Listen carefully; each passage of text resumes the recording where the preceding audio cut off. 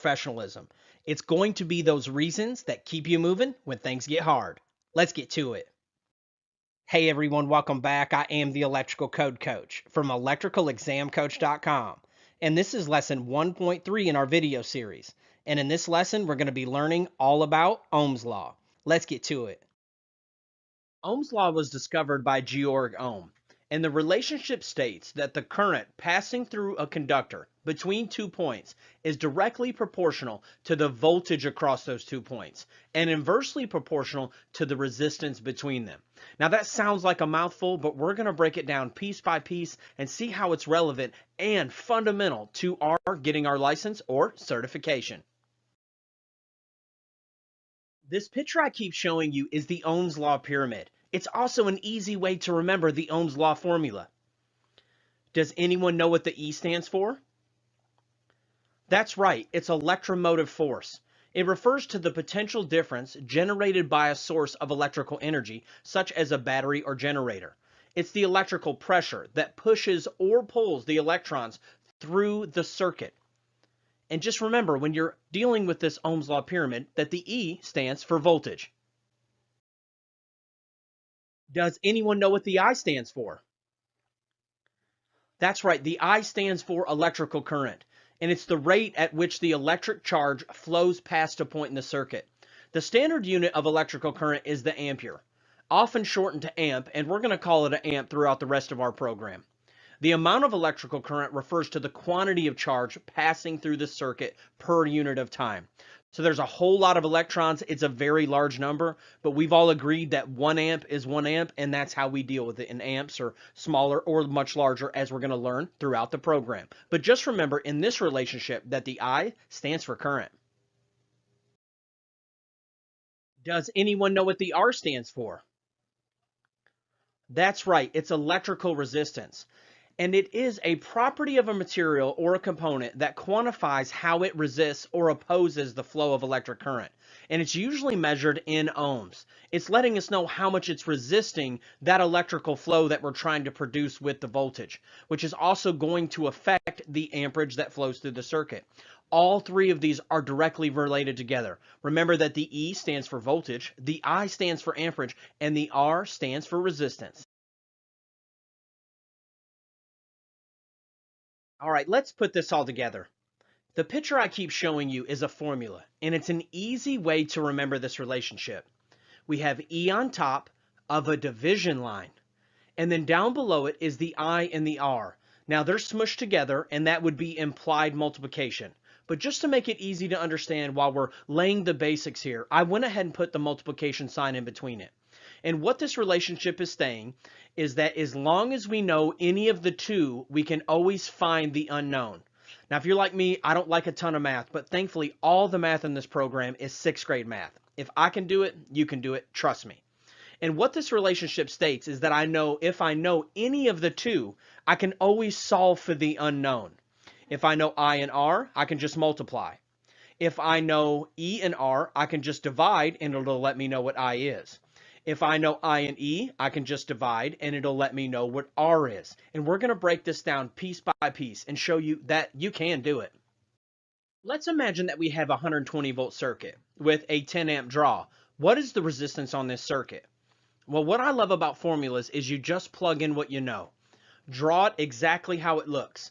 I put my 120 on top. I know my current. I set it up in this manner. Then all I have to do is divide. I divide 120 by 10, and it lets me know that there should be 12 ohms of resistance on this circuit. Meaning I should be able to put my amp clamp out and read 10. I should be able to put my voltmeter out and read 120. And I should also be able to measure the resistance and measure 12 ohms. If I don't have that, there's something wrong. There's something failed, there's something broken, there's something disconnected, there's something causing more resistance that's gotten in the circuit. It's really great for troubleshooting. And I know that it's going to unlock a lot for you. Not only with your testing, but also out in the field.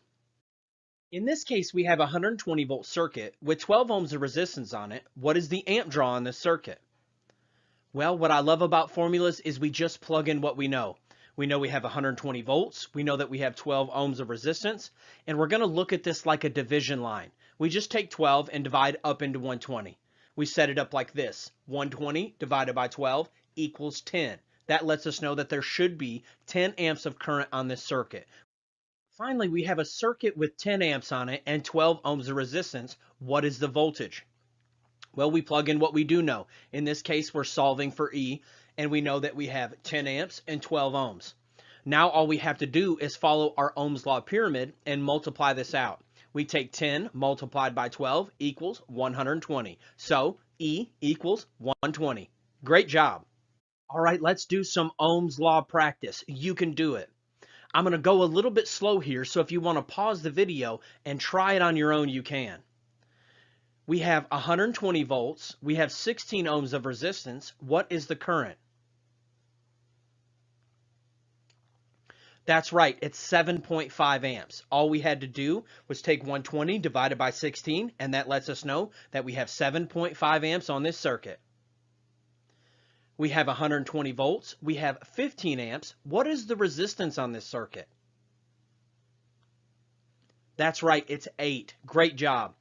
All we have to do is take 120 divided by 15, and that lets us know that there is 8 ohms of resistance on this circuit. We have this scenario, and we're solving for voltage. We have 4 amps and 69.25 ohms of resistance. We take and multiply that out, multiply 4 multiplied by 69.25, and that lets us know that we have 277 volts on this circuit. Great job. Now let's learn about another relationship, and that relationship is called pi. And I don't know if you're like me, I love a good piece of pie. In this equation, we know that the I stands for amps and the E stands for voltage. And this equation is saying I times E equals P. But what does the P stand for? That's right, it stands for electric power.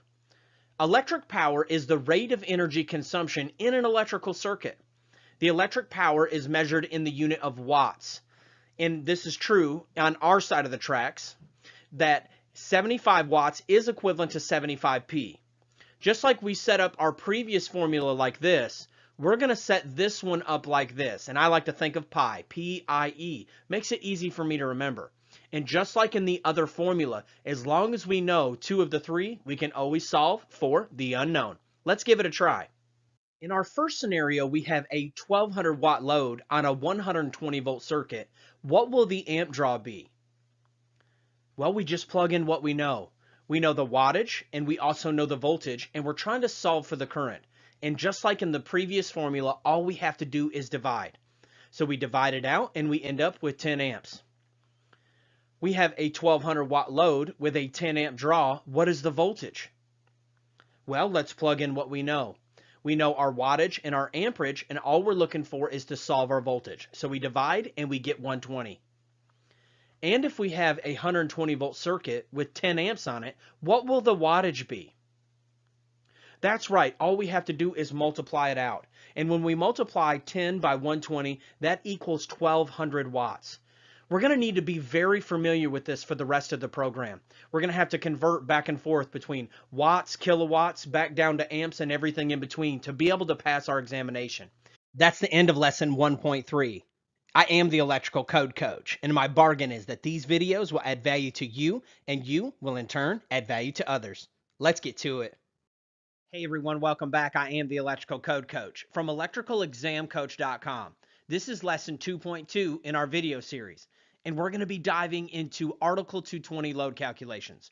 And just to clarify what we're doing, we are calculating the demand on a home in order to be able to size the main breaker, the wire, the pipe, the service, and everything that goes along with it. But before we can size all that, we have to know what is the demand on this home. And that's what we're going to be learning over the next few video lessons. Article 220 is broken down into 5 sections. The first one is general requirements.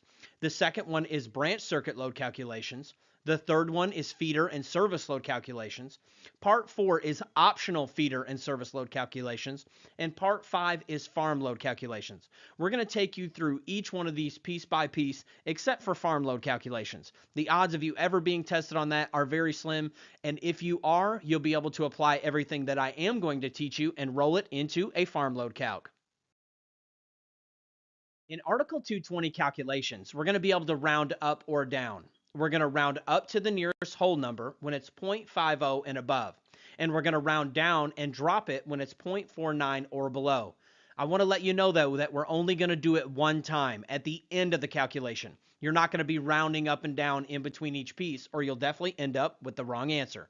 So let's imagine we have this scenario of 26 amps, and after we do all of our math, it equals 32.5 amps. Well, in this case, we're going to round up to 33 amps.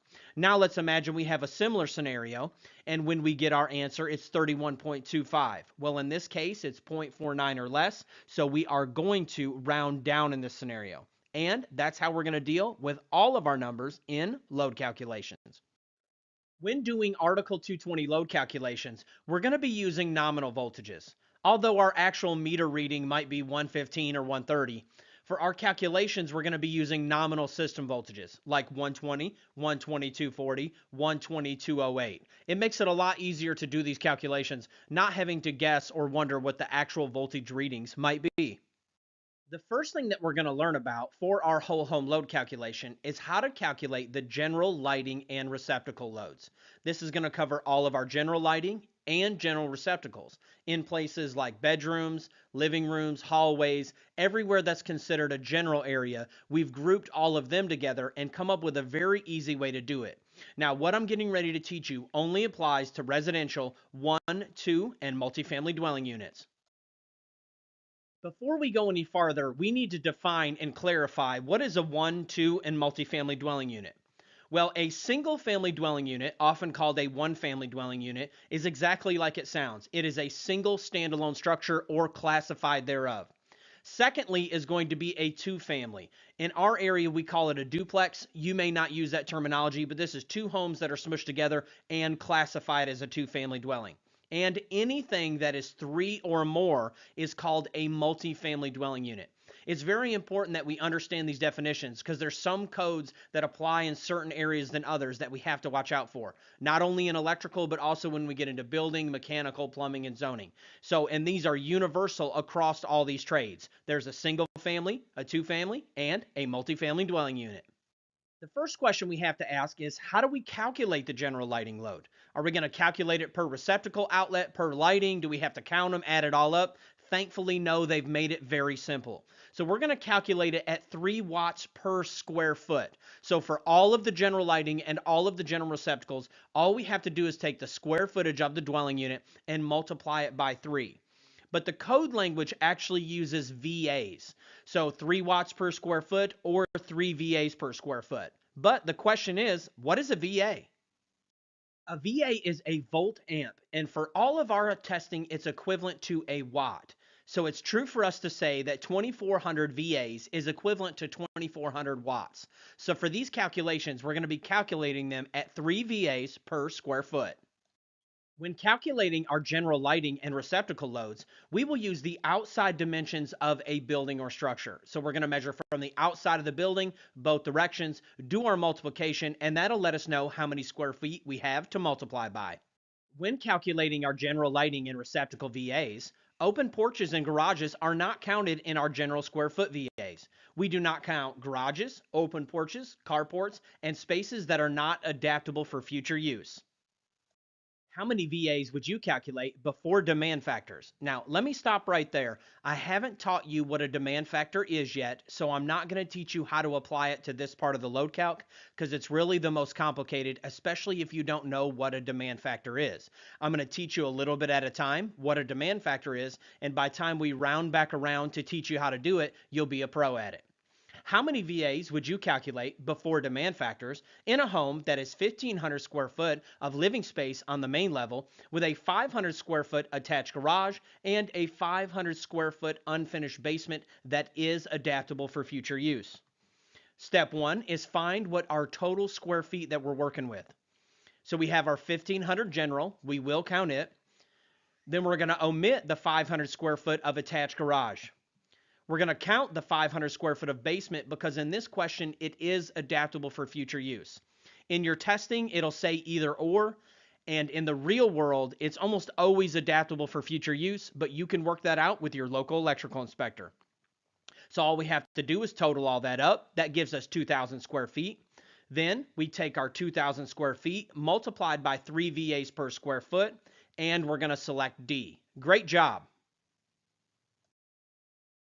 How many VAs would you calculate before demand factors in a home that is 2,800 square foot of living space on the main level with a 500 square foot upstairs bonus room and 500 square feet of open front porch?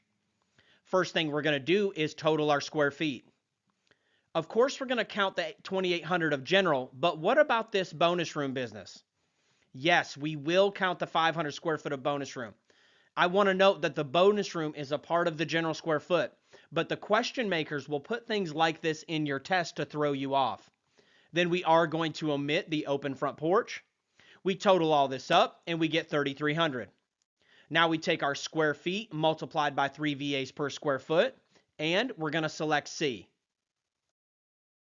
Now that we've learned about our 3 VAs per square foot, now we have to learn about what's called our small appliance and laundry circuit VAs.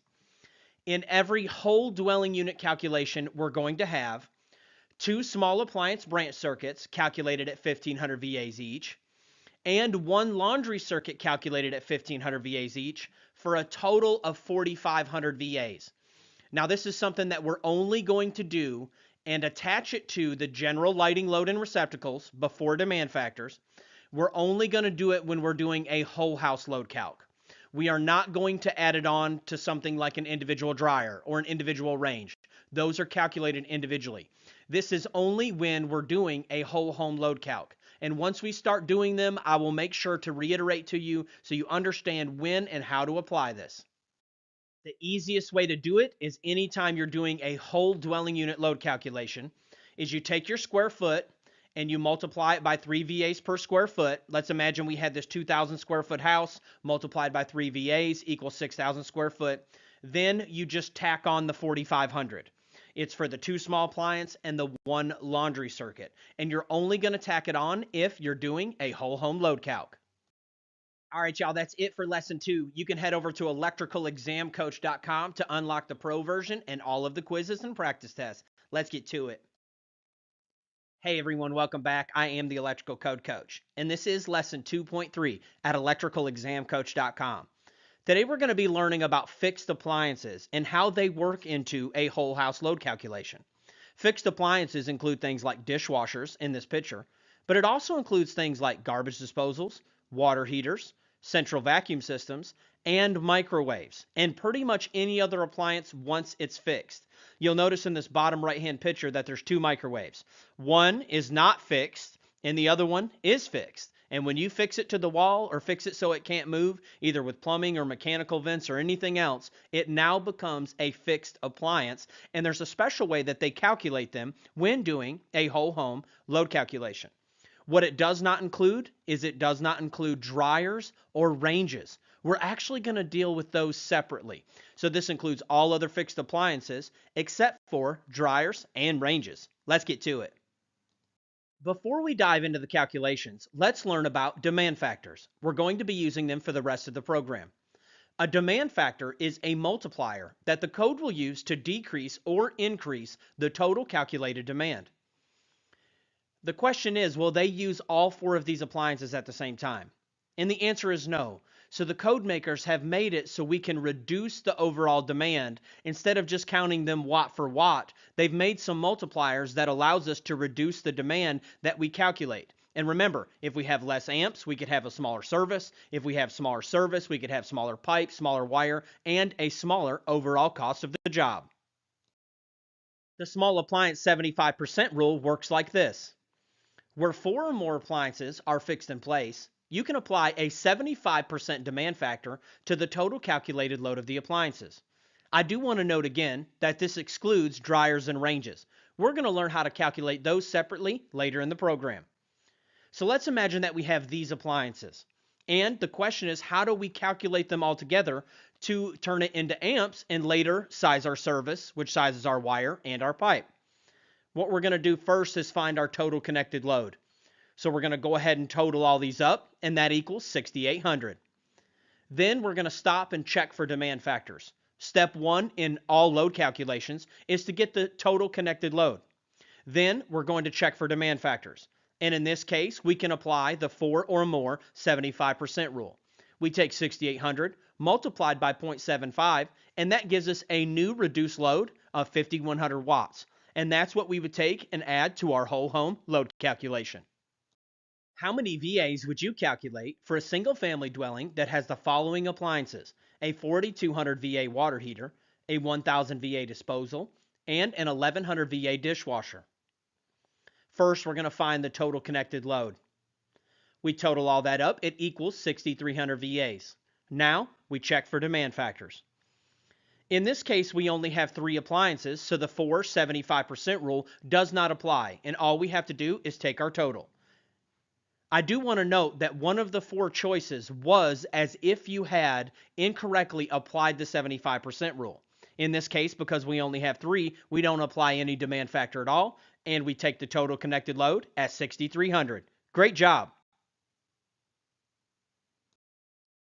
How many VAs would you calculate for a single family dwelling in Dallas, Texas that has the following appliances: a 4200 VA main water heater, a 3500 VA additional water heater for the basement, a 1000 VA disposal, and an 1100 VA dishwasher?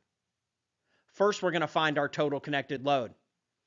We take and total it up, and it equals 9,800. Now, we check for demand factors.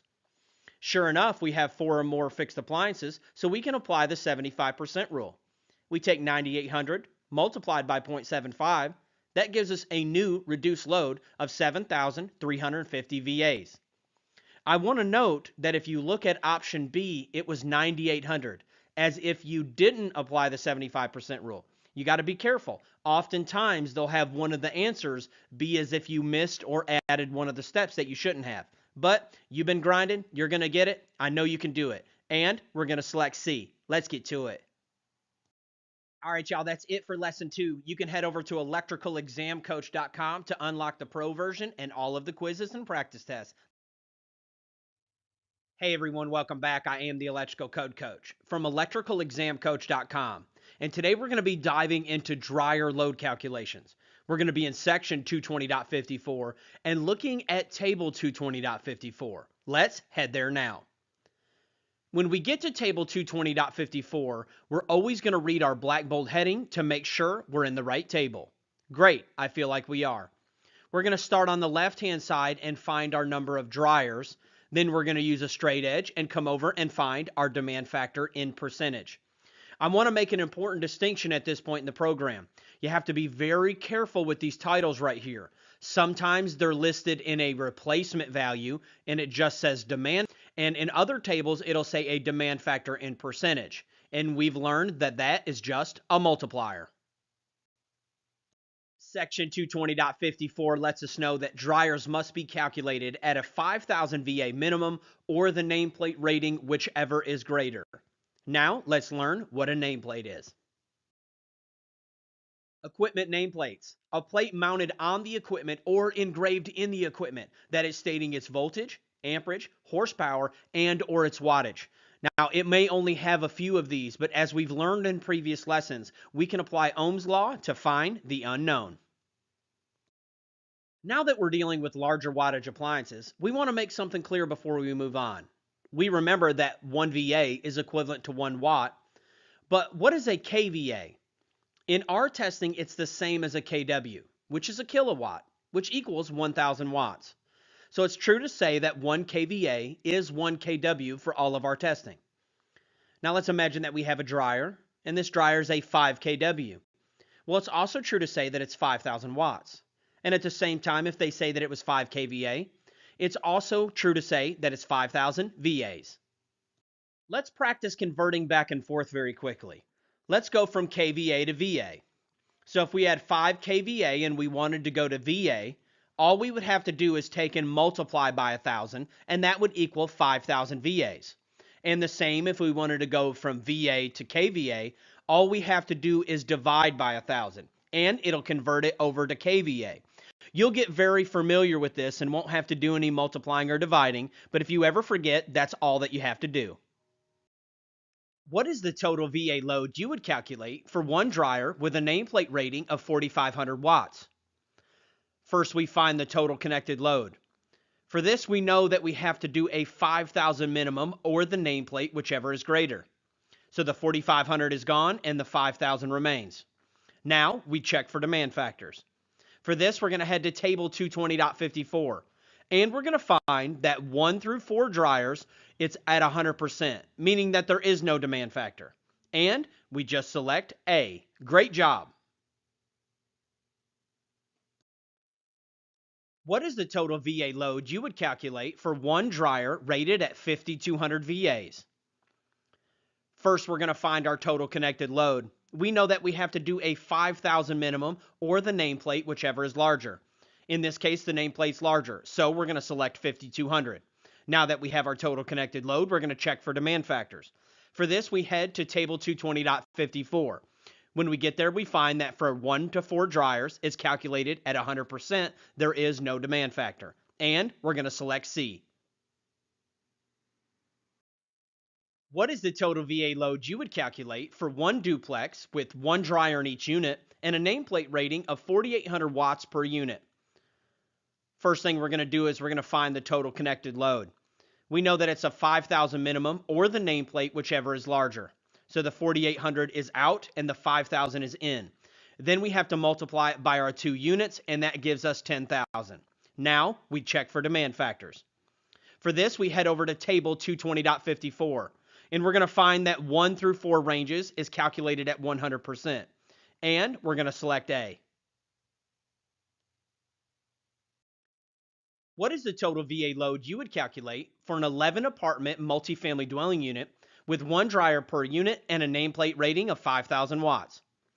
First, we're going to find our total connected load. We know that it's a 5,000 minimum or the nameplate, whichever is larger.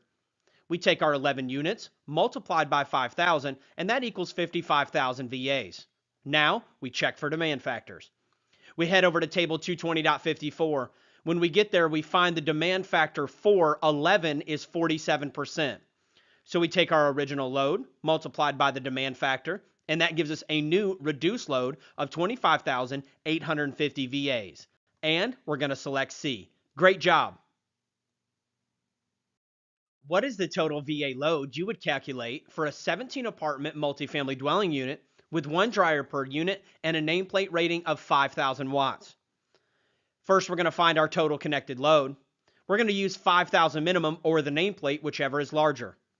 We take our 17 units, multiplied by 5,000 each, and that gives us 85,000 VAs. Now, let's check for demand factors. When we get to table 220.54, we're going to find that it's a 47% base minus 1% for each dryer past 11. So what we do is first have to figure out how many dryers we are past 11. We have 17 dryers minus the 11 base, and that lets us know that we're 6 past 11. Well, what this code is stating is that 47% was our base multiplier, and then what we're going to do is minus 1% for each one that we are past 11. We were 6 past 11, so we're going to take our 47% base minus 6, and that's going to give us a new demand factor of 41%. Now, all we have to do is multiply. We take our original load, multiplied by 0.41, and that gives us a new reduced load of 34,850 VAs. And we're going to select B. Great job. That's the end of lesson 3.1. I want to encourage you and let you know that you're doing a great job and that you can do it. You can head over to electricalexamcoach.com to unlock all of the features in the pro version, including flashcards and practice quizzes. I want to let you know that I offer coaching 100% for free. All you have to do is just email me at electricalcodecoach@gmail.com. Let's get to it. Hey everyone, welcome back. I am the Electrical Code Coach from electricalexamcoach.com, and this is lesson 3.2 in our video series. Today we're going to be learning about how to calculate ranges and cooking equipment and how they fall into the whole house load calculation. We're going to be in section 220.55.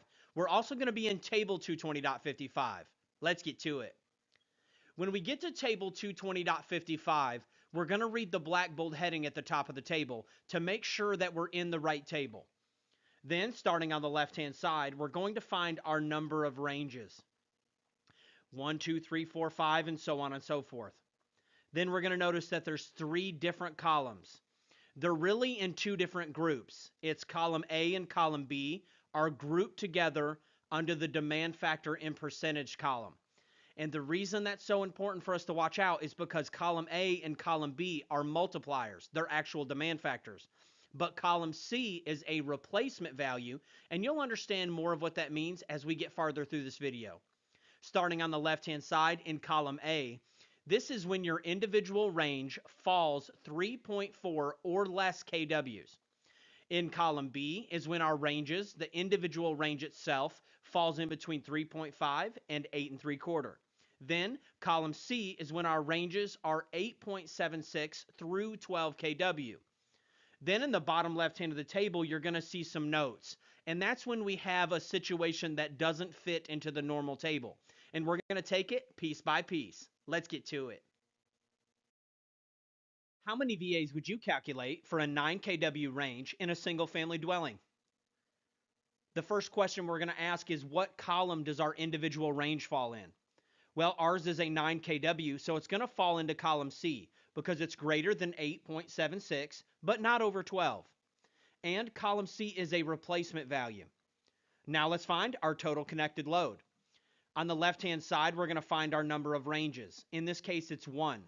Then we're going to cross all the way back over to column C and find that our replacement value is 8 kW. Then, just to stay in practice, I want you to always be familiar with checking for demand factors. But in this case, in table 220.55, column C is a replacement value. It is not a multiplier, so we're just going to select C. Great job. What is the total VA load you would calculate for three 3 kW ranges in a dwelling unit? First question we're going to ask is, what column does our individual range fall in? Well, ours is going to fall into column A because the individual range is 3 kW. So we know that we're going to be doing a demand factor. Now we can start from the beginning. First, find our total connected load. We take our 3 multiplied by 3 kW, and that equals 9 kW. Now we check for demand factors. We're going to start on our left-hand side of the table. We're going to find our number of ranges. Then we're going to come over and we're going to find our demand factor. And we find that the demand factor for 3 ranges in column A is 70%. Now, all we have to do is multiply. We take our 9 kW multiplied by our demand factor. That gives us our new reduced load, and we're going to select B. What is the total connected load you would calculate for 2 3.2 kVA cooking appliances in a dwelling unit? First question we're going to ask is, what column does our individual range fall in? Ours falls into column A. Now let's find our total connected load. We take and multiply it out, and we end up with 6.4. Now let's check for demand factors. When we do that, we start on the left-hand side of our table. We come over and find our number of ranges, and then we cross over, and we find that for column A, 2 ranges is 75%. Now, all we have to do is multiply. We take our 6.4 multiplied by our demand factor, and this gives us our new reduced load, and we're going to select A. Great job. What is the total VA load you would calculate for one 7 kVA range in a dwelling unit? First off, let's find out what column we're using. Our individual range falls into column B. Now let's find our total connected load. Well, in this case, it's just one range, so the total connected load is 7. Now let's check for demand factors.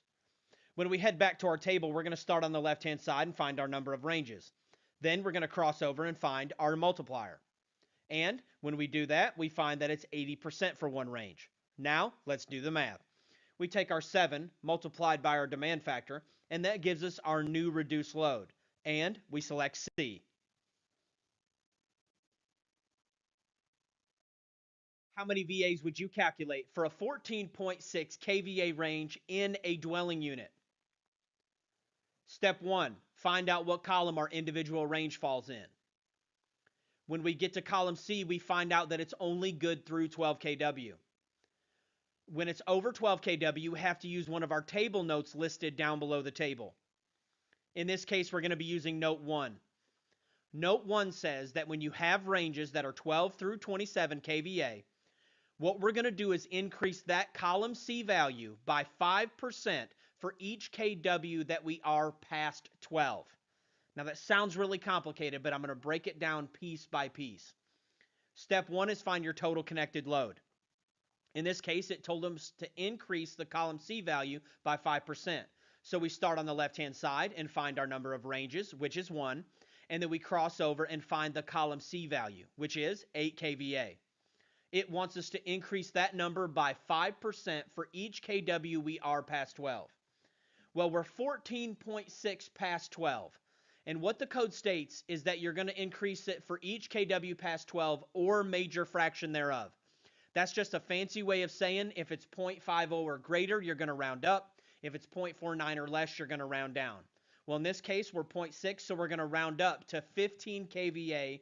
So we are 15, and we need to find out how many we are past 12. Well, to do that, we can do some simple math. We have 15. We need to minus the 12 base, and we have 3 left over. Then we need to take that 3 and multiply it by 5% for each one, which is a total of a 15% increase. We're going to take our original number from column C, and we're going to increase it by 15%, and that's going to give us 9.2 kW.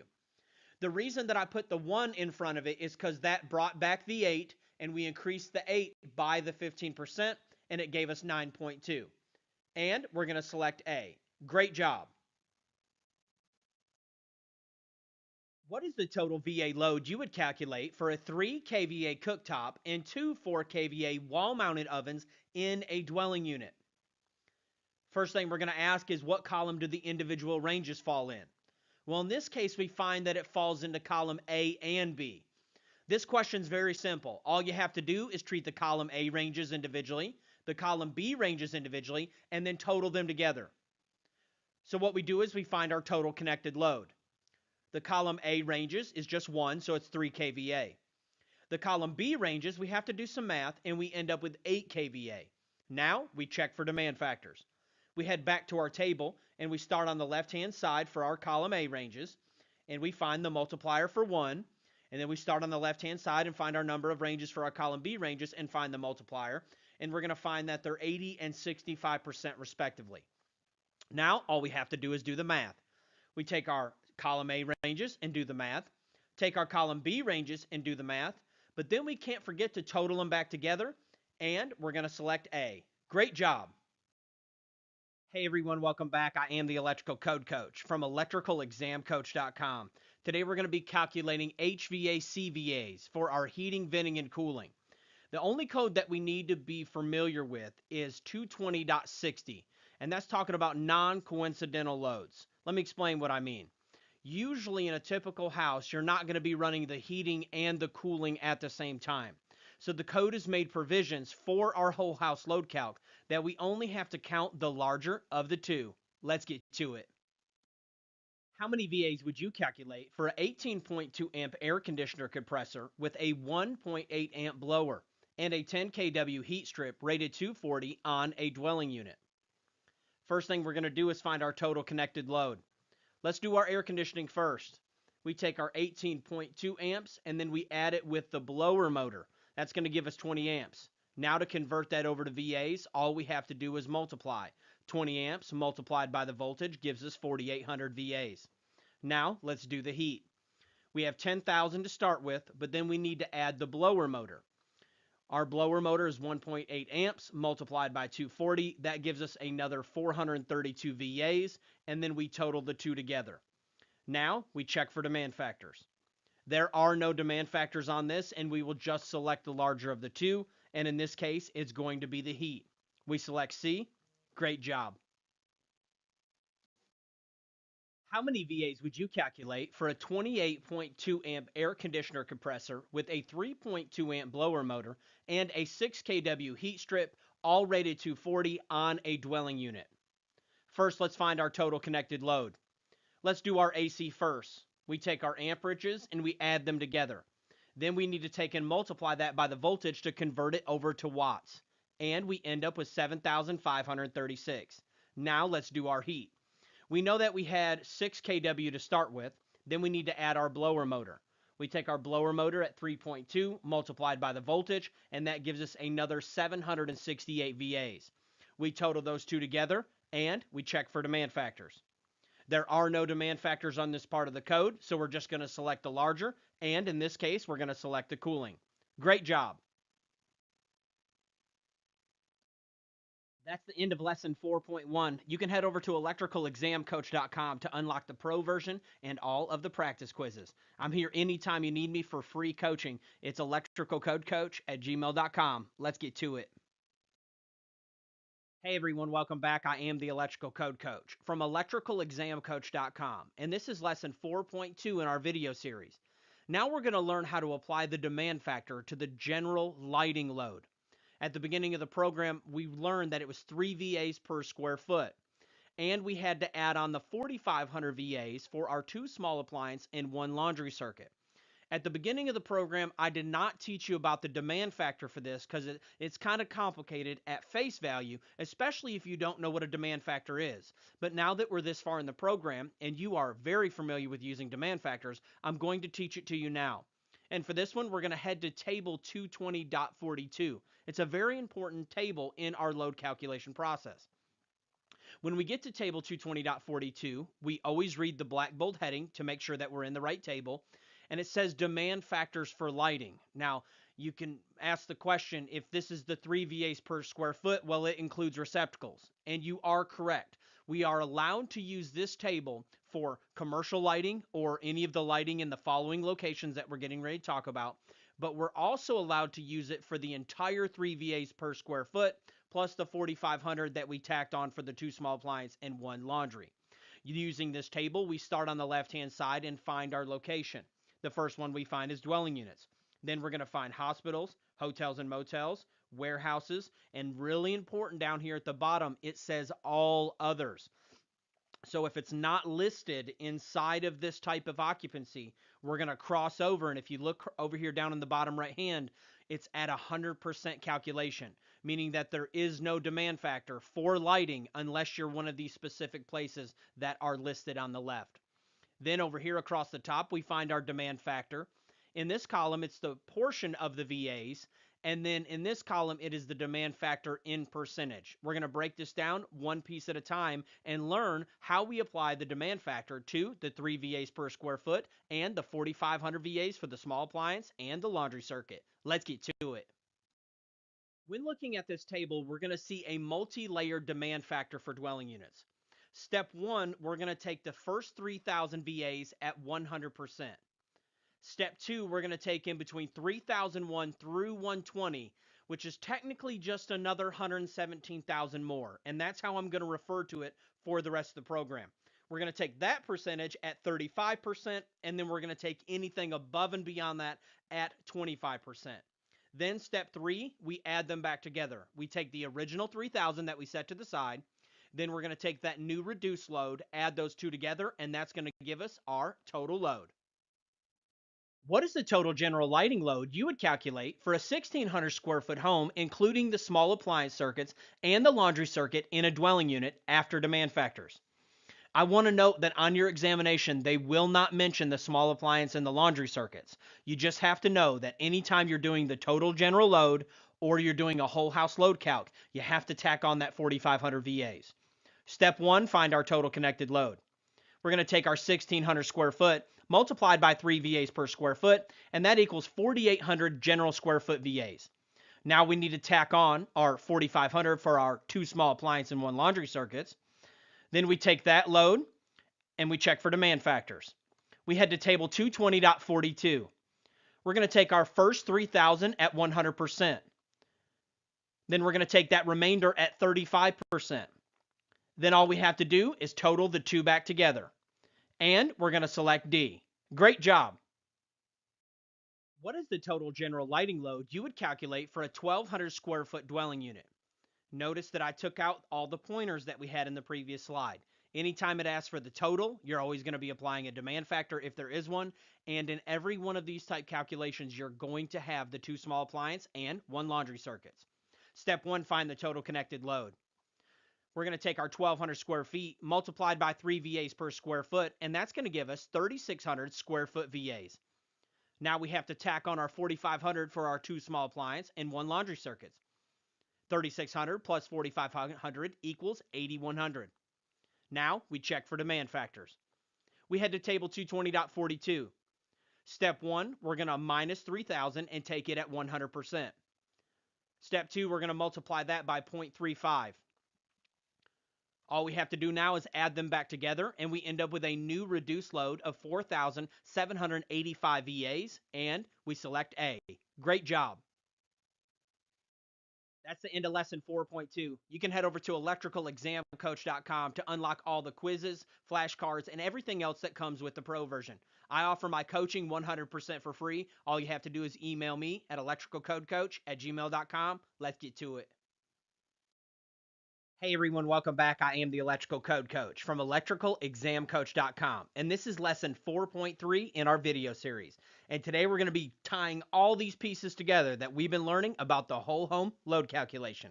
We're going to learn how to take our general, our fixed appliances, our dryer, our range, our HVAC, and turn it into our whole home demand. Let's get to it. What is the total VA demand you would calculate for a 1,600 square foot home with the following loads?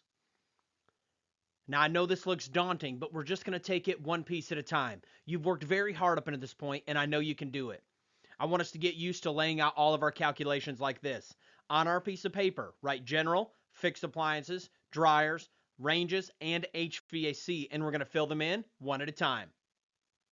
Step one is to find our general lighting and receptacle loads. We're going to first find our total connected load. We take our 1,600 square foot multiplied by 3. That gives us 4,800 square foot VAs. Now we add on our 2 small appliance and 1 laundry circuit, which is 4,500.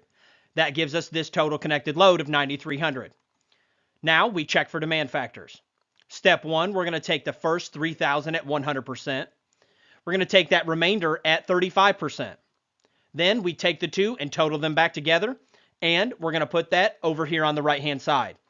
Every time I want you to write it out just like this, add in each load, total them up, and you'll be on your way to doing the whole house. Let's get to it.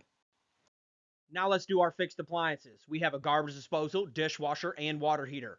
Find the total connected load. We total them all up and it equals 5,500. Now we check for demand factors.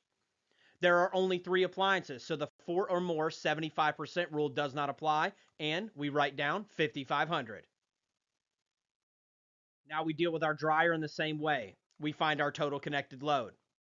We know that it's 5,000 minimum or the nameplate, whichever is larger. Now let's check for demand factors. When we get to table 220.54, we find that 1 through 4 dryers are calculated at 100%, and we put down 5,000. Now our range. First thing we're going to ask is what column does our individual range fall in? Well, this one falls into column C, and column C is a replacement value. Let's find our total connected load. We start on the left-hand side of the table. We find our number of ranges, and then we cross over to column C, and it's 8,000. Now we check for demand factors. There are no demand factors on column C because it is a replacement value, and we write down 8,000. Great job. Now for our HVAC VAs, we're going to take the larger of the heating or cooling. First, find our total connected load. Our heating is 10,000, and our cooling is our amps multiplied by our volts, which equals 4,320. Now we check for demand factors. There are no demand factors on this portion, so we're just going to select the larger of the 2, and we're going to put down 10,000. Now all we have to do is total it all together. Now all we have to do is total all of our loads. Make sure that you push the equals button in between each addition. And the reason is sometimes when you add a bunch of numbers without clearing it out, it will mess up inside the calculator. So I'm going to do mine like this, 5,205 plus 5,500, and then I'll hit the equals button. And then I'll do plus 5,000, plus 8,000, plus 10,000, pushing the equals button in between each time just to make sure I end up with the right answer. Then I'm always going to double check my answer on these large calculations and make sure that I get the same number twice. We end up with 33,705 and we select A. Hey everyone, welcome back. I am the Electrical Code Coach. In this video, we're going to cover how to calculate your general circuit calculations. Now, these type questions fall into 2 different scenarios. One, they're going to ask you the minimum required 20 amp branch circuits. And then the other one that looks almost identical is when they ask you the minimum required general branch circuits for a specific size home. We're going to look at these piece by piece and we're going to break them down one at a time. At a minimum, how many 20 amp branch circuits are required for a dwelling unit? Now this is asking a very specific question. There is a code minimum of 20 amp branch circuits that are required in every dwelling unit. The correct answer to this is 5. It's going to include our 2 small appliance circuits, our bathroom circuit, our laundry circuit, and our garage circuit. Now this is not to be confused with the type questions that are asking about general or lighting or receptacle circuits. These are the code minimum of the required 20 amp branch circuits in a dwelling. And the answer is 5. Great job. At a minimum, how many 20 amp general branch circuits are required for a 2,700 square foot home? Now your question may not say general, it may say for lighting and receptacles. You can keep an eye out for that. But usually if they give you the square feet, that's going to be the red flag for me, that I'm calculating the general branch circuits. So how we're going to do this one, it's very simple. We're going to do it one step at a time. The first step is to take our 2,700 square feet and multiply it by 3 VAs per square foot, like we've learned previously in the program. That's going to end up with 8,100 VAs. Now what we have to do, because this is our general lighting, those are all going to be 120 volt circuits. So I'm going to take that 8,100 and divide it by that 120 volts. And that's going to give us 67.5 amps. I'm converting it over to amps. Then we're going to take that and divide it by whatever size branch circuit that we are going to be installing. In this case, they want to run 20 amp circuits, and that's okay. Here we go. We take our 67.5 divided by 20. That lets you know at a minimum for this home, you must have 3.375 circuits. And we're always going to round up because you can't have a piece of a circuit. So the correct answer would be 4 for this home. Now these are not to be confused with the 5 required ones. This is if someone wanted to continue to wire their home for their general lighting and receptacles with 12 gauge wire. They'd be allowed to put them on 20 amp circuits at that point, and this is how we would calculate it. Now let's do a 15 amp version. At a minimum, how many 15 amp general branch circuits are required for a 2,700 square foot home? The first thing we're going to do is take our 2,700 and multiply it by 3 VAs per square foot. Then we're going to take that and divide it by 120, which is our circuit voltage. Then we take that remainder there and divide it by the size circuit, and in this case, it's 15 amps. It's going to equal 4.5, and we're going to always round up to 5. Now there are other ways to calculate this, but for me this is the simplest and one that works every time. And that's what I always want to be able to give to you, one to me that is the simplest and one that works every single time. You can head over to electricalexamcoach.com for more exam prep like this. Let's get to it. Hey everyone, welcome back. I am the Electrical Code Coach from electricalexamcoach.com. Today we're going to be diving into lesson 5.1, and it's called the optional method for load calculations.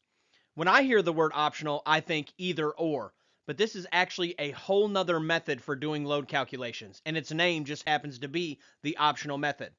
Everything I've taught you up until this point is called the standard method. In the absence of a method listed on your test, you're always going to default to the standard method.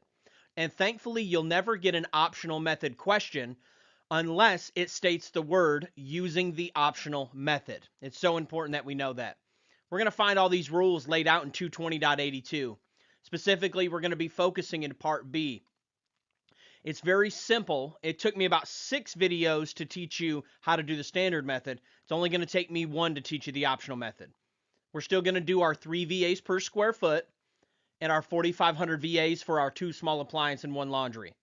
Then we're going to take that and take the nameplate of all appliances, and we're going to apply 1 demand factor.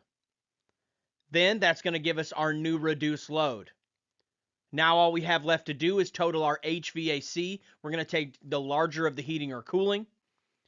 We add that back to that reduced load from above, and we're going to have our total connected load. It's that simple. We're going to take it 1 piece at a time, and then we're going to put all the pieces together. Let's get to it. The optional calculations that we're about to learn apply only to a single-family dwelling unit. The optional method for a multifamily dwelling unit is very similar, just uses different tables and different demand factors in a little bit different way, and we'll learn all about that a little bit later in the program. Step one with any load calculation, whether standard or optional, is to get our general lighting demand. We're going to do our square foot VAs just like we did before. We take our square foot. Let's imagine we have a 1,600 square foot house. We multiply that by 3 VAs per square foot. That gives us 4,800. Now we need to tack on our 4,500 for our 2 small appliance and 1 laundry, just like we did before. Now we total them all up. The only difference is that we do not apply any demand factors at this point. We're going to apply a general demand factor later.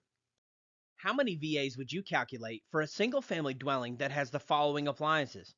A 4,200 VA main water heater, a 3,500 VA additional water heater for the basement, a 1,000 VA disposal, and an 1,100 VA dishwasher.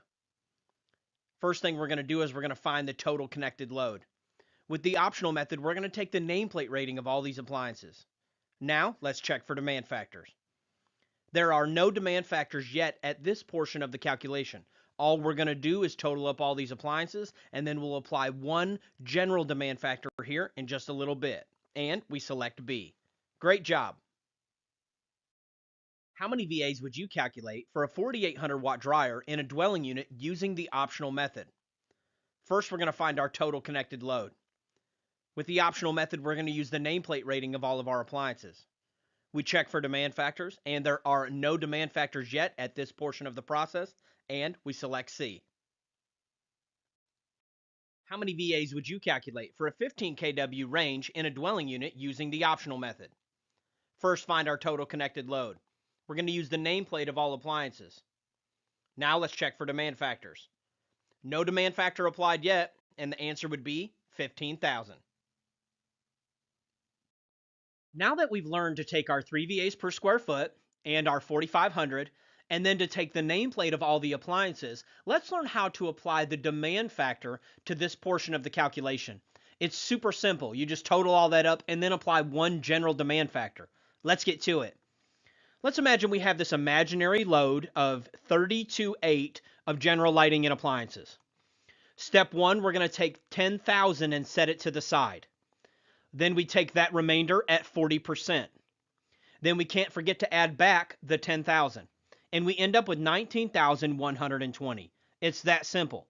Then all we have to do from there is calculate the heating, like we're getting ready to learn, heating and cooling. We're going to choose the larger of the two, and then we total those two numbers together, and that's our whole home load calc.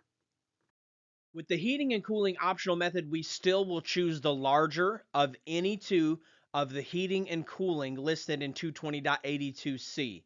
It's very simple. If you get an optional method whole house or an optional method heating or cooling, you just go down and read the prescription for each part. There are 6 different parts. It tells you what to do. It's very simple and easy to understand. And then once you've calculated the heating and the cooling, you just select the larger of the two. What is the total VA demand you would calculate for a 1,600 square foot home with the following loads using the optional method? I want you to take a minute and write all these down. That way you can follow along as I go through each screen. It's very similar to our standard method question. It's just going to go a whole lot smoother and a whole lot quicker. Step one with any load calculation, whether standard or optional, is to get our general lighting demand. We're going to do our square foot VAs just like we did before. We take our square foot. Let's imagine we have a 1,600 square foot house. We multiply that by 3 VAs per square foot. That gives us 4,800. Now we need to tack on our 4,500 for our 2 small appliances and 1 laundry, just like we did before. Now we total them all up. The only difference is that we do not apply any demand factors at this point. We're going to apply a general demand factor later. Now that we've got our general, all we have to do is find the nameplate rating of all of our appliances. We have them listed out here. We total them together, and that equals 21,300 VAs. Total those two together, and now we're ready to apply our demand factor to this portion of the load calculation. We take our first 10,000 at 100%. We take the remainder at 40%, and we can't forget to add them back together. Now let's go do our HVAC. Now that we have our new reduced load, let's add in our HVAC. We're going to select the larger of the heating or cooling. We work all the math out, and clearly the heat is much larger. We're going to take and add that to the party. After we do, we're going to have a total connected load of 28,240 VAs. Great job. All right, y'all, that's it for this lesson. You can head over to electricalexamcoach.com to unlock the pro version and the unlimited testing center.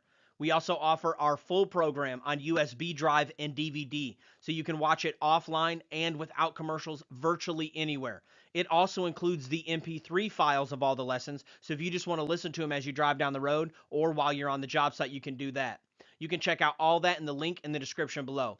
Most importantly, I want you to know that I offer 100% free coaching in life and in business. Just email me at electricalcodecoach@gmail.com. I just want to see you guys win. Let's get to it. Hey everyone, welcome back. I am the Electrical Code Coach from electricalexamcoach.com. And this is lesson 5.2 in our video series. We're going to be in section 220.14, and we're going to be doing a good overview and a great foundation of commercial load calculations. Later in the program, if you'd like to do some more obscure, more rare commercial load calculations, you'll have the opportunity to do that as well. Let's get to it. How many VAs would you calculate for 7 branch circuits where each branch circuit was dedicated for signs and outline lighting in a commercial building? Step 1, find our total connected load. For this, we're going to go to 220.14F, and it lets us know that for each circuit, it's going to be 1,200 VAs per circuit. We have 7 circuits multiplied by 1,200 equals 8,400 VAs. Now, let's check for demand factors. Anytime you're doing commercial lighting, you're going to go to table 220.42 if you're in the 17 or the 20, or table 220.45 if you're in the 23. Same table, different title. And when we get there, we're going to start on the left-hand side of this table, and we're going to look for our type of occupancy.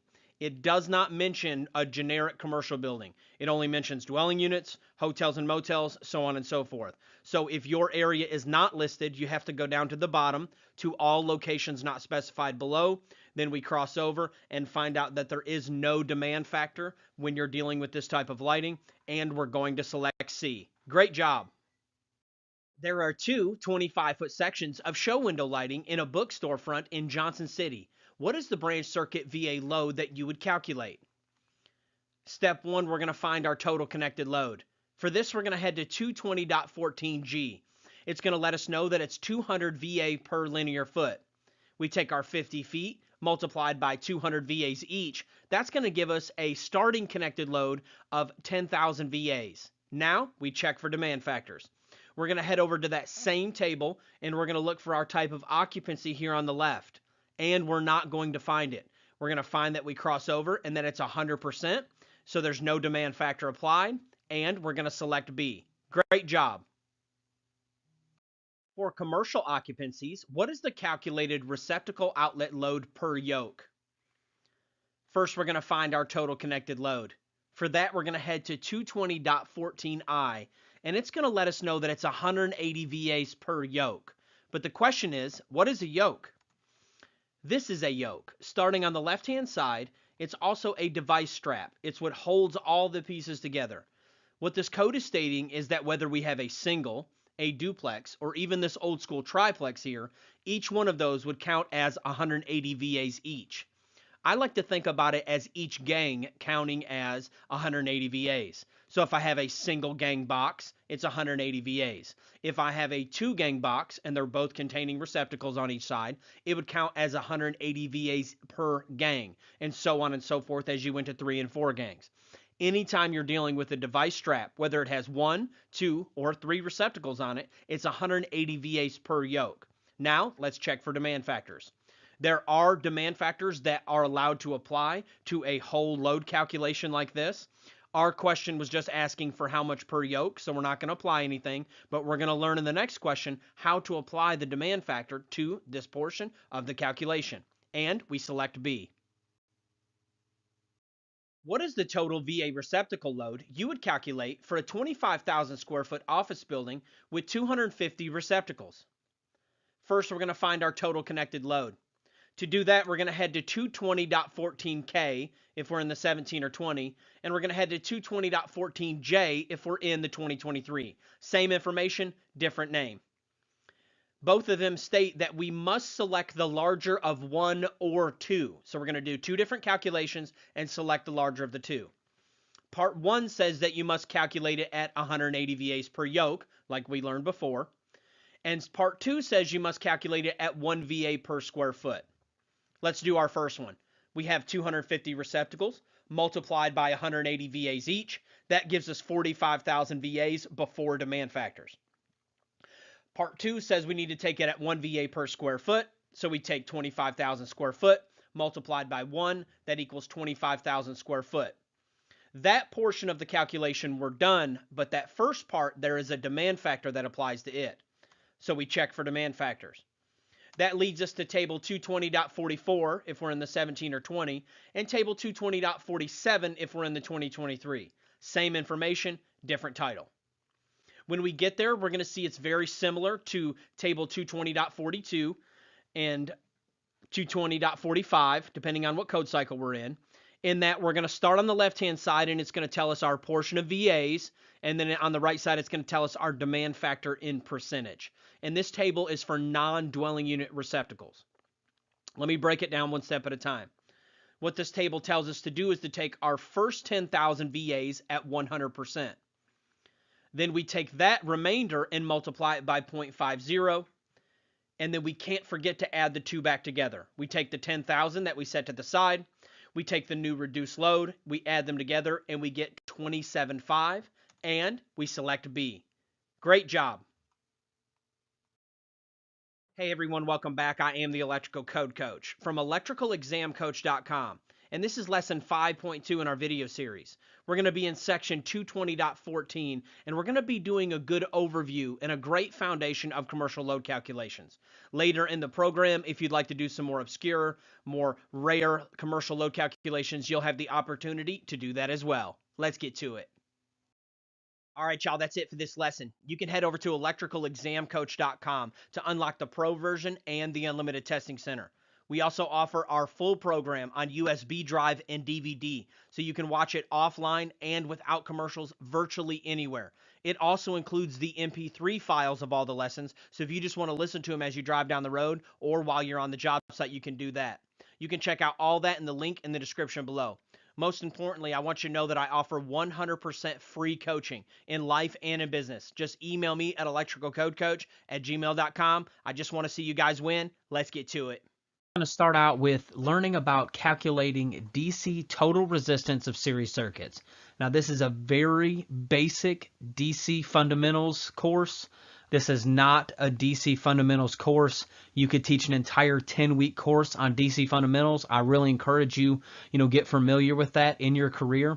I'm just going to teach you some basic things on some questions that you may face on your examination. If you look at this circuit here, they're both the same picture. If you look at it, you have the battery symbol there, and we're going to go with conventional flow, saying it flows from the positive through the resistors to the negative.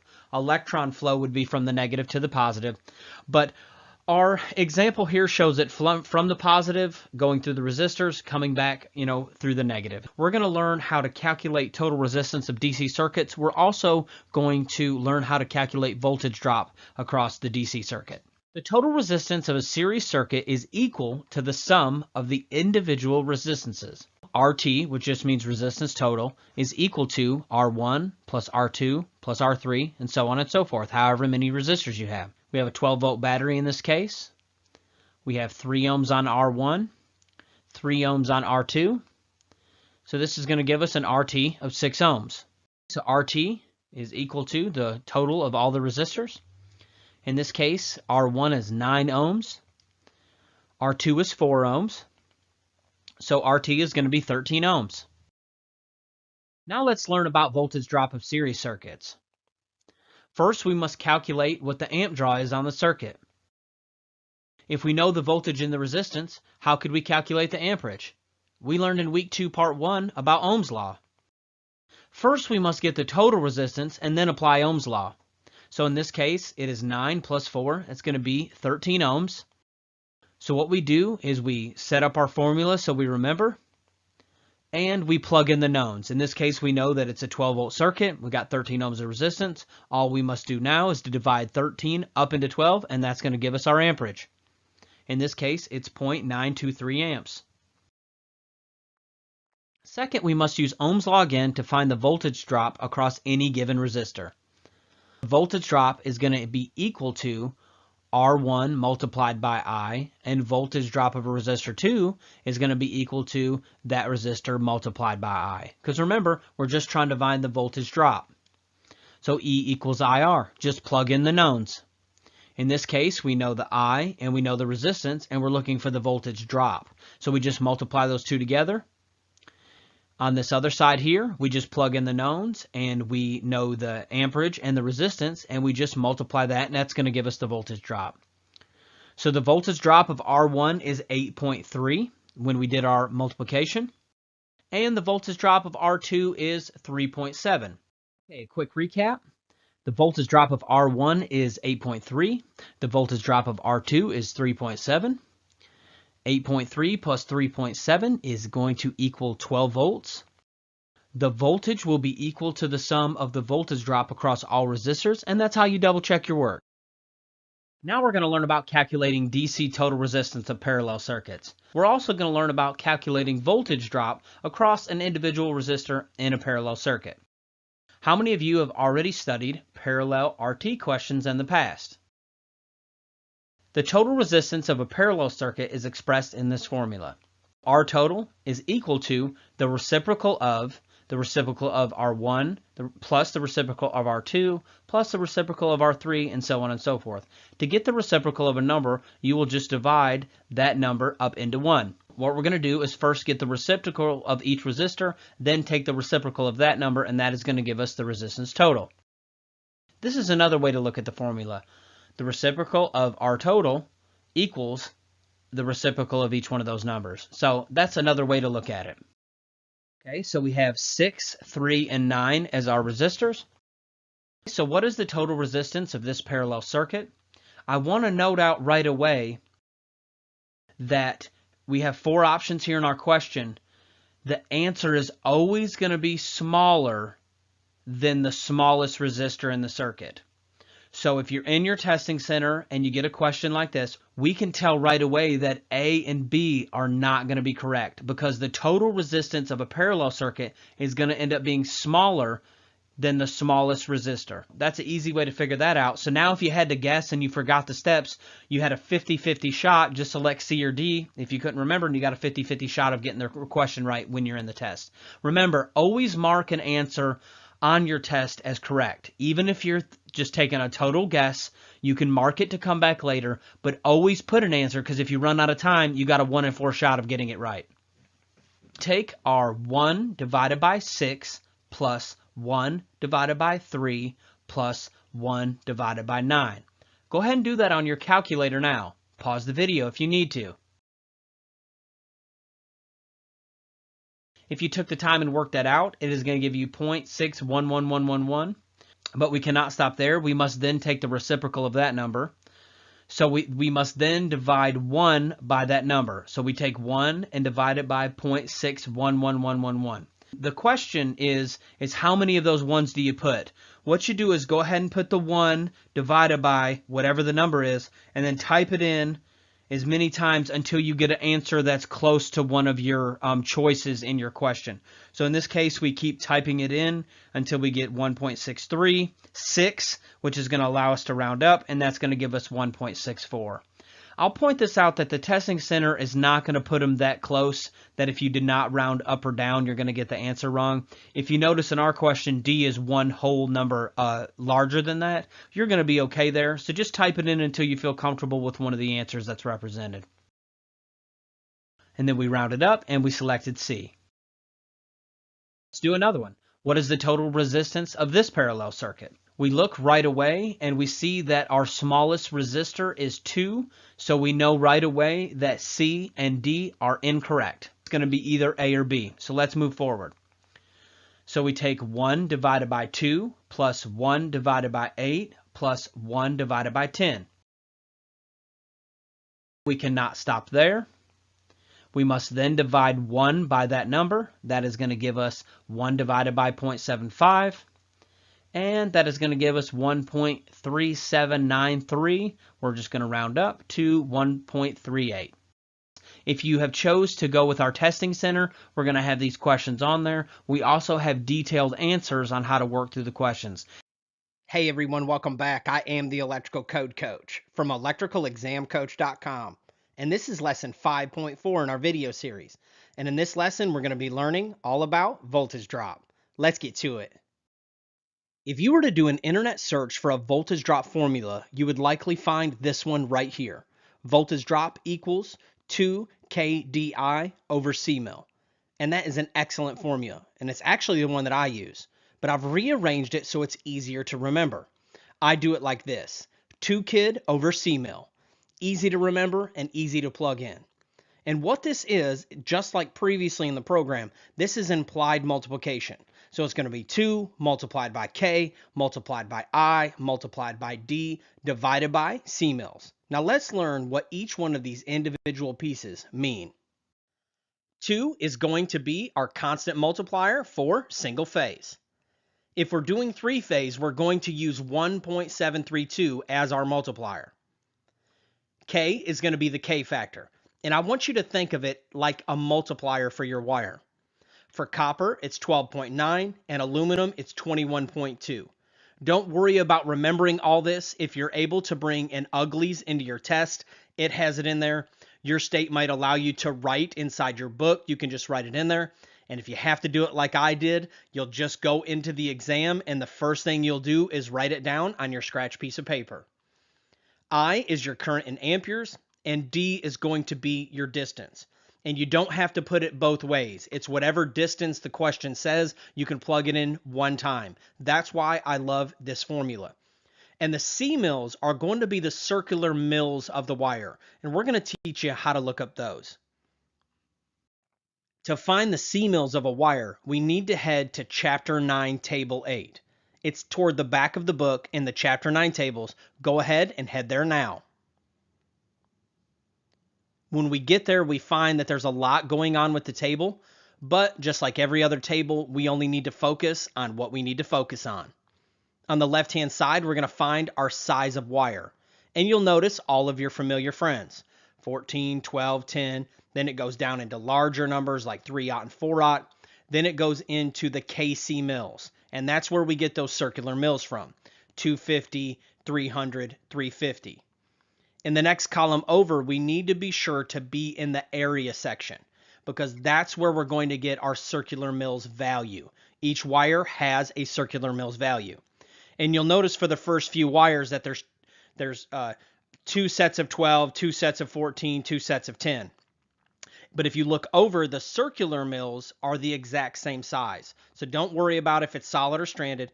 Just go over to the circular mils, make sure that you're in the area section under circular mils, and you'll find your value. You'll notice when you get down to 4/0 that the values stop. And the reason is because the left-hand side of this table, the 250, 300, and 350, are already showing you what the circular mils are in KC mils. So we have 250,000, 300,000, 350,000. So once you get past 4/0, you're going to get into 250, 300, 350, and all you have to do is add on the 3 zeros. What is the voltage drop of a 200 amp circuit using 4/0 copper conductors that is 225 foot long on a 120, 240 volt system? Step 1, we're going to write down our formula. I like to physically write it down on the piece of paper so I can go through one step at a time. Then I'm going to draw a large division line so I can put my inputs that need to be on top and then go look for my C mils. Let's start with 2. Is this a single phase or a 3-phase service? Well, this one is single phase, so it is going to be 2. Then I like to go ahead and put my X down for multiplication so I don't get my numbers mixed up. Then let's go to the K, and that's going to be dependent on the type of conductor. And in this case, it's copper. So the K factor for copper is 12.9. Now we need to look at I, which is current. We put down our X for our multiplier. We go to our question, and it's a 200 amp circuit. So we're going to put 200 down. Then we put our multiplier, and now we need to look for D. Well, our D is 225 foot, and we put that down. Now we need to find our circular mils. And for that, we're going to be looking for 4/0 in the table. When we head to Chapter 9, Table 8, We're going to start on the left-hand side and come down and find 4/0. Then we're going to cross over and we're going to find that it's 211600. Anytime it's a long number like that, I don't try to figure out my thousandths or tens, or I just say 211600 and I write that down. Then I write that down right under here. Now all we have to do is go to our calculator and plug it in. And all we have to do is plug in our values. We take 2 multiplied by 12.9 equals multiplied by 200 equals multiplied by 225 equals, and then we divide that by 211600. And it's as simple as that. That lets us know that we have a 5.48, which we would round up to 5.5 voltage drop on this circuit. And we select B. Great job. That's the end of lesson 5.4. You can head over to electricalexamcoach.com for more practice questions and lessons like these. Let's get to it. Hey everyone, welcome back. I am the Electrical Code Coach from electricalexamcoach.com. This is lesson 6.1 in our video series. Today we're going to be learning all about box fill. We're going to be in section 314.16, and we have two primary tables that we're going to be using. The first one that we're going to cover is 314.16a. Let's get to it. On the left-hand side is going to be our box size in inches. The next column over is going to be the type of box, and there are several different types of boxes. The first one is going to be the round octagonal box. A round box is truly circular, and the picture listed here is actually an octagonal box. I want to give a shout out to homedepot.com. It's where I snagged all these pictures. The next three lines you'll notice say square, and these boxes are true 4-square boxes. They're 4 by whatever the depth is. And if you look back over here to your dimensions where the box size in inches is listed, this box states that it's a 4 by whatever the depth is. There are 3 different depths. The next 3 lines you'll notice say square as well, but its dimensions are a little bit different. It says 4 11/16 by 4 11/16 by whatever the depth is. Down below there start your device boxes in all different shapes and sizes. Finally, we come to our masonry boxes. Listed below there, you're going to see different type of raised covers, which also give you a little bit more cubic inch volume inside of your box. The next column that we need to pay attention to is this middle one right here.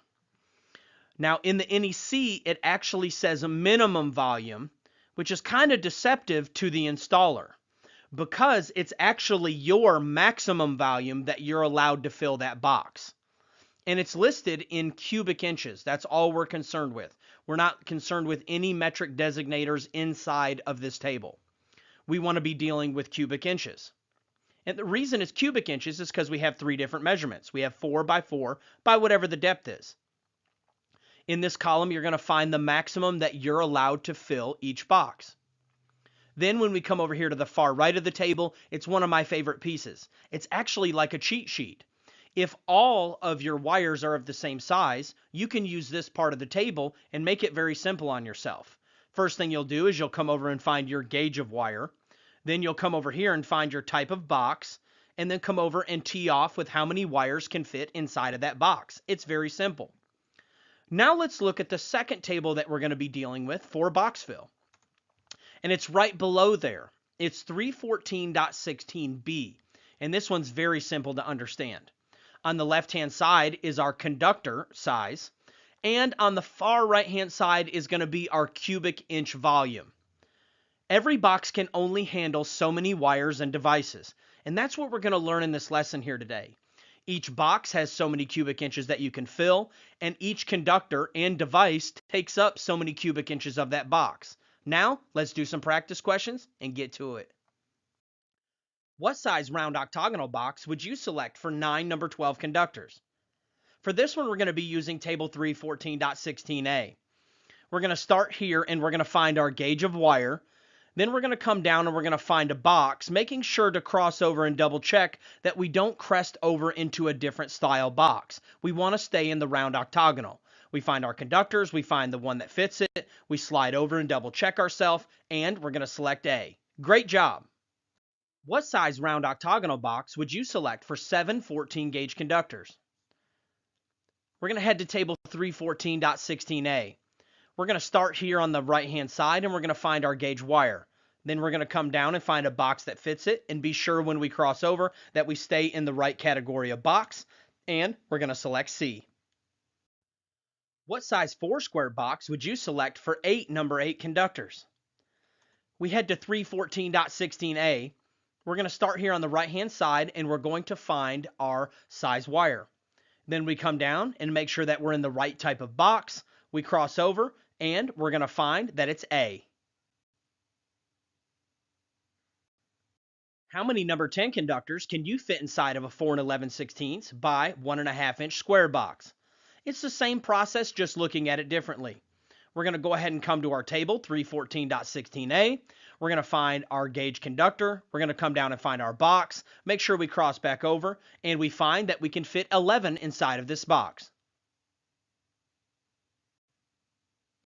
How many number 8 conductors can you fit inside of a 4 by 2 1/8 by 1.5 inch device box? We head to 314.16a. We're going to find our gauge wire. Then we're going to come over and find our type of box and size. Make sure we do everything correctly. And we're going to find that it holds 3. What is the maximum cubic inch volume for a 3 3/4 by 2 by 2.5 masonry box? For this one, we're going to head to 314.16a. And we're going to use that middle column, that volume column. And we want to find out how many we can do. We come down, we look very closely, and we find that it's 14 cubic inches. This is very important that we understand this process before we move on into more complex box fill calculations. What is the maximum cubic inch volume for a 4 11/16 by 1.5 inch square box? We're going to use the same process. We head to our table. We're going to go to that volume column, and we're going to come down and find our correct type of box. And we're going to find that it's 29.5 cubic inches available area to fill. How many more number 10 conductors can you fit inside of a 4 11/16 by 1.5 inch square box that already contains 6 number 10 conductors in it? Well, since both of these are of the same size, we can just do some simple math. First, we have to find out how many the box holds at all. And we go in and we find that it holds 11. Then we have to do some simple math. We already have 6 conductors, so we take our original 11 minus 6, and it lets us know that we can put 5 more inside of that box, and we select A. How many more number 12 conductors can you fit inside of a 4 by 2 1/8 by 2 1/8 device box that already contains 5 number 12 conductors? For this one, we're going to head back to our table 314.16a. First, let's find out how many wires it can hold originally. It can hold 6. We already have 5, so we take 6 minus 5 equals 1, and we can put 1 more conductor inside of this box. What is the cubic inch volume for a number 6 conductor? For this one, we're going to head to 314.16b.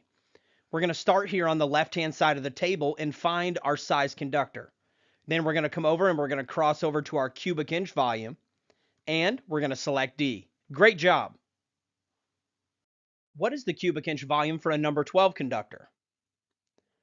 Head back to 314.16b, start on the left-hand side and find our size conductor, then cross over to the cubic inch volume, and it's stating that for every number 12 that's in that box, according to the count, which we're getting ready to learn, takes up 2.25 cubic inches of that box. Let's get to it. What is the total cubic inch volume you would calculate for 4 12-gauge conductors and 3 14-gauge conductors? First thing we're going to do is head to our table. Now we have to do some simple math. Let's grab all of our 12-gauge conductors first. We have 4 of them. Multiply it by 2.25. That equals 9 cubic inches. Now let's snag our 14s. We take 3 multiplied by 2, and that gives us 6 cubic inches.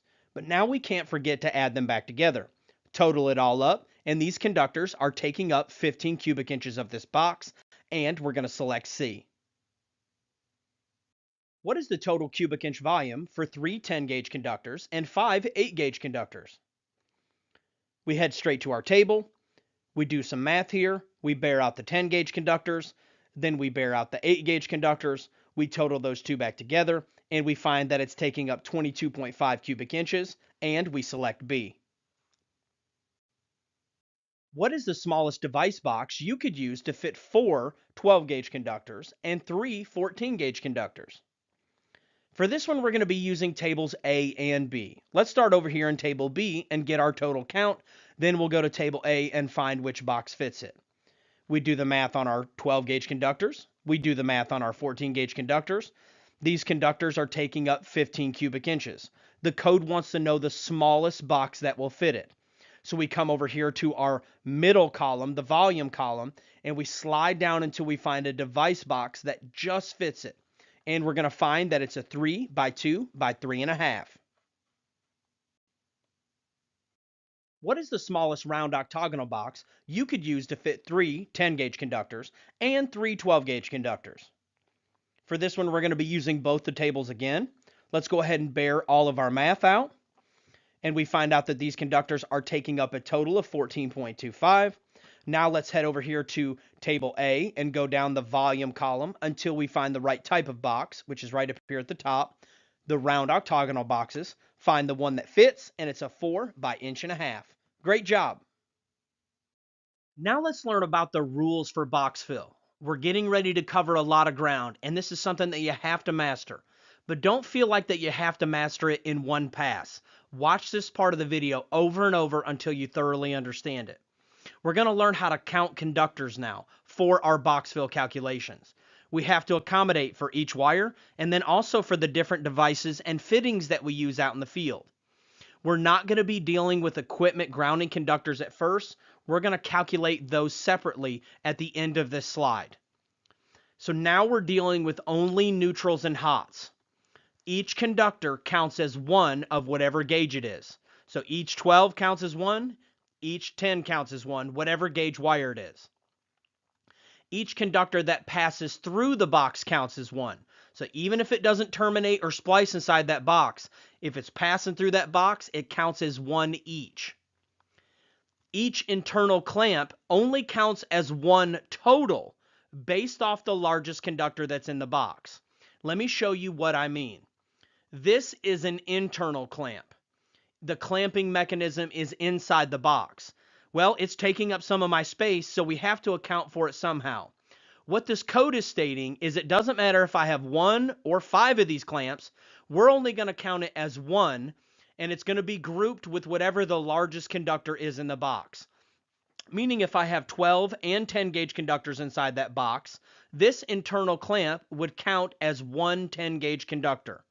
All of the fittings we're going to convert over to conductors, then the conductors we're going to convert over to the cubic inches, and you'll know more of what that means as we go through this lesson. This is an external clamp because the clamping mechanism is on the outside of the box, and we don't have to count those at all for box fill purposes. Next, each stud or hickey that is present in the box shall count as one total based off the largest conductor that's in the box. Now, these are really old words, probably from the 30s if I had to imagine, but they still use them on examinations today. And this is what we're talking about. Imagine that we're hanging a chandelier. This we would call the stud or the nipple. Or, this would be the nipple, this would be a nipple. But they're calling this the stud and this a hickey. And they still use this terminology on exams today, so you definitely need to understand. In this scenario here, in this picture, the stud would count as one of whatever gauge was in the box that was the largest, and the hickey would count as one of whatever gauge was in the box that is the largest. And we're going to do lots of practice, so don't worry about it. Now we need to account for device straps and yokes.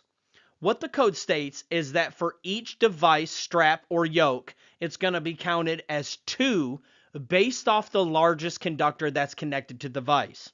As we learned earlier in the program, this is a device yoke or what we call a device strap.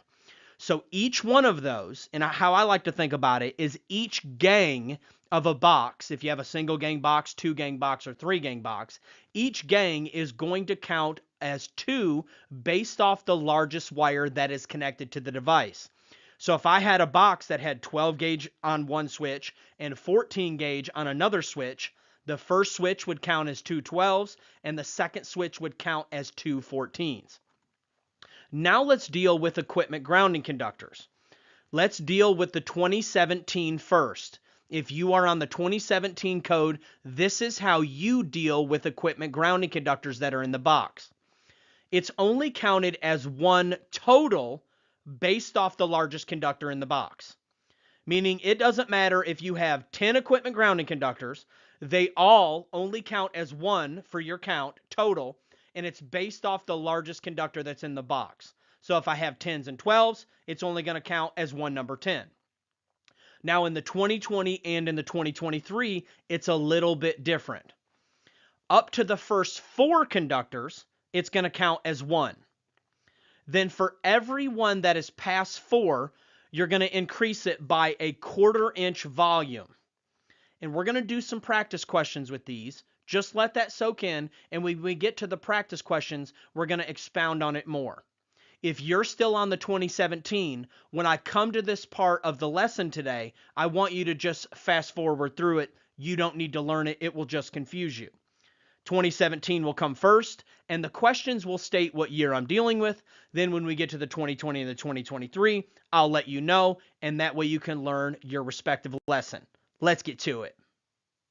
What is the total cubic inch volume you would calculate for a light box that contains 3 12-gauge conductors with one stud and one hickey present in the box?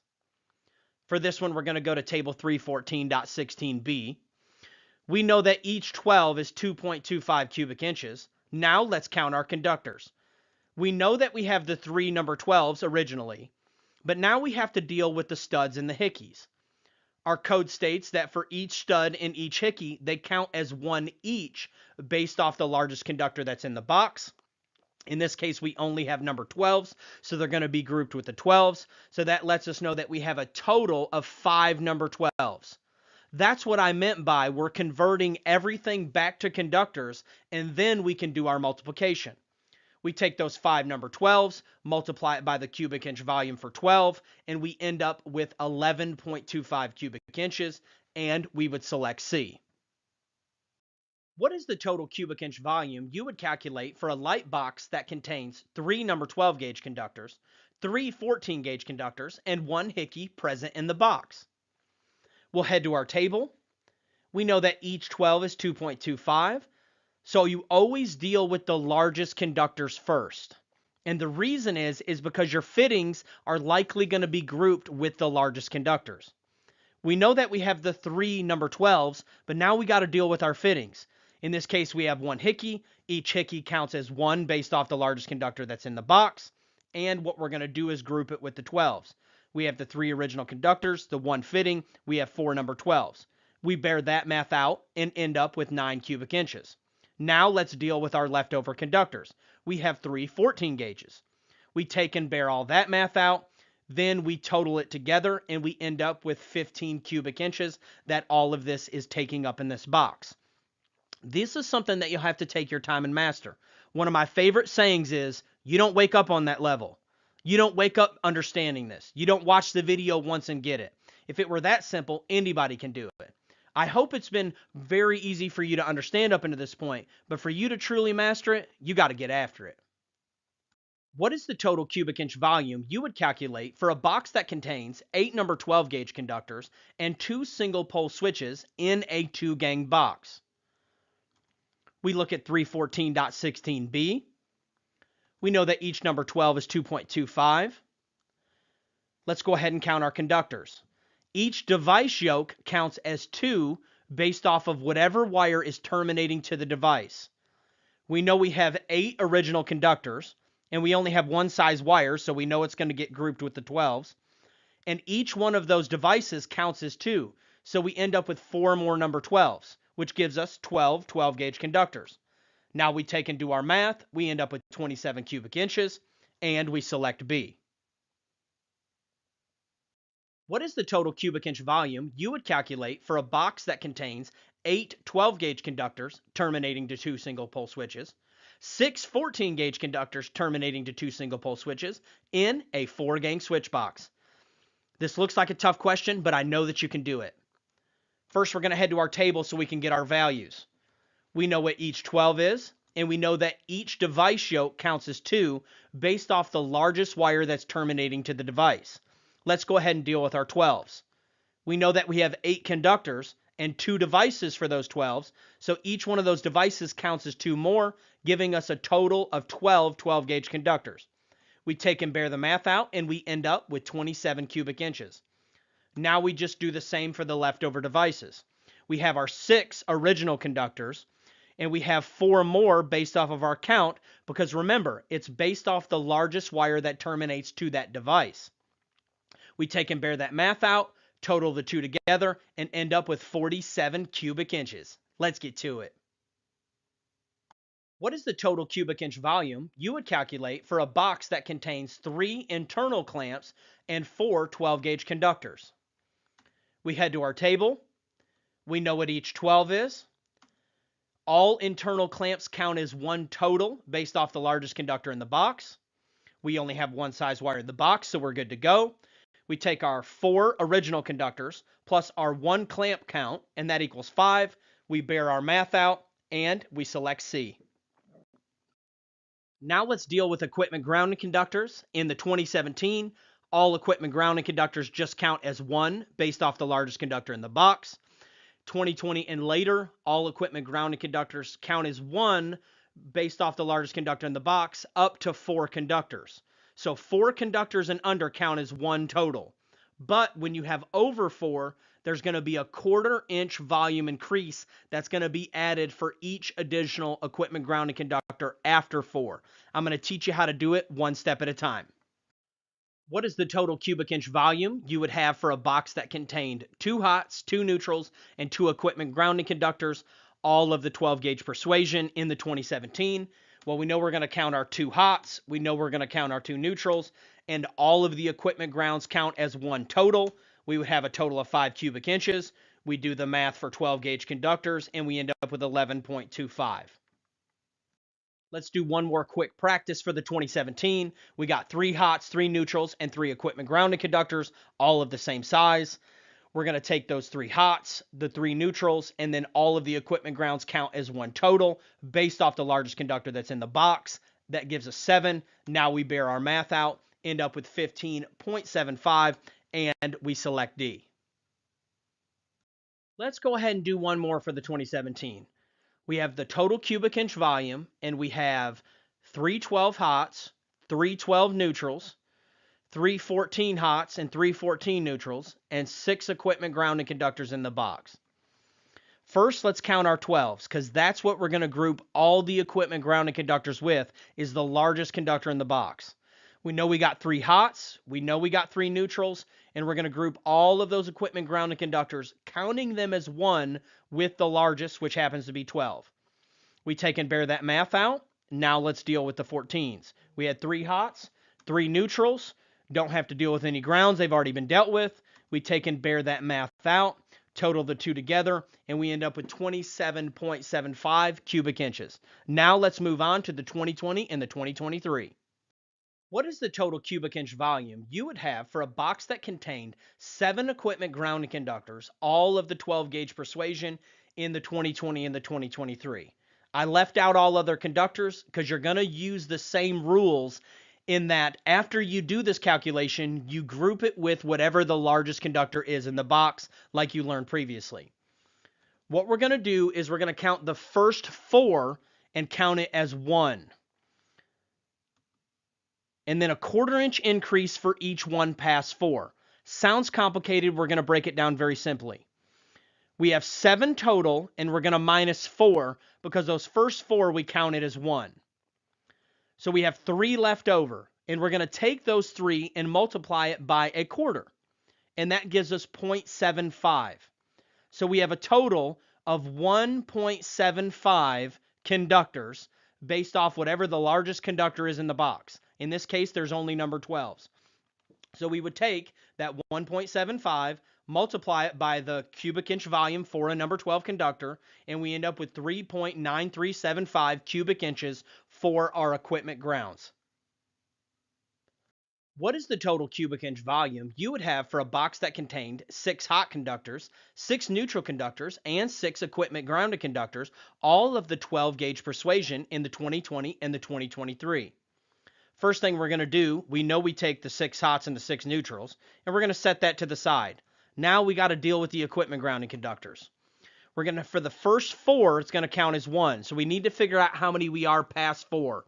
We have 6 total minus that 4. That means we are 2 past 4. For each one of those, it's going to be a 1/4 inch increase. Take 2 multiplied by 0.25, that equals 0.50. Then we have our 1 original. Then we have 0.50 add-on, so that gives us 1.50 grounds. We need to take and add that back to the 12, so we take our 12 plus our 1.50, then we multiply that by the individual volume for a number 12, which is 2.25, and we end up with 30.375. Let's get to it. All right, y'all, that's it for this lesson. You can head over to electricalexamcoach.com to unlock the pro version and the unlimited testing center. We also offer our full program on USB drive and DVD, so you can watch it offline and without commercials virtually anywhere. It also includes the MP3 files of all the lessons, so if you just want to listen to them as you drive down the road or while you're on the job site, you can do that. You can check out all that in the link in the description below. Most importantly, I want you to know that I offer 100% free coaching in life and in business. Just email me at electricalcodecoach@gmail.com. I just want to see you guys win. Let's get to it. Hey everyone, welcome back. I am the Electrical Code Coach. Let's go ahead and dive right into pipe fill. This first lesson is going to deal with if all the conductors are of the same size and insulation type, meaning if they're all number 12s and THHN. The next lesson, lesson 7.2, will deal with if we have different sizes of conductors and different insulation types, meaning if I have 10s and 12s inside of the same conduit. Let's go ahead and learn about the table that we'll use if they are all of the same size. We're going to use Annex C. And if you've tabbed your code book, you have an Annex C tab. And if you haven't tabbed it, you can just follow along. If the conductors are all of the same size and insulation type, we get to use like a cheat sheet in Annex C. It's one of my favorite tables in the code book. You will not use this table if the conduit is 24 inches or less. Now, the code book uses the term nipples, but I want you to imagine in your mind, anytime the conduit is 24 inches or less, you're not going to use Annex C. You're going to use the method that I'll teach you in lesson 7.2. You can head to page 712 of the 2017 and page 729 of the 2020. This video is 2023 compatible. You'll have to get to your page number for Annex C, and then you can follow along. So when we get to Annex C, the beginning of it, I call it the Start Here page, because every time you're doing one of these calculations, you're always going to start here if you're using Annex C. Now, when we get there, we always read the black bold heading to make sure that we're in the right table. Great, I feel like we're in the right table. Now, when we head over to the left-hand side, we're going to find types of conduit. And the first one that we come to is EMT, electrical metallic tubing. Now let's look at the second one that we come to. It also is EMT. So what is the difference? And that's one of the most important distinctions that we have to watch out for with Annex C. The first version of the table, if you'll notice next to the C1, there is no A symbol. The A symbol signifies compact conductors. There are several different types of conductors out in the industry. Some of them are concentric, but the ones that are compact are bound a little bit tighter, and you can actually fit more of those inside of a pipe legally. But for your normal pipe fill questions, they're not compact conductors. Matter of factly, unless it says the word compact conductors, you will never assume that they're compact conductors. And you do not want to use the A versions of these tables. So when you go to the first one, it says C1 EMT. And then the second one is C1A. That's letting you know it's a compact conductor table. Now let's imagine that we did want to go to EMT. Now to slide all the way over, if we look at our far right-hand column, we're going to find that that is our page number. And for this table, you're definitely going to want to use a straight edge. Do not trust your eyes on this one.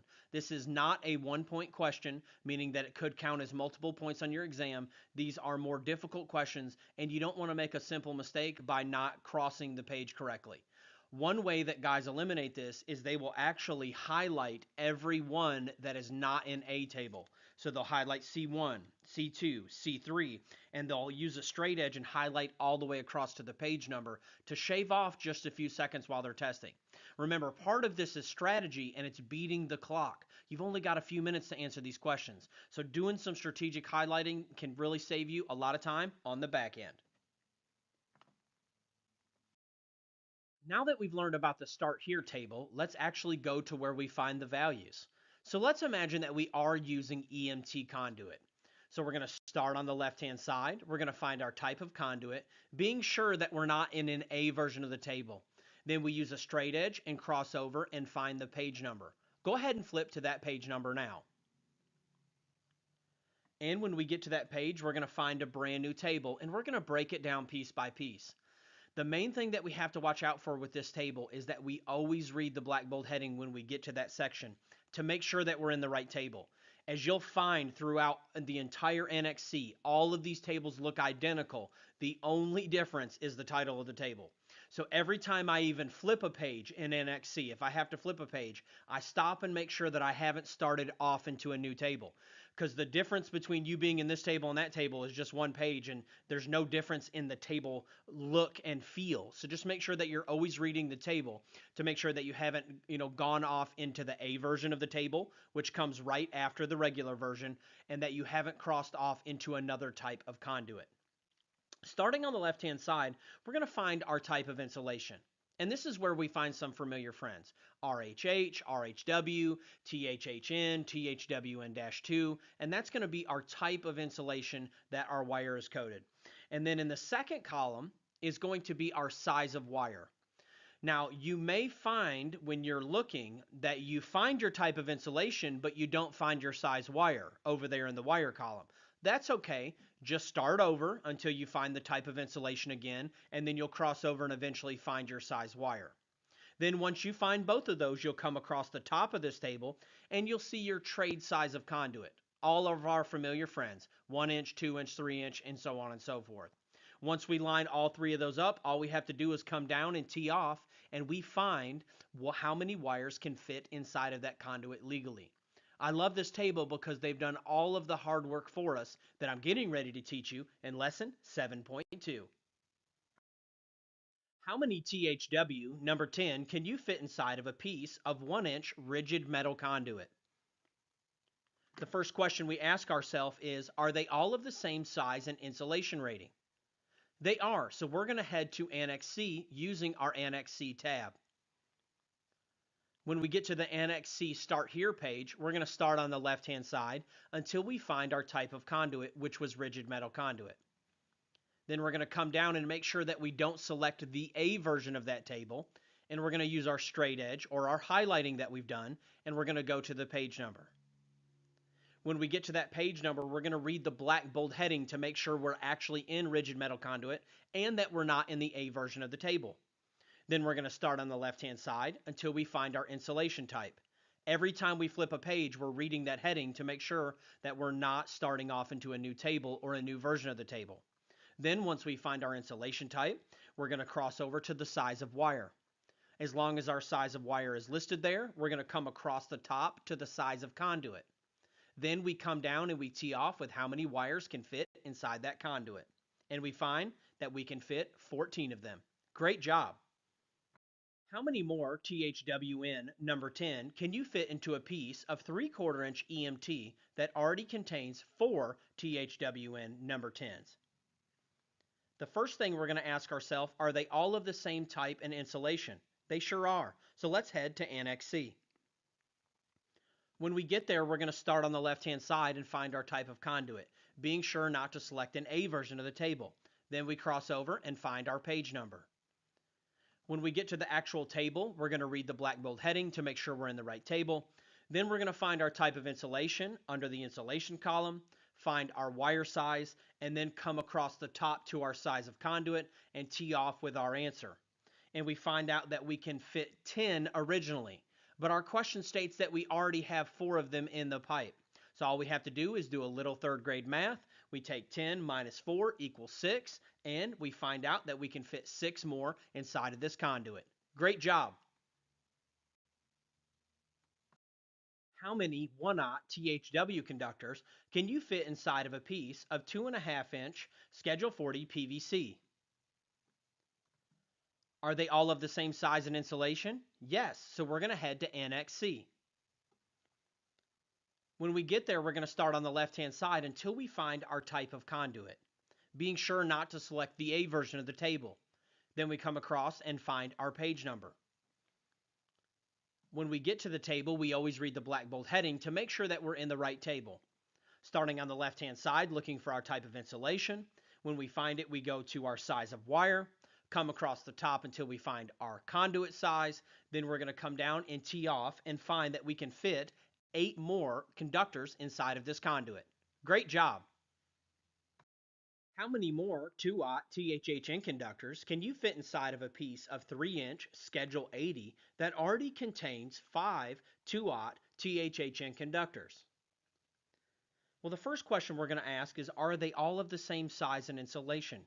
Yes, so let's head to Annex C. When we get to Annex C, start here, we're going to start on the left-hand side until we find our conduit, being sure that we're not in the A version of the table. Then we're going to come over and cross over and find our page number. When we get to the actual table, we're going to start first and make sure that we're in the right table by reading the black bold heading. Then we start on the left-hand side and find our insulation type, find our wire size, then come across the top and find our conduit size, and come down and tee off with how many conductors we can originally fit. And it looks like we can fit 11. Now we have to minus the 5 that we already have, and that lets us know that we can fit 6 more of these conductors inside of this conduit. Great job.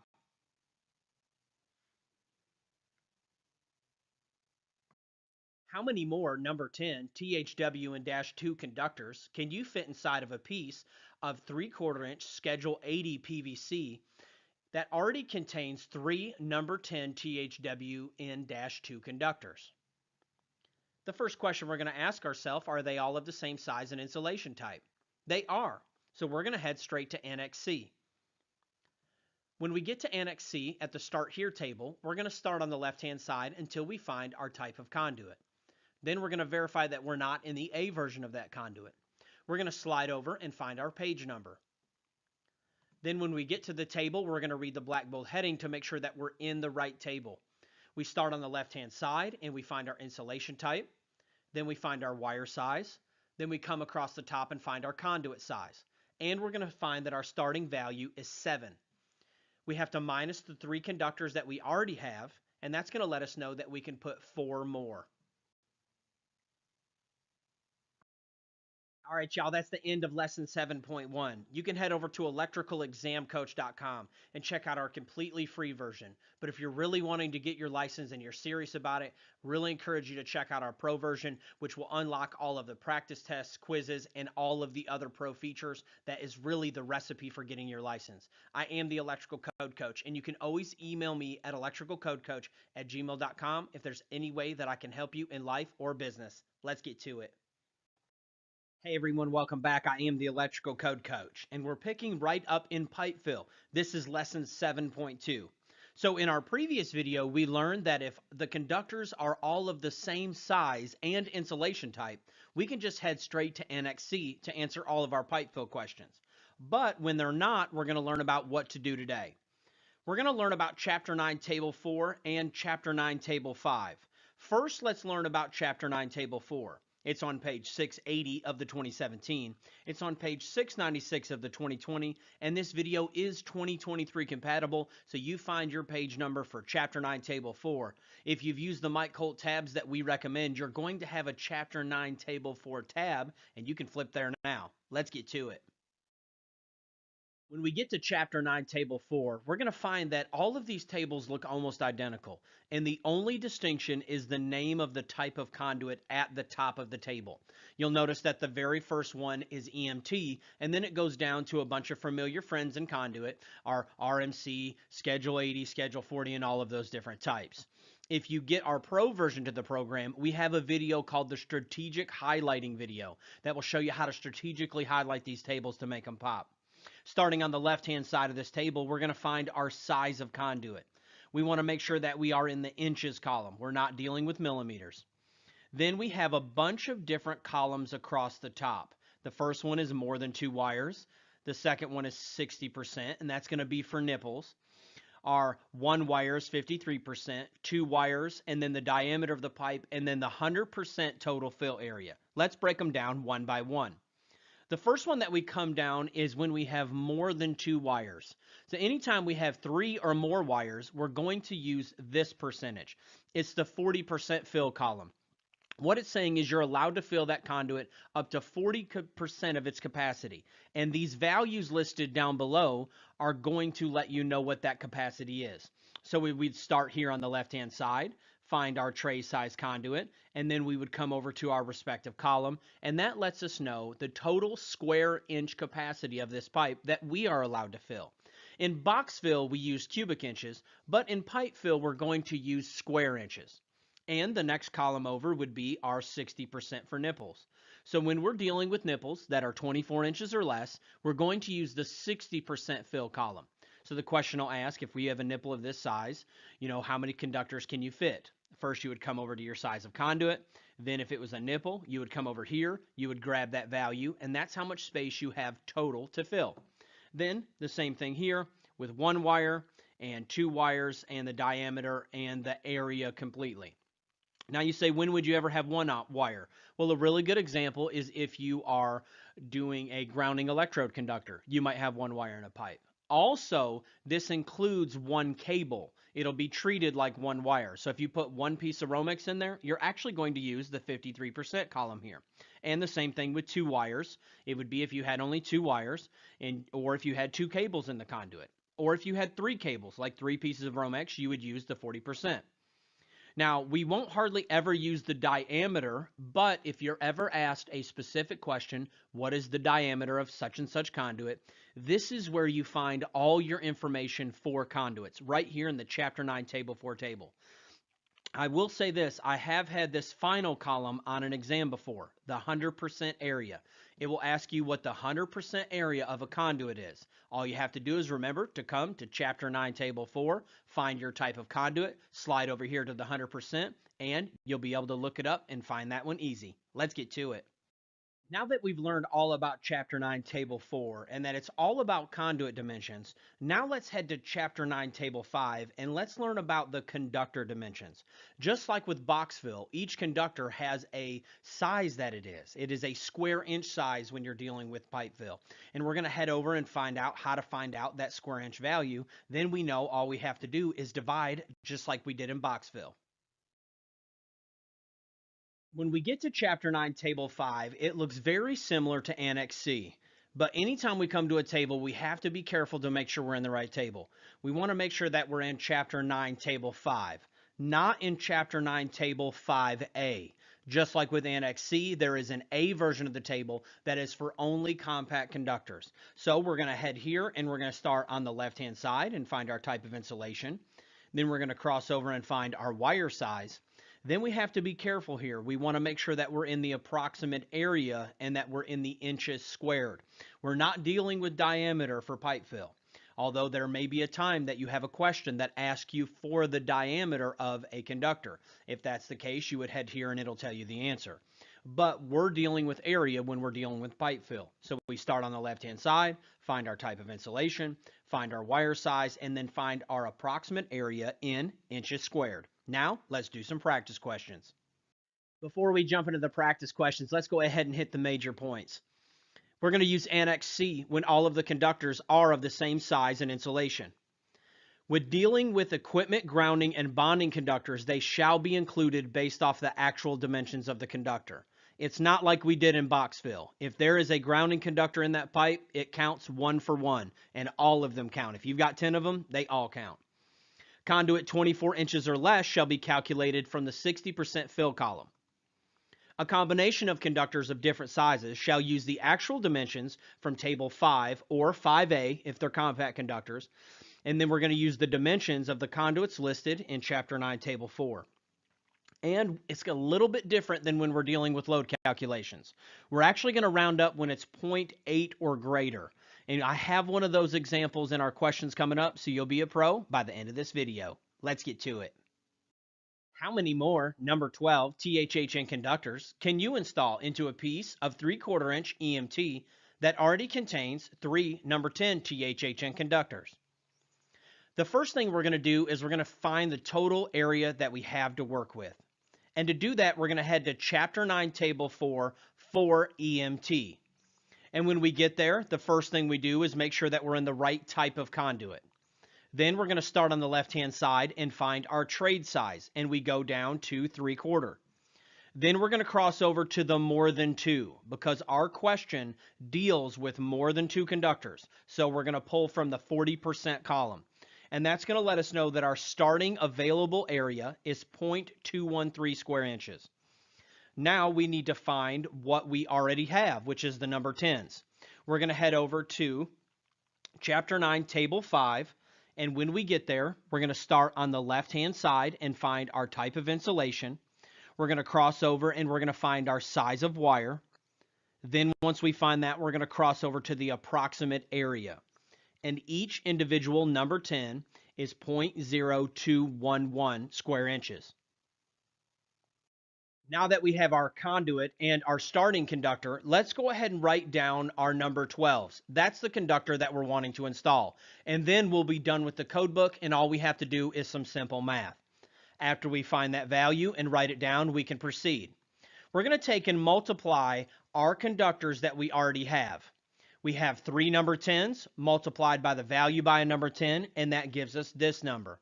Now to figure out how much space we have left, all we have to do is take our total fill area, which was 0.213, subtract the number 10s, and then that lets us know we have 0.1497 remaining left to fill. In order to find out how many number 12s we can fit in it, all we have to do is divide.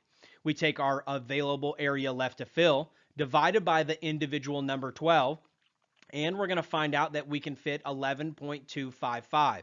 In this case, it's lower than 0.8, so we're going to round down to 11 conductors, and we select D. Great job. How many 1/0 XHHW conductors can you install into a piece of 2.5 inch Schedule 40 that already contains 4 4/0 XHHW conductors? So the first thing we're going to find out is find out the square inches of our pipe. For that, we're going to head to Chapter 9, Table 4, for Schedule 40. When we get there, we're first going to verify that we are in the right type of conduit. Then we're going to come over here to the left, find our size of conduit. Then we're going to come over to the 40% column because we have more than 2 conductors. And we're going to find that for this conduit, it's 1.878. Now we need to head to Chapter 9, Table 5 and find out the square inch values of our wires. When we get there, we make sure that we're in Chapter 9, Table 5 and not Chapter 9, Table 5A. Coming down the left-hand side for the type of insulation, then finding our wire size, then we come over here to the approximate area in square inches, and we find its value. Now that we have our conduit and our starting conductor, let's go ahead and write down what the conductor that we're wanting to install is. And it's 1/0 XHHW. Now we can start all over. We multiply by how many conductors that we already have. We have 4 multiplied by the value for a 4/0, and that gives us this number. Then what we're going to do is take our total area that we were able to fill and minus what we have, and that lets us know what we have remaining left to fill. Then all we have to do is divide. We take our remaining left to fill, divide by our individual 1/0, and that lets us know that we can fit 3.28 conductors. We are below 0.8, so we're going to round down, and we find that we can fit 3 more in the conduit. How many number 12 THHN conductors can you install into a 20-inch nipple of EMT that already contains 3 number 10 THHN conductors? First, we're going to find the square inches of our pipe. We found out previously that table 1 tells us for nipples that are 24 inches or less, we are going to use the 60% fill when using EMT. So how we find out what the 60% is we'll head to Chapter 9, Table 4. First, we will verify our type of conduit to make sure we're in the right conduit. Then we're going to start on the left-hand side and find our size of conduit. But then we need to cross over to the 60% fill because this is a nipple. And we find that it's 0.320.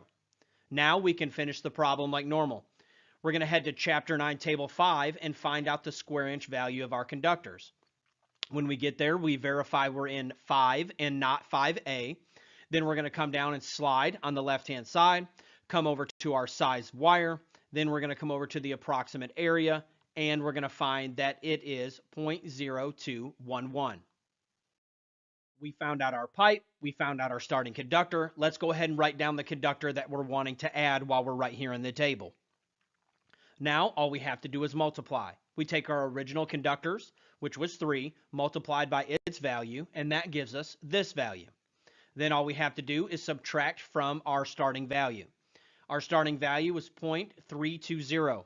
Now all we have to do is minus what we already have, and that lets us know that we have this much remaining left to fill.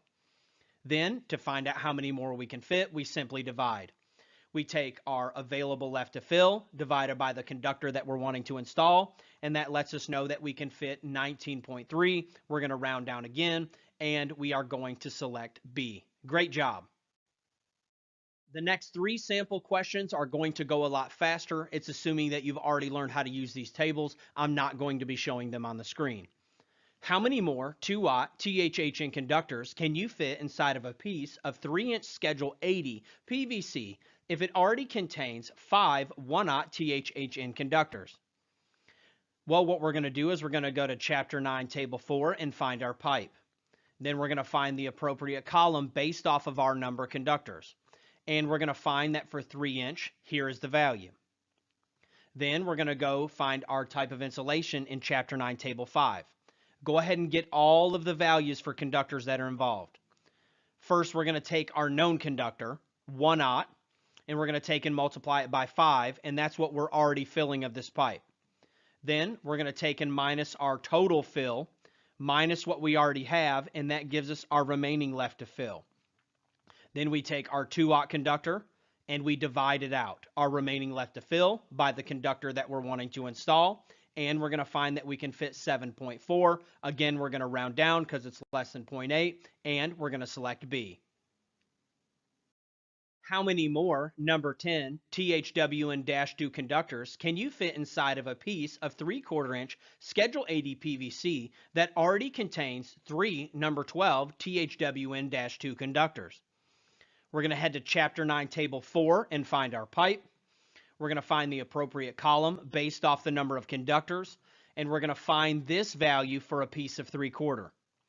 Then we're going to head to Chapter 9, Table 5 for our conductor properties, being sure to write down all the values that we need. First, we're going to take our number 12 that we already have, multiply it by the 3 that we already have, and that gives us this value.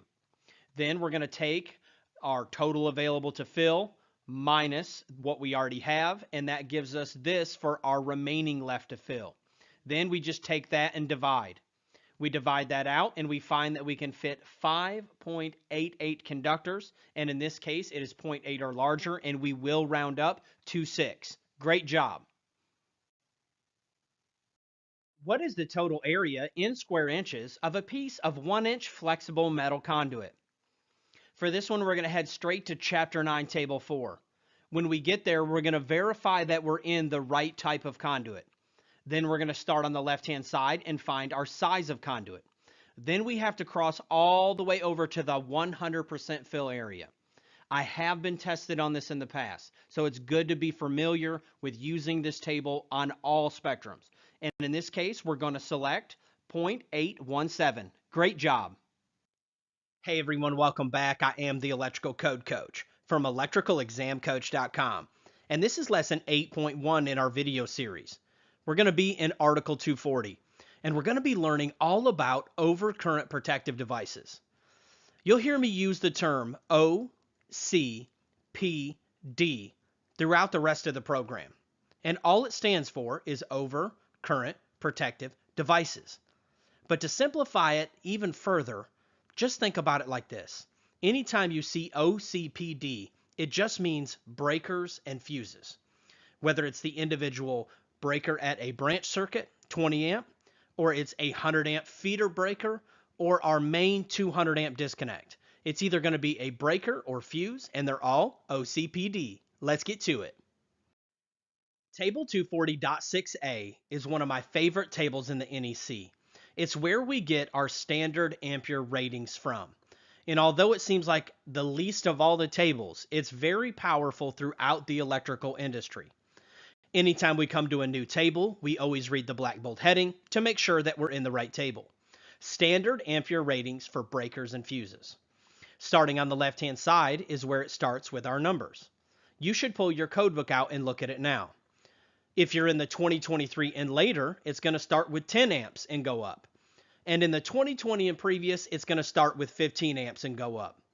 And then it goes up by fives, 15, 20, 25, 30, 35, 40, 45, 50. And when we get to 50, it starts jumping by tens and even larger numbers as we move up in amperage. The reason that this table is so important is it unifies the entire electrical industry. The manufacturers make these size breakers.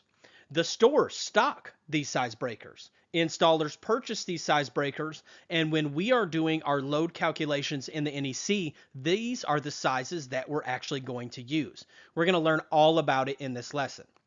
Table 240.6a, standard ampere ratings for breakers and fuses. Let's get to it. Let's look at the major points for general overcurrent protective devices. I say general for a reason, because there are other parts of the code that modify, change, or erase the things that I'm getting ready to teach you.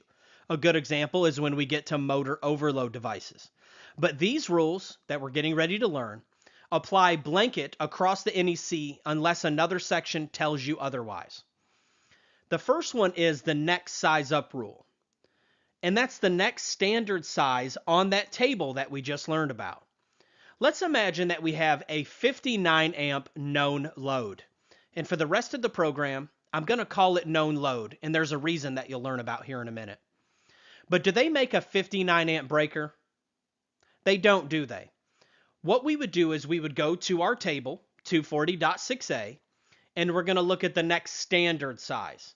So we go 15, 20, 30, and then we look here and we see 50. And then in between 50, there's no 55, and it jumps to 60. If we have a 59 amp load, we're going to choose a 60 amp overcurrent protective device. Now that may not feel good at first when you first start wiring and learning this stuff, but later we'll understand that there are rules in place when we get to sizing our wire that are going to make it so everything's okay and we're totally protected. The next major point is going to be continuous loads at 125%. There are two different names that you may see, continuous load or continuous duty. A continuous load is defined as expected to run for 3 or more hours at full current. And in the exam prep world, it's going to look like this. You have a load that's known to run for 5 hours, what would the blah, blah, blah, and it'll ask you for wire size or breaker size. Or it might say 5 hours or 10 hours. It doesn't matter how many hours it is. If it's 3 or more, it's considered a continuous load. You may also hear the word indefinitely. Just to try to throw you off, they might use the term indefinitely. Well, it falls under the same classification of needing a 125% multiplier. Remember, it's just another demand factor. Let's do an example. Let's take our 59 amp known load from before, and let's imagine that it was told to us that it's a 59 amp continuous load. What we would do is we would take our 59 amps, multiply it by 1.25, then we have a new known load of 73.75. That old load is gone, the 59 is gone, the 73.75 is our new known load, and that's what we would go size our breaker and subsequently our wire by. How we would do that is head to table 240.6a. We're going to look at the next standard size. So we're above 70 and it jumps to 80, and we would put this on an 80 amp overcurrent protective device. Our final major point is going to be that the overcurrent protective device equals the service size. Let me explain what I mean. Let's imagine that we did a whole house load calculation and it equaled 180 amps. Well, now we have to size the main breaker for that house, don't we? For that, we're going to head to table 240.6a and we're going to choose the next standard size. We put it on a 200 and we're done. But the question is what size is the service? Is it based off like the rating of the equipment bus? Maybe it's a 225 rated. No, it's actually based off the size of the main breaker or main fuse for that structure. So this would in fact be a 200 amp service. The load calculation dictated what size breaker we used, and the breaker size that we used dictated the size of the service.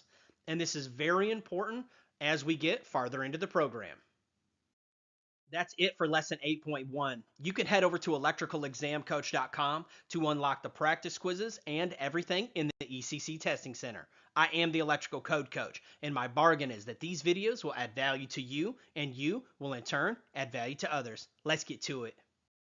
Hey everyone, welcome back. I am the Electrical Code Coach from electricalexamcoach.com, and this is lesson 8.2 in our video series. And in this lesson, we're going to learn how to size overcurrent protective devices for non-continuous and continuous loads. Let's get to it. What size breaker would you use if you had a 56 amp load on a piece of equipment? Step 1, find the total connected load. The known load as of right now is 56 amps. Now we check for demand factors. In this case, it doesn't mention that it's a continuous load or it's running for any specific amount of time. It also doesn't call out a specific type of equipment, like a motor or air conditioner compressor, that might lead us to other sections of the code. Therefore, there are no demand factors. We head over to table 240.6a and we select the next size up. In this case, we have a 56 amp load, which would lead us to select a 60 amp overcurrent device. Great job. What size breaker would you use if you had a 34 amp load on a piece of equipment? Step 1, find the total connected load. The known load as of right now is 34 amps. But we gotta check for demand factors. There are no continuous loads, and there are also no specific pieces of equipment. So therefore, there are no demand factors. We're gonna head to our table, 240.6a, and we're gonna choose the next size up, which in this case would be a 35 amp breaker. And that's where I want to take the time right now to point out that you should always go to the table and verify the size that you should choose. This is where you can let field experience burn you when you're in the testing center. Because if we're out in the field and we see a 34 amp load, we might put that on a 40 amp breaker. So you might see 34 amp load inside the testing center and automatically assume that the next size up is 40. But you have to go by the values in the table. The correct answer in the field and in the testing center in this case would be a 35 amp breaker. Let's get to it. What size breaker would you use if you had a 40 amp load on a piece of equipment? Step 1, find the total connected load. The known load right now is 40 amps, but we check for demand factors. And in this case, there are no continuous loads or specific piece of equipment. Therefore, there are no demand factors. We're going to head to table 240.6a. Even though we feel confident that it's a 40, I want you to always be in the practice of flipping to the table and verifying that you have the correct size breaker. And in this case, we land right on a standard size, so we're going to select 40. And we select D. Great job. What size breaker would you use if you had a 26 amp load in a house and it's known that it will run for 4 hours at a time at full current? Step 1, find the total connected load. Our known load as of right now is 26 amps. Now we got to check for demand factors. In this case, it's going to qualify as a continuous load. Any load that's expected to run for 3 or more hours at its full current must have that 125% continuous load multiplier. So we take our known load multiplied by 1.25.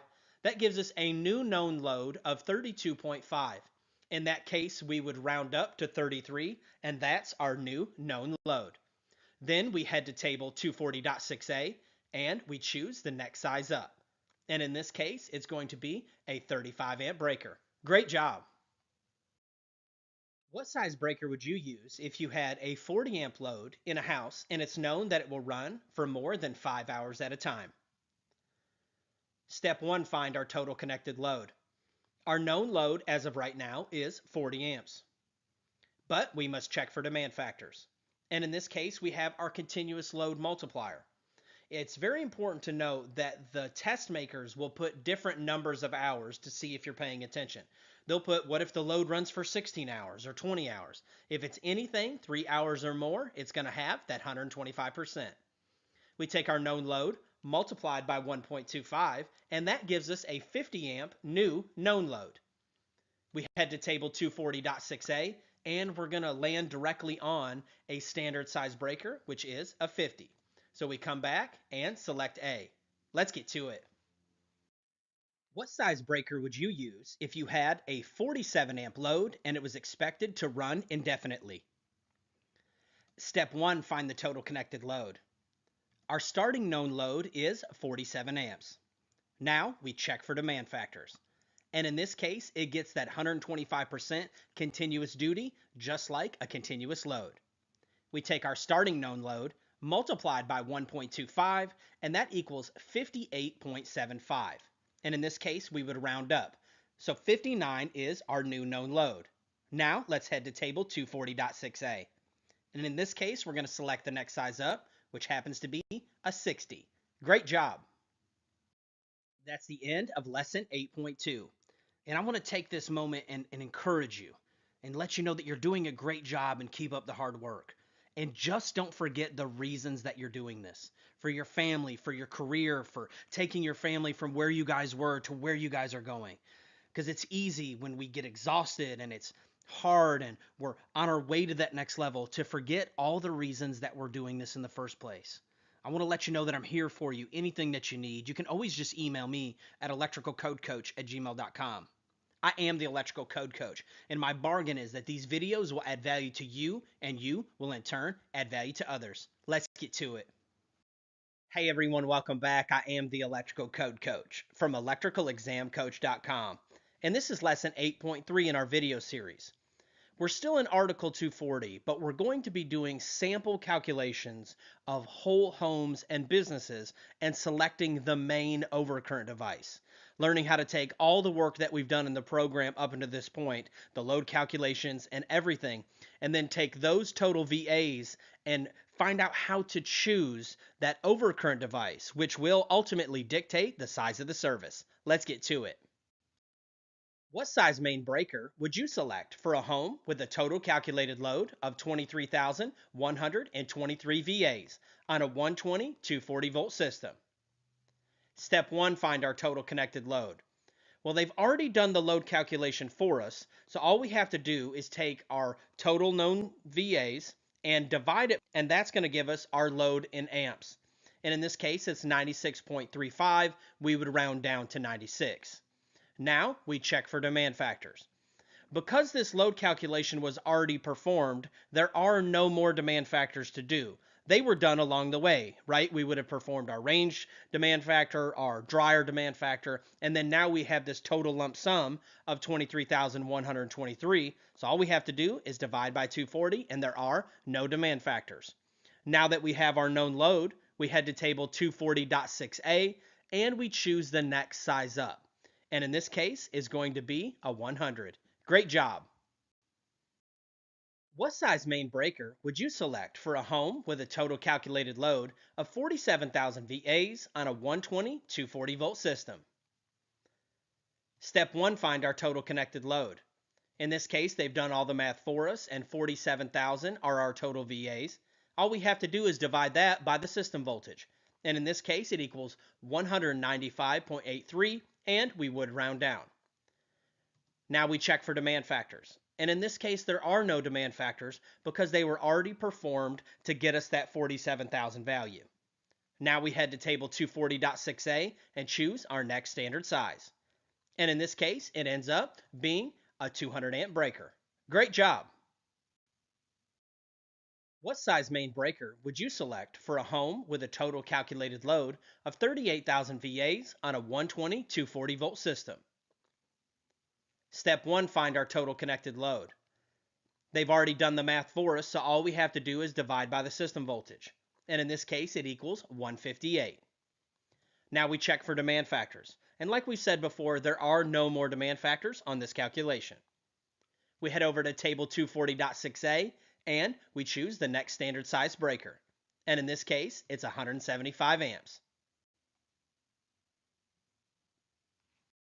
What size main breaker would you select for a business with a total calculated load of 95,000 VAs on a 140 240 volt system? Step 1, find our total connected load. They've already performed the load calculation for us, so all we have to do is divide by the system voltage. And we end up with 395.83, and we would round up to 396. Now we check for demand factors. And whether it's a home or a business, all the demand factors were already performed to get that original 95,000 number. So there are no more demand factors. Now we head to table 240.6a and we choose the next standard size breaker. And this would be a 400 amp breaker. This would also be a 400 amp service. Let's get to it. Now let's do that exact same calculation but on a three-phase system and show you the beauty of three-phase. What size main breaker would you select for a business with a total calculated load of 95,000 VAs on a 120 208 three-phase system? Step 1, find our total connected load. Well, they've already given us our total VAs, so all we have to do is divide. But with three-phase, there's one extra step. Because of the geometric nature of three-phase, we have to take that 208 and multiply it by the square root of 3. The square root of 3 just so happens to be 1.732. Once we work that math out, we end up with 360.256. And it seems like a lot of work on the front end, but you'll find out that you'll trade this little bit of math for what this is getting ready to provide for us. Now we can take and do our math, and after we divide it out, we end up with 263, and of course we would round up in this case. There are no more demand factors, so we head to table 240.6a and choose the next standard size. And this is where the beauty happens. We're going to now put this on a 300 amp breaker instead of, like in the previous question, it would be on a 400 amp, meaning that we'd have to have larger wire in the previous question, which may lead us to have larger pipe, which we may end up with a larger cost of overall project. The beauty of three-phase is the numbers come down. So this one's on a 300 amp service, which means we can put it on smaller wire, which might mean we can put it in smaller pipe, which might end up having a smaller overall cost. Let's get to it. What size main breaker would you select for a business with a total calculated load of 80,000 VAs on a 120 208 three-phase system? Step 1, find our total connected load. In this case, they've done the work for us. They've given us the 80,000. Now all we have to do is divide. We do our little bit of pre-work and we end up with 360. Now we take and divide that out and we end up with 222 amps. In this case, we'll round down to 222. There are no more demand factors in this calculation. We head over to table 240.6a, choose the next standard size up, and put this on a 225 amp service. That's the end of lesson 8.3. You can head over to electricalexamcoach.com. Let's get to it. Hey everyone, welcome back. I am the Electrical Code Coach from electricalexamcoach.com. And this is lesson 9.1 in our video series. We're going to be in Article 310, and we're going to be learning all about ampacity. Ampacity is the maximum current measured in amperes that a conductor can continuously carry under its usage conditions without exceeding its rated temperature. Everything that we're doing in this program and out in the electrical field is to protect first the people and then the equipment. And it's no different with the wire. This wire is only rated to handle so many amps before the insulation will start to deteriorate, and ultimately we could end up with a fault, short circuit, or just arcing and sparking. With that being said, in this video series, we're going to slow down and we're going to master wire ampacity and how many amps a wire can hold and how to select the right wire for the right load. Let's get to it. Now let's learn about our primary ampacity table. If you're in the 2017, it's table 310.15B16. And in the 2020 and later, it's table 310.16. Same information, new name. If you're in a softbound NEC, these should be your page numbers depending on what print of the NEC you have, whether you got the first round or second round print, but this will get you close enough. The most important thing is read the title of the table and make sure that it matches the actual table number. Let's get to it. Now there's a lot going on in this table. We're going to slow down in this lesson. This is our ampacity basics lesson. Because if you don't get this, it's going to be hard to have an electrical career. It's going to be hard to ever be able to pass your examination. So we're not in any hurry. If you need to watch this video over and over, you can do it.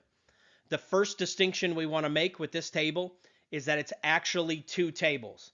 On the left-hand side is going to be for copper conductors, and on the right-hand side is going to be for our aluminum and copper-clad conductors. Left-hand side copper, right-hand side aluminum. And if you'll notice, they mirror each other, but in the NEC, it's smushed all into one table. Now let's take a look at what all this information means. Now we're going to do a quick breakdown of the table. We won't stop on any specific part until we need it in the program because I don't want to confuse you. And later you'll understand why I did it piece by piece. But we read all of our tables from top to bottom, left to right. I want you to focus on the left-hand side because that's the copper side, but you'll notice that everything that we do is going to be mirrored over on the aluminum side. So starting at the top, it gives us the scope of the table. We're not going to get into that right now. It comes later in the series. Then you'll notice there's a 60, 75, and 90 degree C columns. Below that are going to be the insulation types like THHN, THWN. On the left-hand side, you're going to have the conductor sizes, which is easy. And then in the middle, you'll find the allowable ampacity for each respective column. Now let's take these piece by piece and explain exactly how to use them. Now let's learn about terminals and insulation rating. And that's where these 60, 75, and 90 degree C columns come into play. Whether we're dealing with terminals or insulation around the wire, each one of them can only handle so much heat safely. Whether it's a lug or a breaker or a switch or the insulation around the wire, they're all rated for specific temperatures. I'll give you a little heads up. Out in the field, all of these are almost 99% of the time rated for 75 degrees C. And the insulation has multiple ratings. Some of them are rated for 60, some of them are rated for 75, and some of them are rated for 90. The reason this is important is it's going to help us choose which one of these columns we select our ampacity from. If the terminals are rated 75 degrees, we're going to choose the 75 degree C column most of the time. I'll explain what most of the time means later in the program, because this section is just like other sections of the NEC. There are blanket rules that apply generally, but later they get modified. But for right now, what I want you to remember is we're going to match the column that we used based off the terminals that the device is rated by. Regardless of what the insulation is, we can choose from whatever column that the terminals are rated by, unless modified by another code. Now let's lay some ampacity ground rules. Unless modified by a specific piece of equipment or another code, these rules will apply generally. If the question states that it terminates to 60, 75, or 90 degree C terminal lugs, you're going to make your selection from that respective column. And as with overcurrent protection, we're going to do 125% demand factor for all loads that are expected to run for 3 or more hours.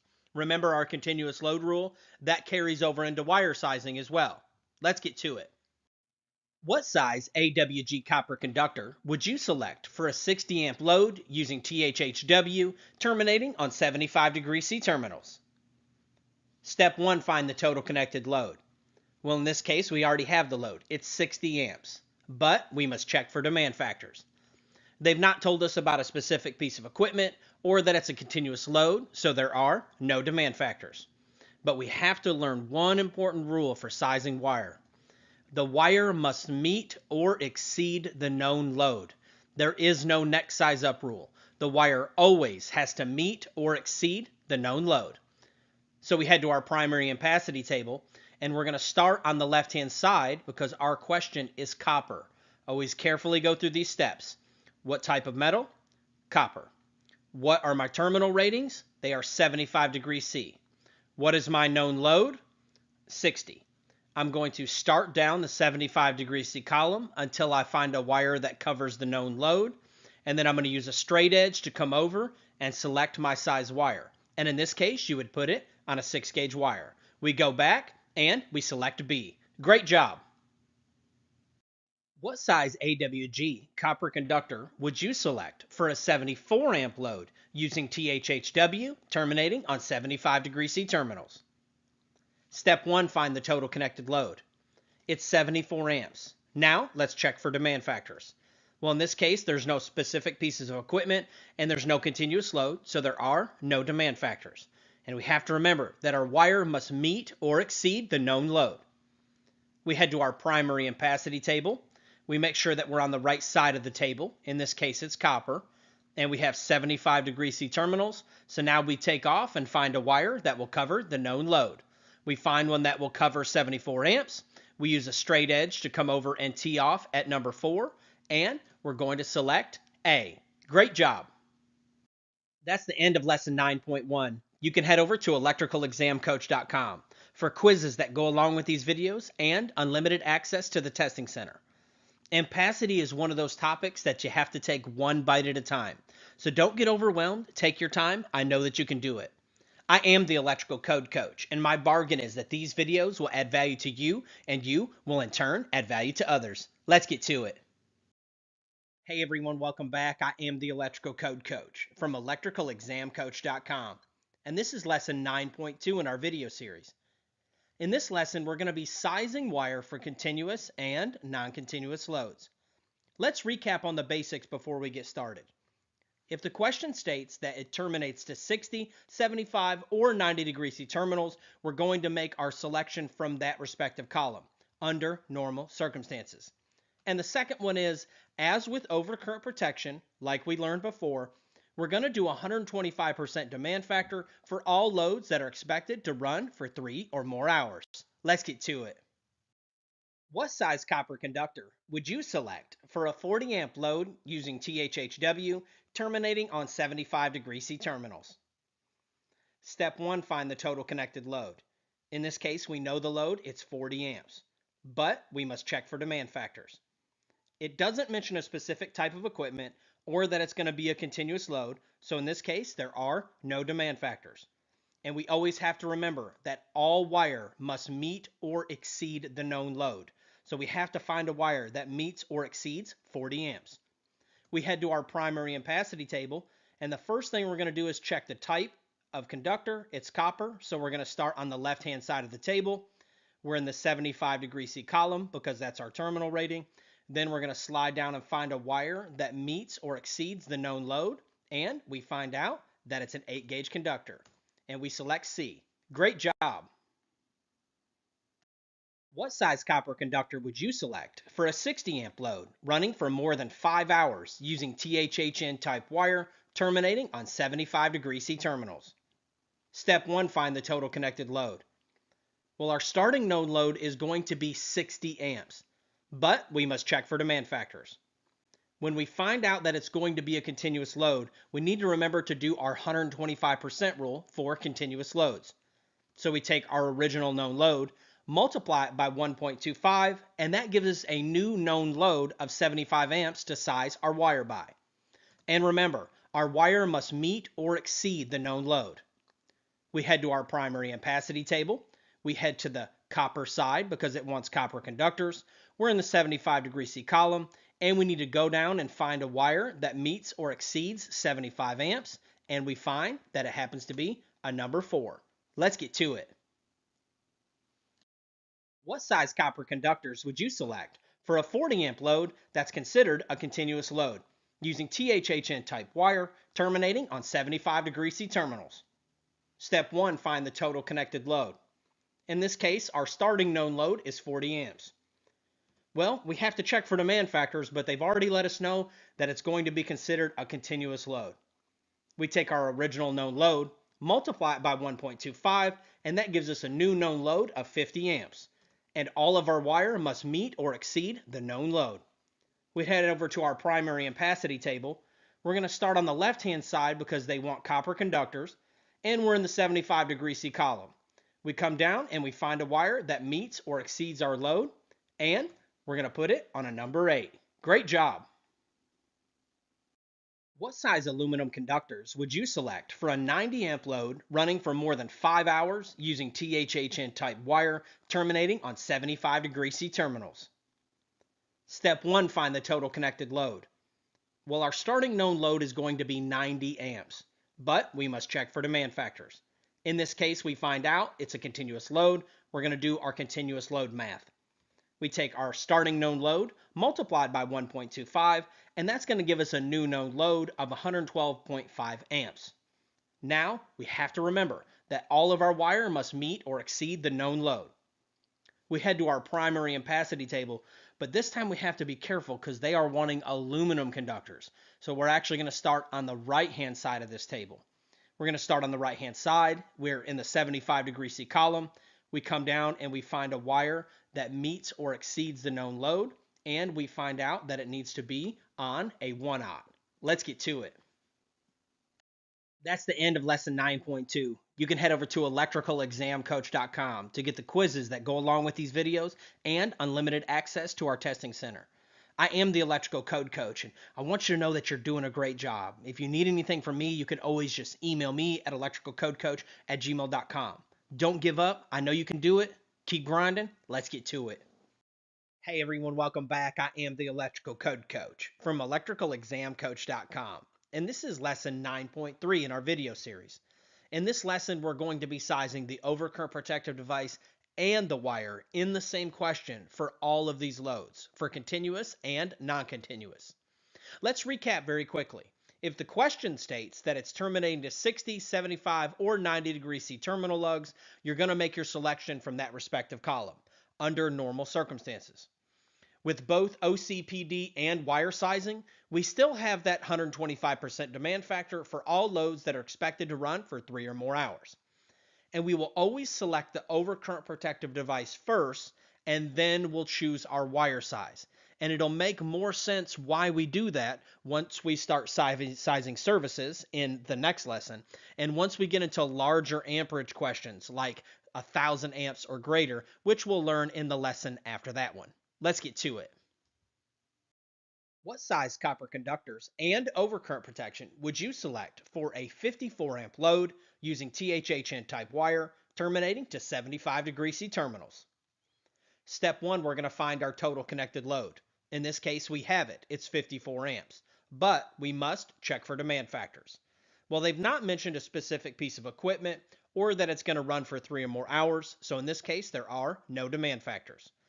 Now, what we're going to do is size our overcurrent protective device first. You always size that first. So we head to our overcurrent protective device table, which is 240.6a for a 54 amp load. We're going to go down and choose the next standard size up. In this case, it's going to be a 60. Now, let's head and size the wire. For that, we're going to head to our primary ampacity table. We're going to start on the left-hand side and make sure that we're on the copper side because our question asks for copper. And we're in the 75° C column in this case. We're going to slide down and find a wire that covers the known load of 54 amps. And we're going to select a 6-gauge wire on a 60 amp overcurrent device. Let's get to it. What size copper conductor and overcurrent protection would you select for a 62 amp load using THHN wire terminating to 75° C terminals? Step 1, find our total connected load. In this case, it starts at 62 amps, but we must check for demand factors. With there being no special pieces of equipment mentioned or the fact that it's running for 3 or more hours, in this case, there are no demand factors. Now, we go ahead and size our overcurrent protective device. We head to our table with a 62 amp known load, and we're going to choose the next size up, which puts it on a 70. Now we can size our wire. For that, we're going to head to our primary ampacity table. We're going to be sure to start on the copper side because it's asking for copper. We're in the 75° C column. We slide down and find a wire that can cover the known load, and we find out that we're going to have a 6-gauge wire on a 70 amp breaker. Let's get to it. What size copper conductors and overcurrent protection would you select for a 105 amp load using THHN type wire terminating to 75 degree C terminals? Step 1, we're going to find the total connected load. Our starting known load is 105 amps, but we must check for demand factors. It doesn't mention a specific type of equipment or for how many hours that it's running, so in this case there are no demand factors. First thing we're going to do is size our overcurrent protective device. For that, we head to table 240.6a and choose the next standard size up.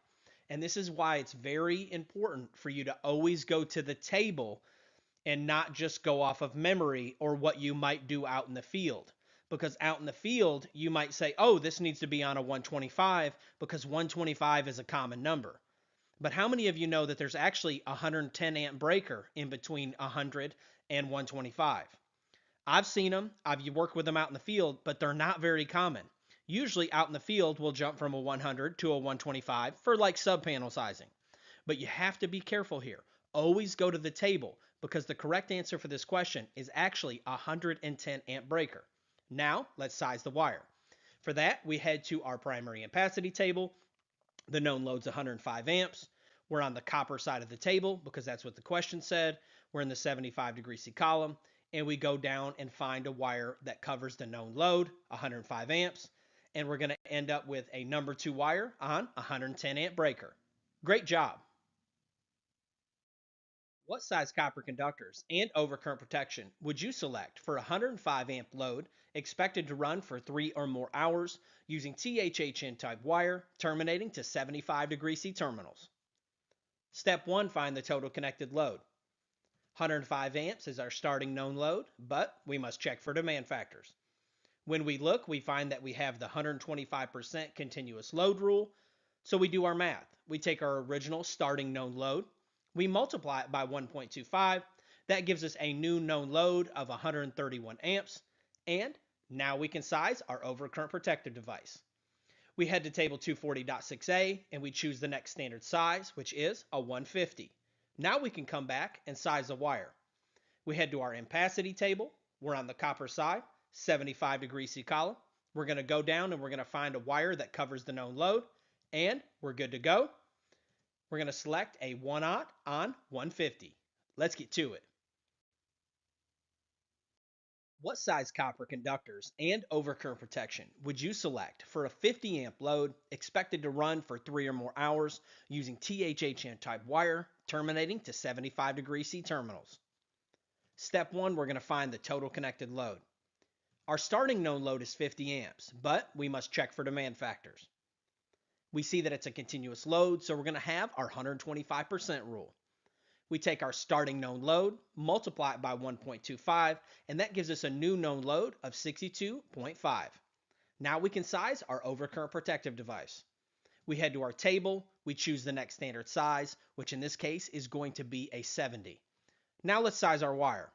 Heading to our primary ampacity table, we're going to be on the copper side of the table in the 75 degree C column, and we find a wire that meets or exceeds the known load. When we do, we find that it needs to be a 6-gauge wire on a 70 amp breaker. Great job.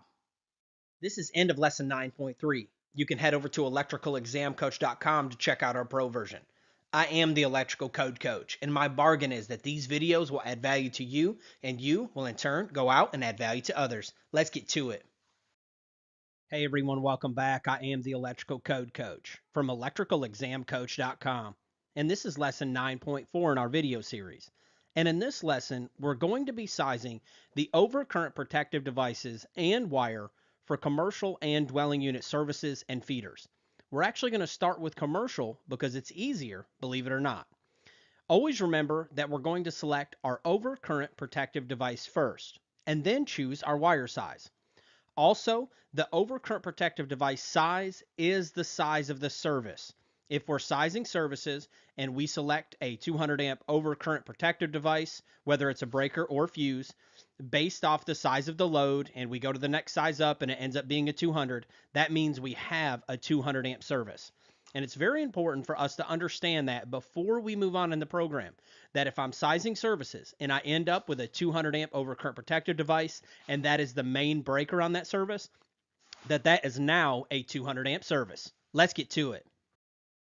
What size main breaker and copper conductors would you select for a business with a total calculated load of 80,000 VAs on a 120/208 three-phase system on 75 degree C terminals? Step 1, find our total connected load.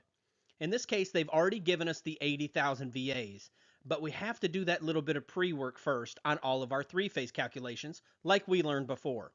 We take 1.732, we multiply it by our system voltage, which is 208, and that gives us that 360 value. Now we can divide just like normal. We take the 80,000 VAs, divide it by the 360, and that gives us a 222 amp known load by which we can size our breaker and our wire by.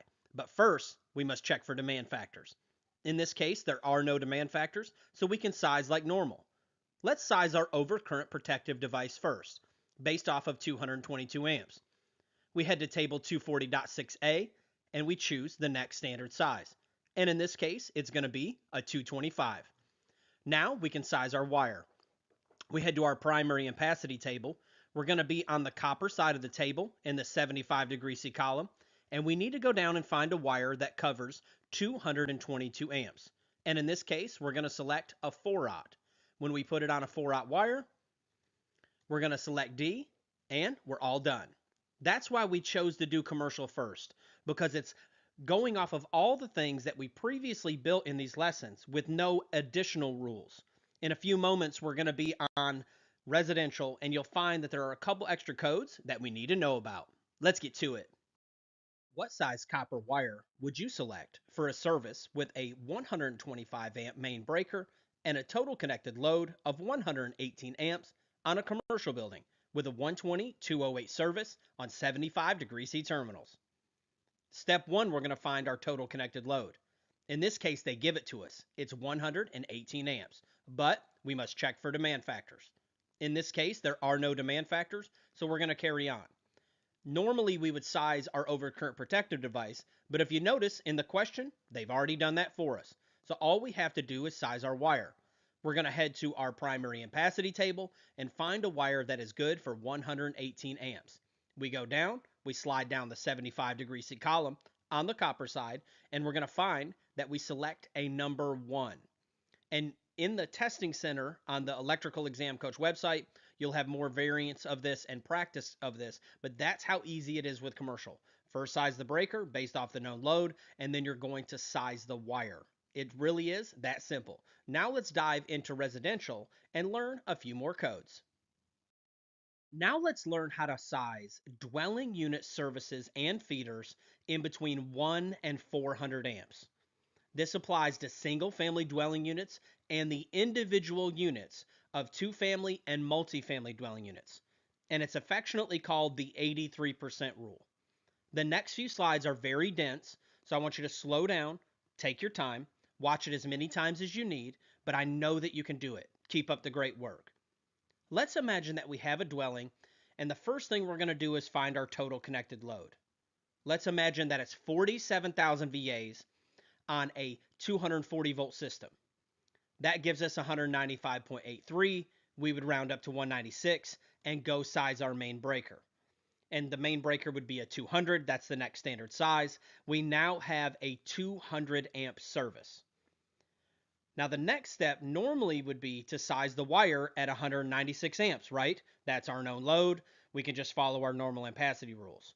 Well, not with services that are in between 1 and 400 amps. And let me show you what I mean. Let's all head to page 800 if you're in the 17, this table if you're in the 20, and this table if you're in the 2023. This is technically called the 83% rule, but I'm not going to force you to do the longhand math. I'm going to take you to these tables that are in the NEC that are almost like a cheat sheet that makes this super easy to apply and understand. Let's get to it. Once we get to our table, we work all of our tables from top to bottom, left to right, using those headings to navigate the table.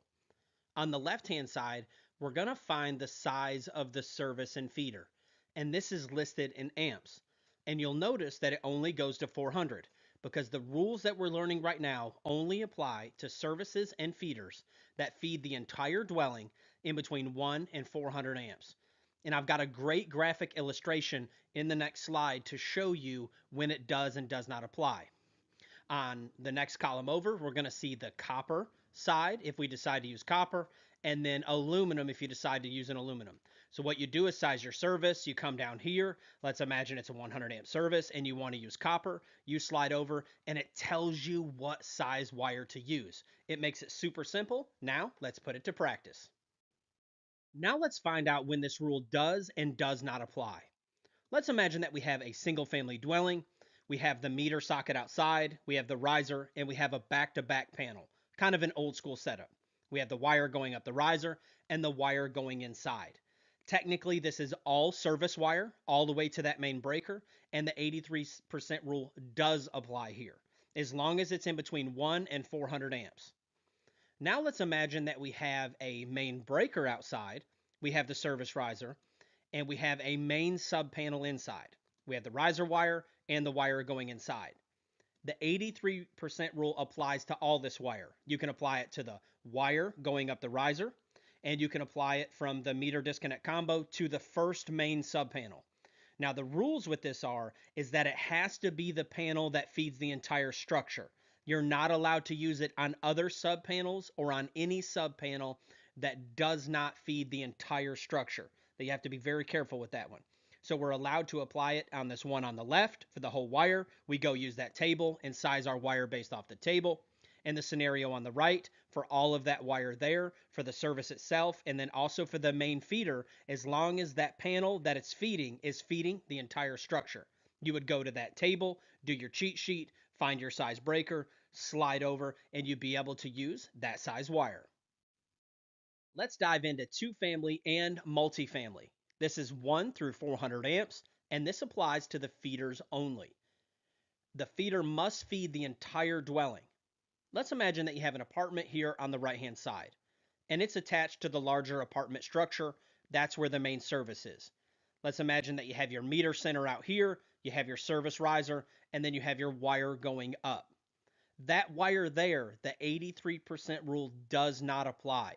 You're going to use all of the previous rules that we learned before and apply those. But the individual feeder going into that unit does. The 83% rule does apply. And the beauty of this is it allows you to save money in the long run. Whether you're doing single family dwellings only or you're doing the individual units of the apartments, you're going to be able to use a smaller wire based off that table than you would if you went and sized it like normal. And over a year's time, that could save you a lot of money. So that is when the 83% rule does and does not apply. What size copper wire and main breaker would you select for a service with a total calculated load of 47,000 VAs for a single family dwelling on a 120 240 volt system with 75 degree C terminals? Step 1, we're going to find our total connected load. In this case, they've given it to us, but we have to divide to get our amperage. When we do, now we can check for demand factors. And in this case, we do have a demand factor. Is this in between 1 and 400 amps? Yes. Is this on a single family dwelling? Yes. So the 83% rule does apply. So we get to use the table. Step 1, we're going to size our overcurrent protective device. And we're going to head to table 240.6a. We have a 196 amp known load. We're going to choose the next size up and put it on a 200. Now we can use our cheat sheet table. When we head there, we're going to size the wire. Step 1, we're going to be on the left-hand side and find our size breaker. Then we're going to come over to the copper column because that's what it requested. And we're going to find that we need to put it on a 2-aught. And in this case, we would have 2-aught copper on a 200 amp service. Great job. What size aluminum wire and main breaker would you select for a service with a total calculated load of 47,000 VAs for a single family dwelling on a 120 240 volt system with 75 degree C terminals? Step 1, we're going to find our total connected load. In this case, they've given it to us, and we're just going to divide, just like we did before. Now, we check for demand factors. Is this in between 1 and 400 amps? Yes. Is this on a single family dwelling or the individual unit of like an apartment? Yes. So the 83% rule does apply. And we're going to go size our overcurrent protective device. We end up putting it on a 200 amp breaker just like we did before. But now we have to be careful because the question is asking for aluminum. We head to our cheat sheet table. We start on the left-hand side and we're going to find our size breaker. Then we have to slide all the way over to the aluminum column and we're going to find out that it's a 4-aught aluminum. Great job.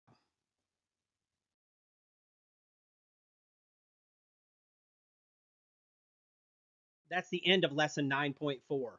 When it comes to these type questions, the only way to beat it is through repetition. And the best way to do that is at electricalexamcoach.com. We teach you so much more inside of the quizzes that we don't get the chance to cover inside the videos. There are so many different nuances, different levels, and just topics that we haven't covered on video that we cover inside of those quizzes that are in the testing center at electricalexamcoach.com. I am the Electrical Code Coach, and my bargain is that these videos will add value to you, and you will in turn add value to others. Let's get to it. Hey everyone, welcome back. I am the Electrical Code Coach from electricalexamcoach.com, and this is lesson 9.5 in our video series. And in this lesson, we're going to be learning about bundling adjustments and ambient temperature corrections. These are a subset of ampacity. And remember, ampacity is just how many amps the wire can handle safely under its conditions of use without exceeding its temperature rating. Bundling adjustments work like this. When wires are bundled, like in a pipe for example, they have less ability to dissipate the heat and it reduces how many amps the wire can handle safely. Ambient temperature corrections are like this. If wires are run in an extremely hot ambient temperature, it reduces how many amps the wire can handle safely. We're going to learn about these one at a time. Let's get to it. Let's dive into bundling adjustments. Let's take a look at our primary ampacity table. I want you to turn there now. And these values down below this table are true if, well, the question is if what? If you look at the paragraph above the table, the one that I said we would come back and look at later, it's got some parameters there. It says, hey, these are the ampacities of these conductors if, and the first if that we're going to look at is if there are not more than 3 current carrying conductors inside of a cable, pipe, or even buried in the earth together. Let's take a look at it. Let's imagine that we have a piece of conduit here and we pulled in a black, red, blue, and an equipment grounding conductors. What this table is saying is that those ampacity values listed down below in this table are true as long as you have not more than 3 current carrying conductors in a cable, pipe, or raceway. If you do have more than that, then we have to do what's called a bundling adjustment. Let's learn about our bundling adjustment table. Head to this respective table depending on your code cycle. When we get there, we're going to find that it's very easy to read. Reading all of our tables from top to bottom, left to right, we're going to start here on the left-hand side, and this is our number of current carrying conductors. Let's imagine we have this conduit, and we end up with 6 current carrying conductors. So we're going to slide down until we find our range, and we fall in the 4 to 6 range. Then we need to slide over and find our adjustment factor, which is just another demand factor, which is something you're very familiar with at this point in the program. Let's imagine we have a wire that's 50 amps. We take that 50 amp wire and we multiply it by 0.80, which was our demand factor. And we end up with a wire that is now only good for 40 amps. What they're saying is because the amount of wires inside of this pipe or cable that the wire cannot dissipate the heat safely. So you have to reduce how many amps the wire can handle. So the new allowable ampacity of this wire is only 40 amps. Up until this point, we've had all hot conductors inside of our conduit. But what happens if we add in a neutral? Is it considered a current carrying conductor? What about grounding conductors? Are they considered current carrying conductors? Well, let's learn how to count conductors now. Now let's learn about current carrying conductor counting, because we're only going to be counting the current carrying conductors. You may get a question on your exam that gives you the number of conductors. That's easy. You're going to go to the tables and do the math. But you may get a question on your exam that ask you in a scenario of wires, how many of them are current carrying conductors. The first one's easy, all ungrounded conductors. All of the hots are going to be considered current carrying conductors under normal circumstances.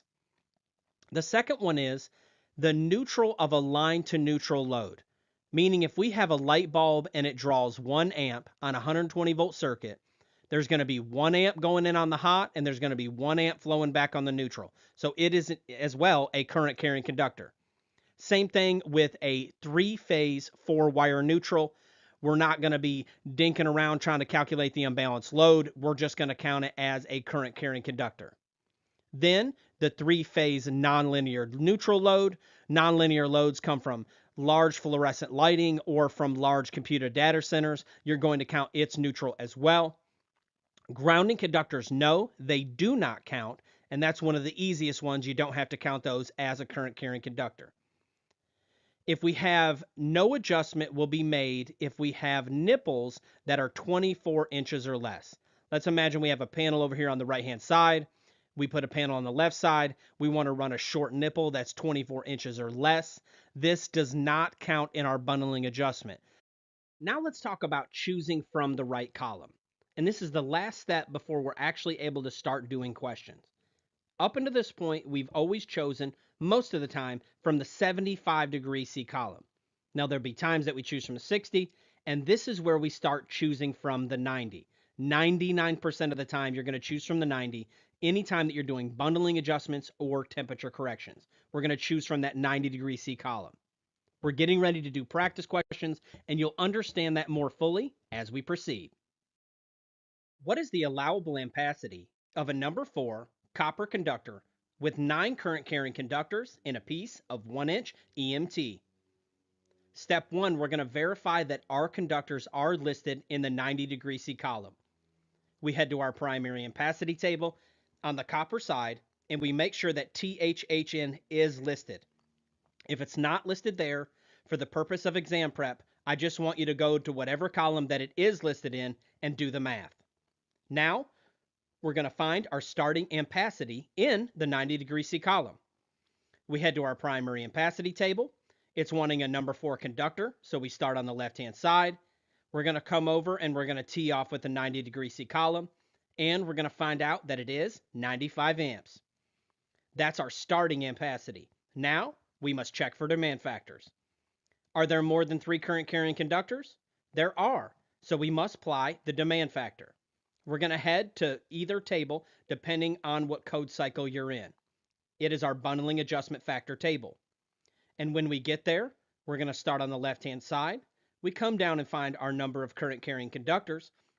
Then we cross over and find our demand factor. Now we can get to work. We take our starting ampacity, we multiply it by the demand factor, and that gives us a new allowable ampacity of 66.5 amps. A wire that was once good for 95 amps, because of it being bundled in this pipe, is now only good for 66.5, and we select A. Great job! What is the allowable ampacity of a 1-aught XHHW copper conductor with 13 current carrying conductors in a piece of 2-inch RMC?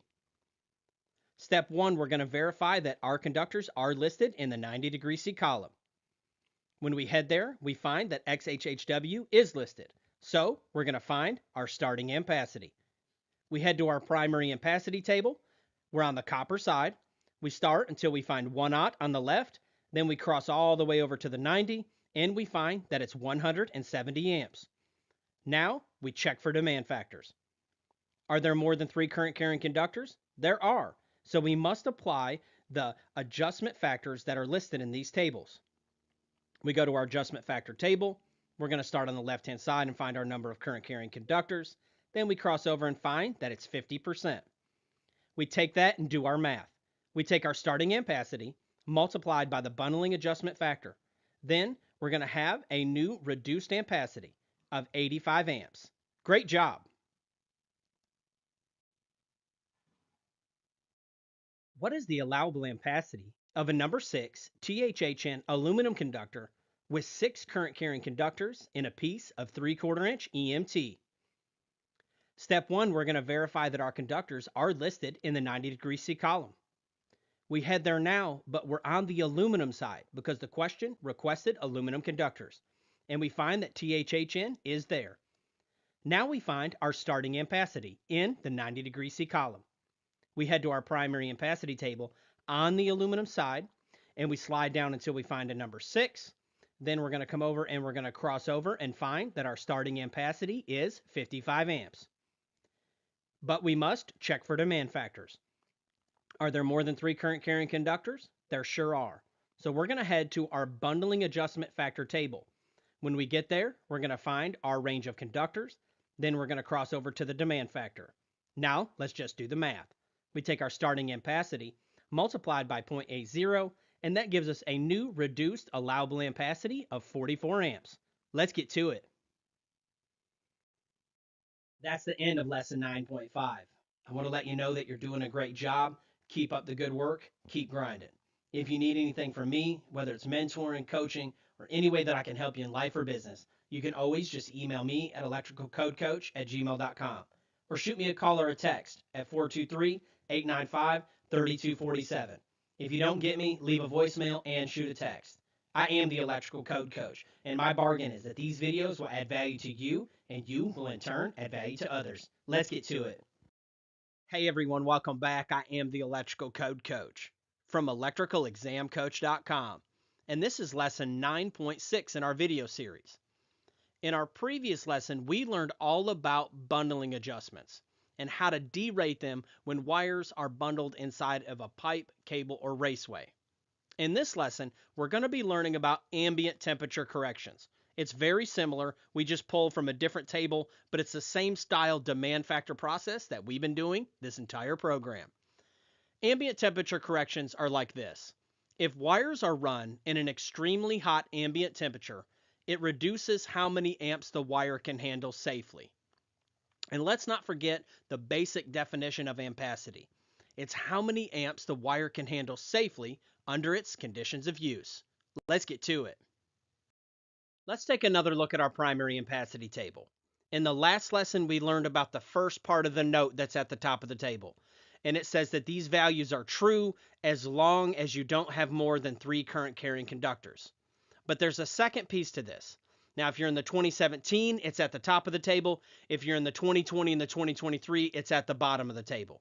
And what it's stating is that these values are true in this table as long as you're in an ambient temperature of 86 degrees Fahrenheit.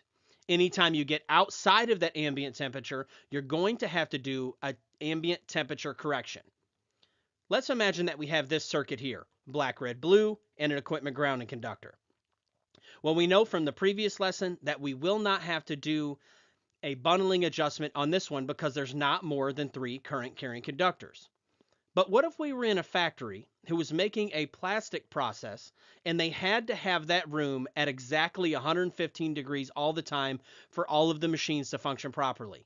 That's what we're going to learn about in this lesson when you run into those scenarios and you're pulling circuit conductors. Now let's learn about our temperature corrections table. Go ahead and head to your code cycles table number now. Pause the video if you need to. When we get to the table, we want to verify we're in the right table. And how we do that is make sure that we're in the table that says 86 degrees Fahrenheit. We do not want to be in the table that says 104 degrees Fahrenheit. The table looks identical, but it'll have all the wrong numbers that you need. So you want to make sure that you're in the table that says 86 degrees Fahrenheit. Then if you're able to in your state, I want you to highlight that table. Just highlight the title of it. So when you're flipping through and doing these questions, you're going to know that you're in the right table and you don't have to second guess yourself. Once we know that we're in the right table, let's break down the table. On the left-hand side, we're going to find our column in Celsius. And that's if your actual ambient temperature is in degrees Celsius. You would start on the left-hand side, find the degrees in Celsius, and then finish the process that we're getting ready to learn. Across the top, you'll see a 60, 75, and 90 degree C column. And those correspond with the 60, 75, and 90 degree C columns of our starting ampacity table. Then on the right-hand side, you'll notice degrees Fahrenheit. and that's if your ambient temperature is listed in degrees Fahrenheit. Let me give you an example. Let's imagine that we have this circuit here with our black, red, blue in it, and we have our equipment grounding conductor. Then let's imagine we're in an ambient temperature of 115 degrees Fahrenheit. We would start on the right-hand side, and we would find 115 degrees. Then we would come over to the 90 degree C column, and we would find our correction factor. And all it is another demand factor. And let's imagine that we had a wire that was 50 amps before we started. We found out that it was installed in an ambient temperature of 115 degrees. And we found out that our correction factor was 0.82. All we would have to do is take our starting ampacity, multiply it by 0.82, and we would end up with a new allowable ampacity of 41 amps. Great job! Let's talk about choosing from the right column. Just like with bundling adjustments, 99.9% of the time, we're going to be choosing from the 90 degree C column for our starting ampacity. And then we have to make sure that we choose from the 90 degree C column in our temperature corrections factor table. In the event of it not being listed there, we're likely going to choose from the 75 if it's listed there, but we have to make sure that we choose from the 75 over here as well. But that would be under very rare circumstances when you are in the testing center. But I just want you to know about it just in case. And one thing that I do want to mention at this point in the program is NM cable. NM cable is Romex, and it is actually allowed to be chosen from the 90 degree C column. Romex is just a trade name. They also have Southwire and other trade names. But in the code book, it's called NM cable. And for the purpose of bundling adjustments and temperature corrections, you're allowed to choose from the 90 degree C column when doing those calculations. What is the allowable ampacity of a THHW number 6 copper conductor with an ambient temperature of 142 degrees terminating to 75 degree C terminals? Step 1, we're going to verify that our conductors are listed in the 90 degree C column. We head there and look for THHW, and sure enough, it's right there. Now we're going to find our starting ampacity in the 90 degree C column. We head back to that table. We're going to start over here and find our number 6. Then we're going to cross over and find its ampacity in the 90 degree C. And in this case, it's 75. We're going to take our number 6 at 75. Now we're going to check for demand factors. Is the ambient temperature greater than 86 degrees Fahrenheit? It is, so there will be a demand factor. We're going to head to our respective table depending on our code cycle. And we're going to go find our correction factor. When we get there, we're going to start on the right-hand side because the question stated it in Fahrenheit. Then we're going to go down until we find our range of temperature. Ours was 142 degrees. Then we're going to slide over and find our correction factor. And remember, it's just a demand factor. Now, what we're going to do is we're going to head back and do our math. We take our starting ampacity multiplied by the correction factor, and that gives us a new allowable ampacity of 48.75, and we select B. Great job! What is the allowable ampacity of a number 10 THWN-2 copper conductor that is installed in an area with an ambient temperature of 145 degrees Fahrenheit? Step 1, we're going to verify that our conductors are listed in the 90 degree C column. We head to the table, we look for THWN-2, and sure enough, they're there. Now let's find our starting ampacity in the 90 degree C column. We head back to the table, we come down and find our number 10 on the left, and we cross over to 40 amps. Now we check for demand factors. Is the ambient temperature greater than 86 degrees Fahrenheit? It sure is. We're going to head to our table and find our correction factor. We're going to start on the right-hand side because it's Fahrenheit. We come down and find our range of temperature, which is 145, and we slide over and find our correction factor is 0.65. Now we go back and we take our starting ampacity multiplied by 0.65, and that gives us a new allowable ampacity of 26 amps, and we select D. What is the allowable ampacity of a 2-aught XHHW copper conductor that's installed in an area with an ambient temperature of 68 degrees Celsius. Step 1, we're going to verify that our conductors are listed in the 90-degree C column. When we head to the table, sure enough, they're there. Now let's find our starting ampacity. We're going to go to the table, start on the left-hand side. We're going to find 2-aught copper. Then we're going to cross over and find 195 amps. Now we check for demand factors. Is the ambient temperature greater than 30 degrees Celsius? It sure is. So we know that there will be a demand factor. We head to our correction factor table, and in this time we're going to start on the left-hand side because it was listed in degrees Celsius. But we have to be careful to cross all the way back over to the 90 because that's the column that we chose from. And we find that our correction factor is 0.58. We take our starting ampacity, multiply it by the correction factor, and that gives us our new allowable ampacity of 113.1 amps, and we select A. Let's get to it. That's the end of lesson 9.6. You can head over to electricalexamcoach.com for practice questions and different variants of these type of questions. I am the electrical code coach, and my bargain is that these videos will add value to you, and you will in turn add value to others. Let's get to it. Now we're going to learn about sizing motor conductors. 430 is one of the largest articles in the code book, so I'm only going to show you what you're going to be testing on. When sizing normal motor conductors, you will use the motor FLC and not the FLA nameplate. FLC stands for full load current, and that's a value that we find inside the code book. The FLA nameplate rating is typically the amperage value that they've stamped on the motor's nameplate. Remember how we've learned previously that every piece of equipment has a nameplate, and it'll say things like what voltage the equipment is and what the amperage is. Well, on motors, they'll typically stamp an amperage, but that's the FLA. So when we're sizing normal motor conductors, we're actually going to use the FLC, and I'm getting ready to teach you how to find that value. We're going to find these values in table 430.248, and that's for single phase. It's on page 321 of the 2017 or page 332 of the 2020. I want you to head there now, pause the video if you need to, and we're getting ready to go over this table. I'll give you a little hint. If you are able to tab your code book, there is a motor FLC tab that will take you right there. So the first thing that we do when we get to this table is we read the black bold heading. It says full load current in amperes for single phase alternating current motors. Great, I feel like we're in the right table. I would go ahead and take a moment, and if you can, and highlight that right there where it says full load current, and then highlight the word single phase. Okay? Highlight the word full load current and single phase.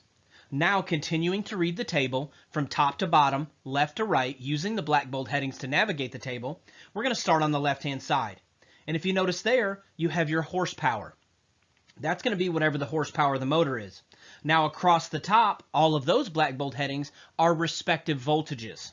Okay? So what you do is you go to your horsepower, and then you come over and you tee off with whatever voltage your motor or your question states. Okay? So, and one thing I want to know is that these are nominal voltages. So although it says 115 at the top, it would also include 120. Although all the way at the end, it says 230 volts across the top of the black bold headings, you could still count 240 in that. These are nominal voltages. Another tip I want to give you is that even if the motor is a single phase motor, but your question states 208 volts, you use whatever column your question states. Don't try to use reasoning and say, well, 208 is only three phase. Whatever your question states, just do it that way. Now let's all head to table 430.250. That's for our three-phase motors. It's on page 322 of the 2017 and on page 333 of the 2020. And when we get there, it's going to be very similar. We always read the black bold heading. It says full load current for three-phase motors. I want you to highlight full load current and three-phase motors if you're allowed to highlight in your state. When we go to read this table, we're going to read it just the same. We start on the left-hand side. It's going to be our respective horsepower.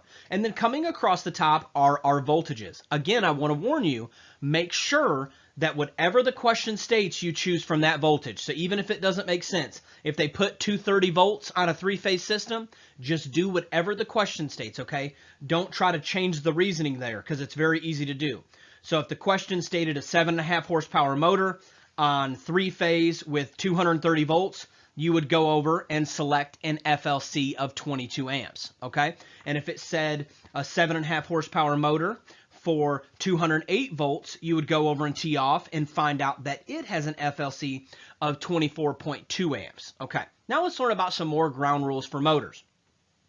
You're going to multiply the FLC by 125%, okay? They consider motors continuous duty. Remember how we learned about continuous load and continuous duty previously? Well, it's the same thing. They're assuming that all motors are continuous duty, except, remember this is the national exception code, okay?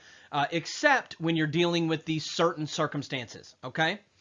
For conductors on motors that are under 1200 RPM, that are intermittent duty, multi-speed, or high torque, you're actually going to use the nameplate FLA current rating. And for each one of these, there's going to be individual rules that apply. I'm only going to teach you in our lesson the ones that you're probably going to be tested on, okay? So, and I'm going to say this over and over in every slide so you don't have to worry about remembering that right now. If it's a normal motor conductor, you're going to multiply the FLC by 125%. If it's any one of these other motors, under 1200 RPM, intermittent duty, multi-speed, or high torque, and your question will say that in there. And I'm going to teach you how to watch for these red flags. You're actually going to use the FLA rating. Why the code book doesn't stick with FLC or FLA only, I don't know, and I wish they would simplify it. Also, one thing I want to note for motor conductors. Remember in the ampacity lesson, we learned that 14 gauge wire can only go on a 15 amp breaker, 12 gauge wire can only go on a 20 amp breaker, and 10 gauge wire can only go on a 30 amp breaker? Well, with motors, these limitations do not apply. Those rules do not apply. So, now that we've set the ground rules, let's get to it. What size copper conductors would you select for a 3 horsepower, 208 volt, 3-phase motor that has an FLA nameplate rating of 9 amps terminating to 75 degree C terminals? One thing I want to note is that they're always going to put that FLA nameplate in there, rating in there to throw you off. So remember, when sizing normal motor conductors, you will use the FLC. For conductors on motors that are under 1200 RPM, intermittent duty, multi-speed, or high torque, you're going to use the nameplate FLA rating. For normal single motor conductors, you're going to multiply that FLC by 125%. So first we go find our FLC. We go to table 430.248 for single phase, and we go to 430.250 for 3-phase. Okay, so when we get to the table, we start on the left-hand side. So we look back at our question. What does it say? It says 3 horsepower. And then it also says 208 volts. So we start at 3 horsepower, we come over and we tee off with 208 volts, and we're going to find that that motor has an FLC of 10.6 amps. Now what we're going to do is take that 10.6 amps, we're going to multiply it by the 125%, 1.25. That's going to give us a new amp draw that we're going to size our wire by of 13.25 amps. Now we head to our primary ampacity table, being sure to select from the 75 degree C column because our terminals are 75 degrees. We're also selecting from a copper conductor. So we start, we go down, and we go on the 75 degree C side of the copper conductors until we find a conductor large enough to cover the known amp load. And in this case, it's 13.25 amps. And we're going to select A, 14 gauge. Great job. What size copper conductors would you select for a 5 horsepower, 208 volt, 3-phase motor that has an FLA nameplate rating of 15.2 amps terminating to 75 degree C terminals? Remember, when sizing normal motor conductors, you will use the FLC. On these types of motors, you're always going to use the FLA. Also, for normal single motor conductors, you're going to multiply that FLC by 125%. First, we need to find our FLC. We're going to head to our respective table. In this case, it's 3-phase, so we're going to go to 430.250. And when we get to 430.250, starting on the left-hand side, we're going to come down and we're going to tee off with our voltage, which is 208 volts, and we're going to find that the motor FLC for this motor is 16.7 amps. Now we take that 16.7 amps, we multiply it by 1.25. That's going to give us a new amperage of 20.875 amps, okay, and we're going to round up to 21. Now we head to our primary ampacity table in the 75° C column. We're going to start and we're going to go in the copper side, 75° C, and we're going to find a wire that is large enough to cover our known amp load of 21 amps. And we're going to select B. What size copper conductors would you select for a 7.5 horsepower, 208 volt, 3-phase motor that has an FLA nameplate rating of 28.6 amps terminating to 60° C terminals? Remember, when sizing normal motor conductors, you're going to use the FLC. If you have one of these specific situations, you're going to use the nameplate FLA. Also, for single motors, we're going to multiply it by the 125%. So we head to our respective table. In this case, it's 3-phase. So we're going to head to 430.250. Starting on the left-hand side, we're going to select our respective horsepower. Then we're going to come down and we're going to tee off with our voltage. Now we're going to select our FLC of 24.2 amps. Now we take that 24.2 amps, we multiply it by 1.25. That's going to give us a new amperage to size our wire by of 30.25. Now we head to our primary ampacity table, being very careful to select from the 60° C the 60° C column, because our terminals are rated 60° C. And we're going to select C. Great job. What size copper conductors would you select for a 10 horsepower, 115 volt, single phase motor that has an FLA nameplate rating of 95 amps terminating to 75° C terminals? Remember, when sizing normal motor conductors, you're going to use the FLC. When you have these motor situations, you're going to use the nameplate FLA. Also, for normal single motors, you're going to multiply the FLC by 125%. First, we're going to find our FLC. This case, it's single phase, so we're going to go to 430.248. Starting on the left-hand side, we're going to find our respective horsepower. Then we're going to come and tee off with our respective voltage. We're going to find that our FLC is 100 amps. Now we're going to take that 100 amps and we're going to multiply it by 125%. That's going to give us 125 amps. Now we head to our primary ampacity table in the 75° C column. In the copper side, we're going to go down and we're going to select a wire that will cover our known amp draw, in this case 125 amps. And we're going to select D. Great job. What size copper conductors would you select for a 10 horsepower, 230 volt single phase motor that has an FLA nameplate rating of 47.5 amps terminating to 75° C terminals? Remember, when sizing normal motor conductors, you're going to use the FLC. In these special conditions, you're going to use the nameplate FLA. Also, for normal single motor conductors, you're going to multiply that FLC by 125%. So first we go to our single phase table of 430.248. Starting on the left-hand side, we're going to choose our respective horsepower. Then we're going to come over and tee off with our voltage. Our FLC is 50 amps. Now we take that FLC, multiply it by 125%. That's going to give us 62.5 amps. Now we head to our primary ampacity table in the 75° C column. And we're going to select a 6-gauge wire. Great job. What size copper conductors would you select for a 10 horsepower, 230 volt single phase motor that has an FLA nameplate rating of 47.5 amps terminating to 60° C terminals? Remember, when sizing normal motor conductors, we're going to use the FLC. For these motors, we're going to use the FLA. Also, we're going to do that 125% rule. In this case, we're dealing with single phase, so we're going to go to 430.248. Starting on the left-hand side of the table, we're going to come down and find our respective horsepower. Then we're going to come across the top to our respective voltage and tee off. We're going to find that our FLC is 50 amps. Now we're going to take that 50 amps, we're going to multiply it by 1.25. That's going to give us a new amp draw of 62.5 amps to size our wire by. Now we're going to head to our ampacity table, being sure to select from the 60° C column. In the copper side, in the 60° C column, we go down and we find a wire that will cover our known amp draw. And in this case, we're going to select a number 4. Great job. What size aluminum conductors would you select for a 10 horsepower, 115 volt single phase motor that has an FLA nameplate rating of 95 amps terminating to 75° C terminals? We're going to use the motor FLC for normal motor conductors. Also, with these motors, we're going to use the FLA. For single motors, we're going to multiply the FLC by 125%. First, we find our FLC. In this case, it's single phase, so we go to 430.248. In that table, we find that we have an FLC of 100 amps. We take 100 multiplied by 1.25. That is going to give us 125 amps. Now we head to our primary ampacity table. In the 75-degree C column, being sure to be on the aluminum side of the table.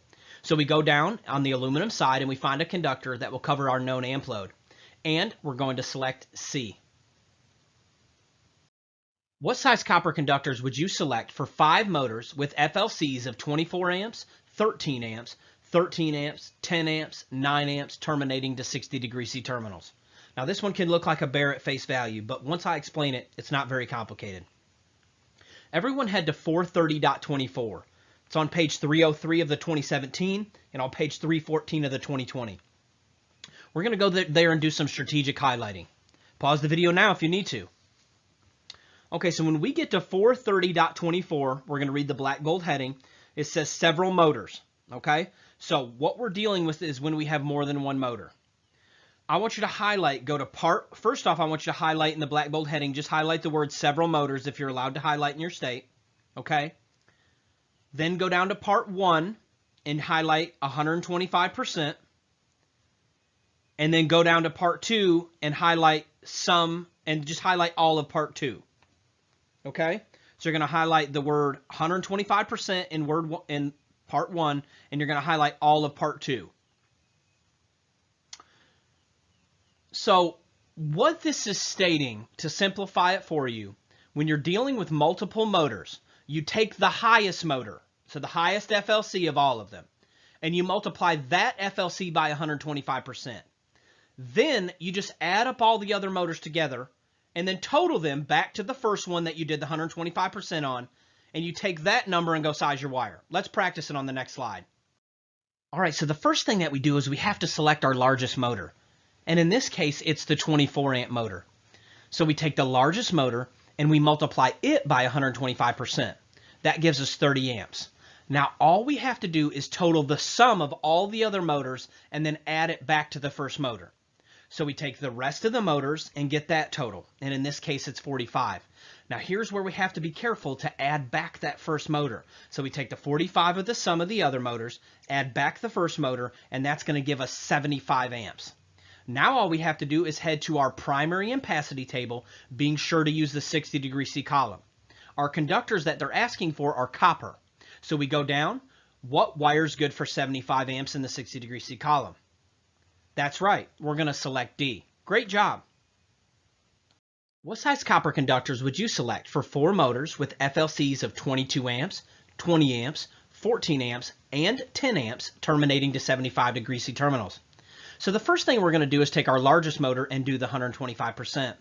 We take our largest motor, multiply it by 125%, and that gives us 27.5 amps. Now we take all the other motors and add them together. That gives us a total of 44. Now we take and add those two totals together, giving us a total of 71.5 amps. Now we head to our primary ampacity table, and we're going to select on the copper side in the 75-degree C column a wire that is large enough to cover our known load. And in this case, we're going to select A. Great job.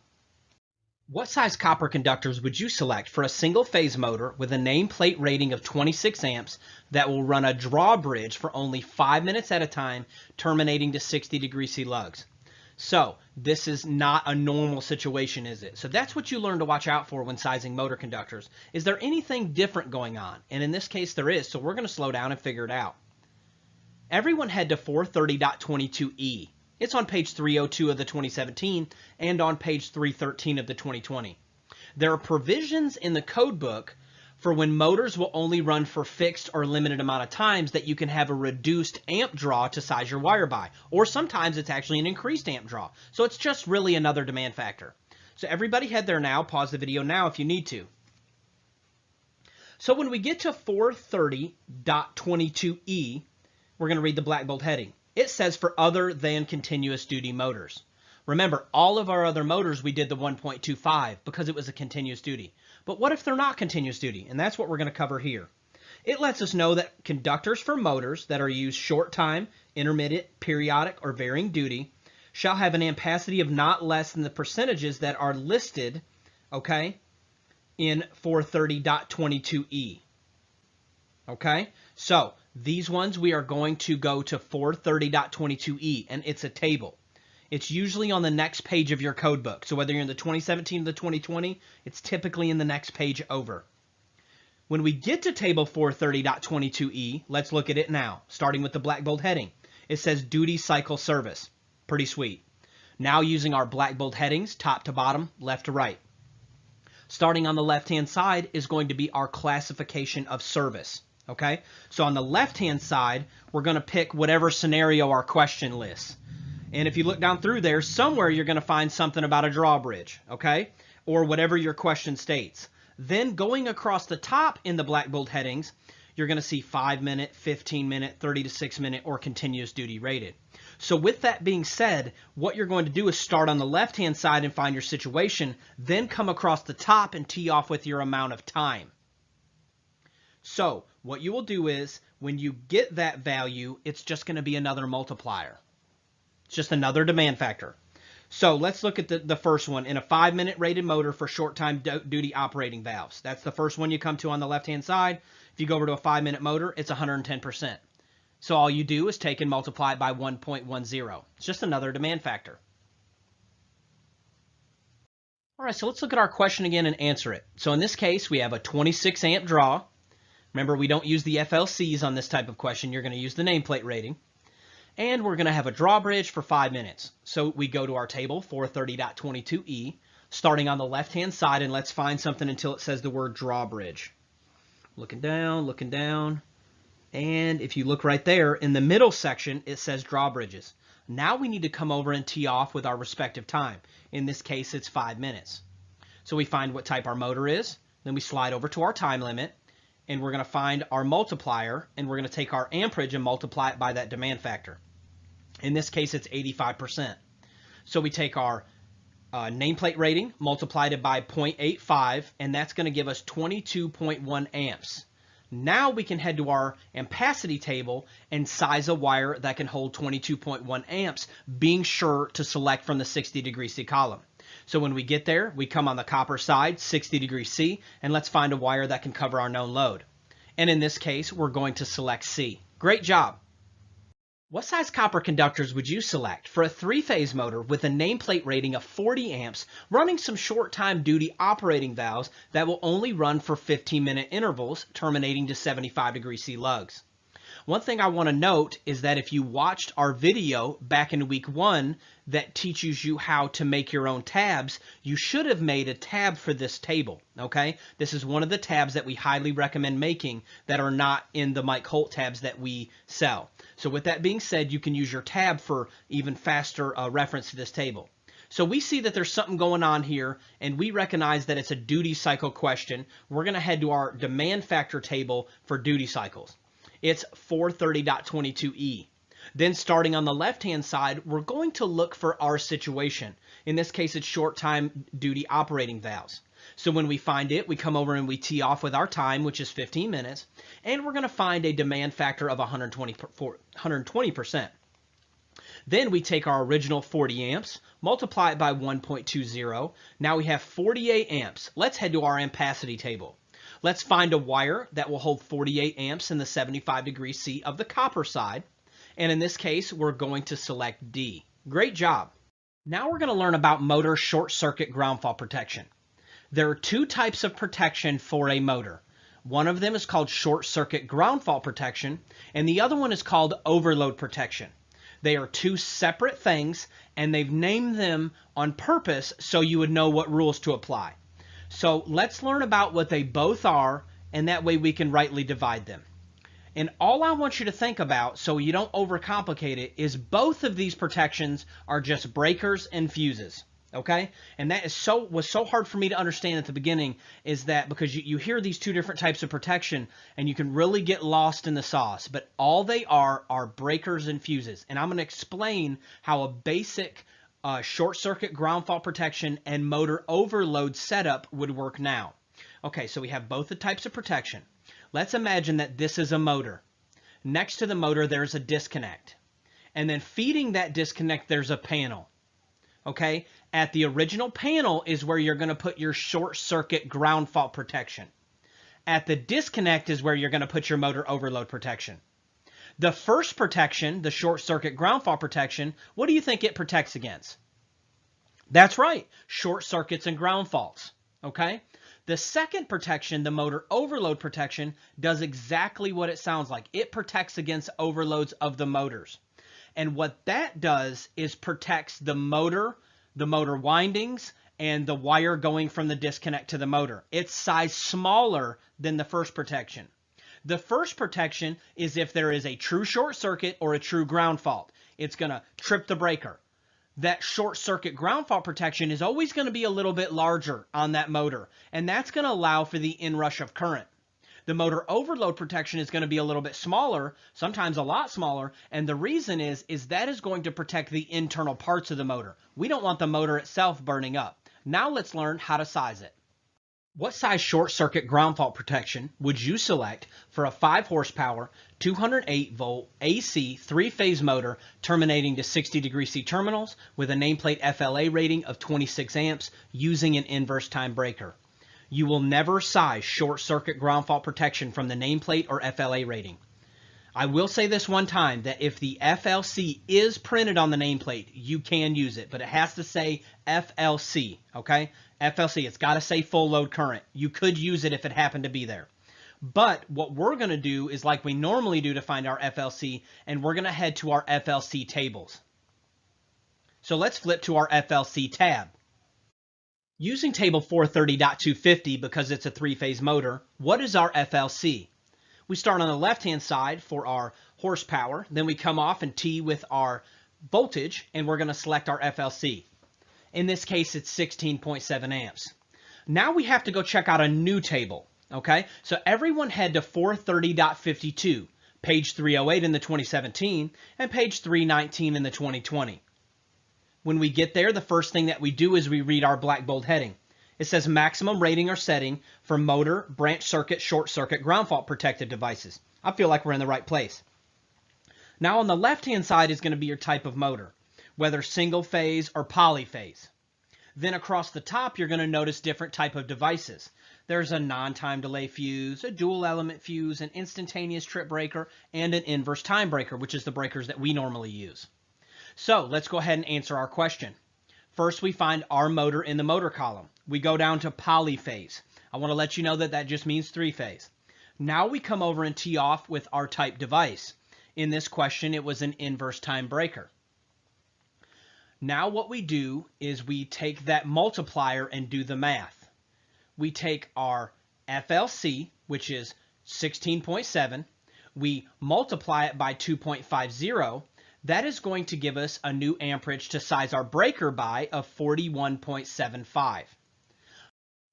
All right, so we took and we did our math.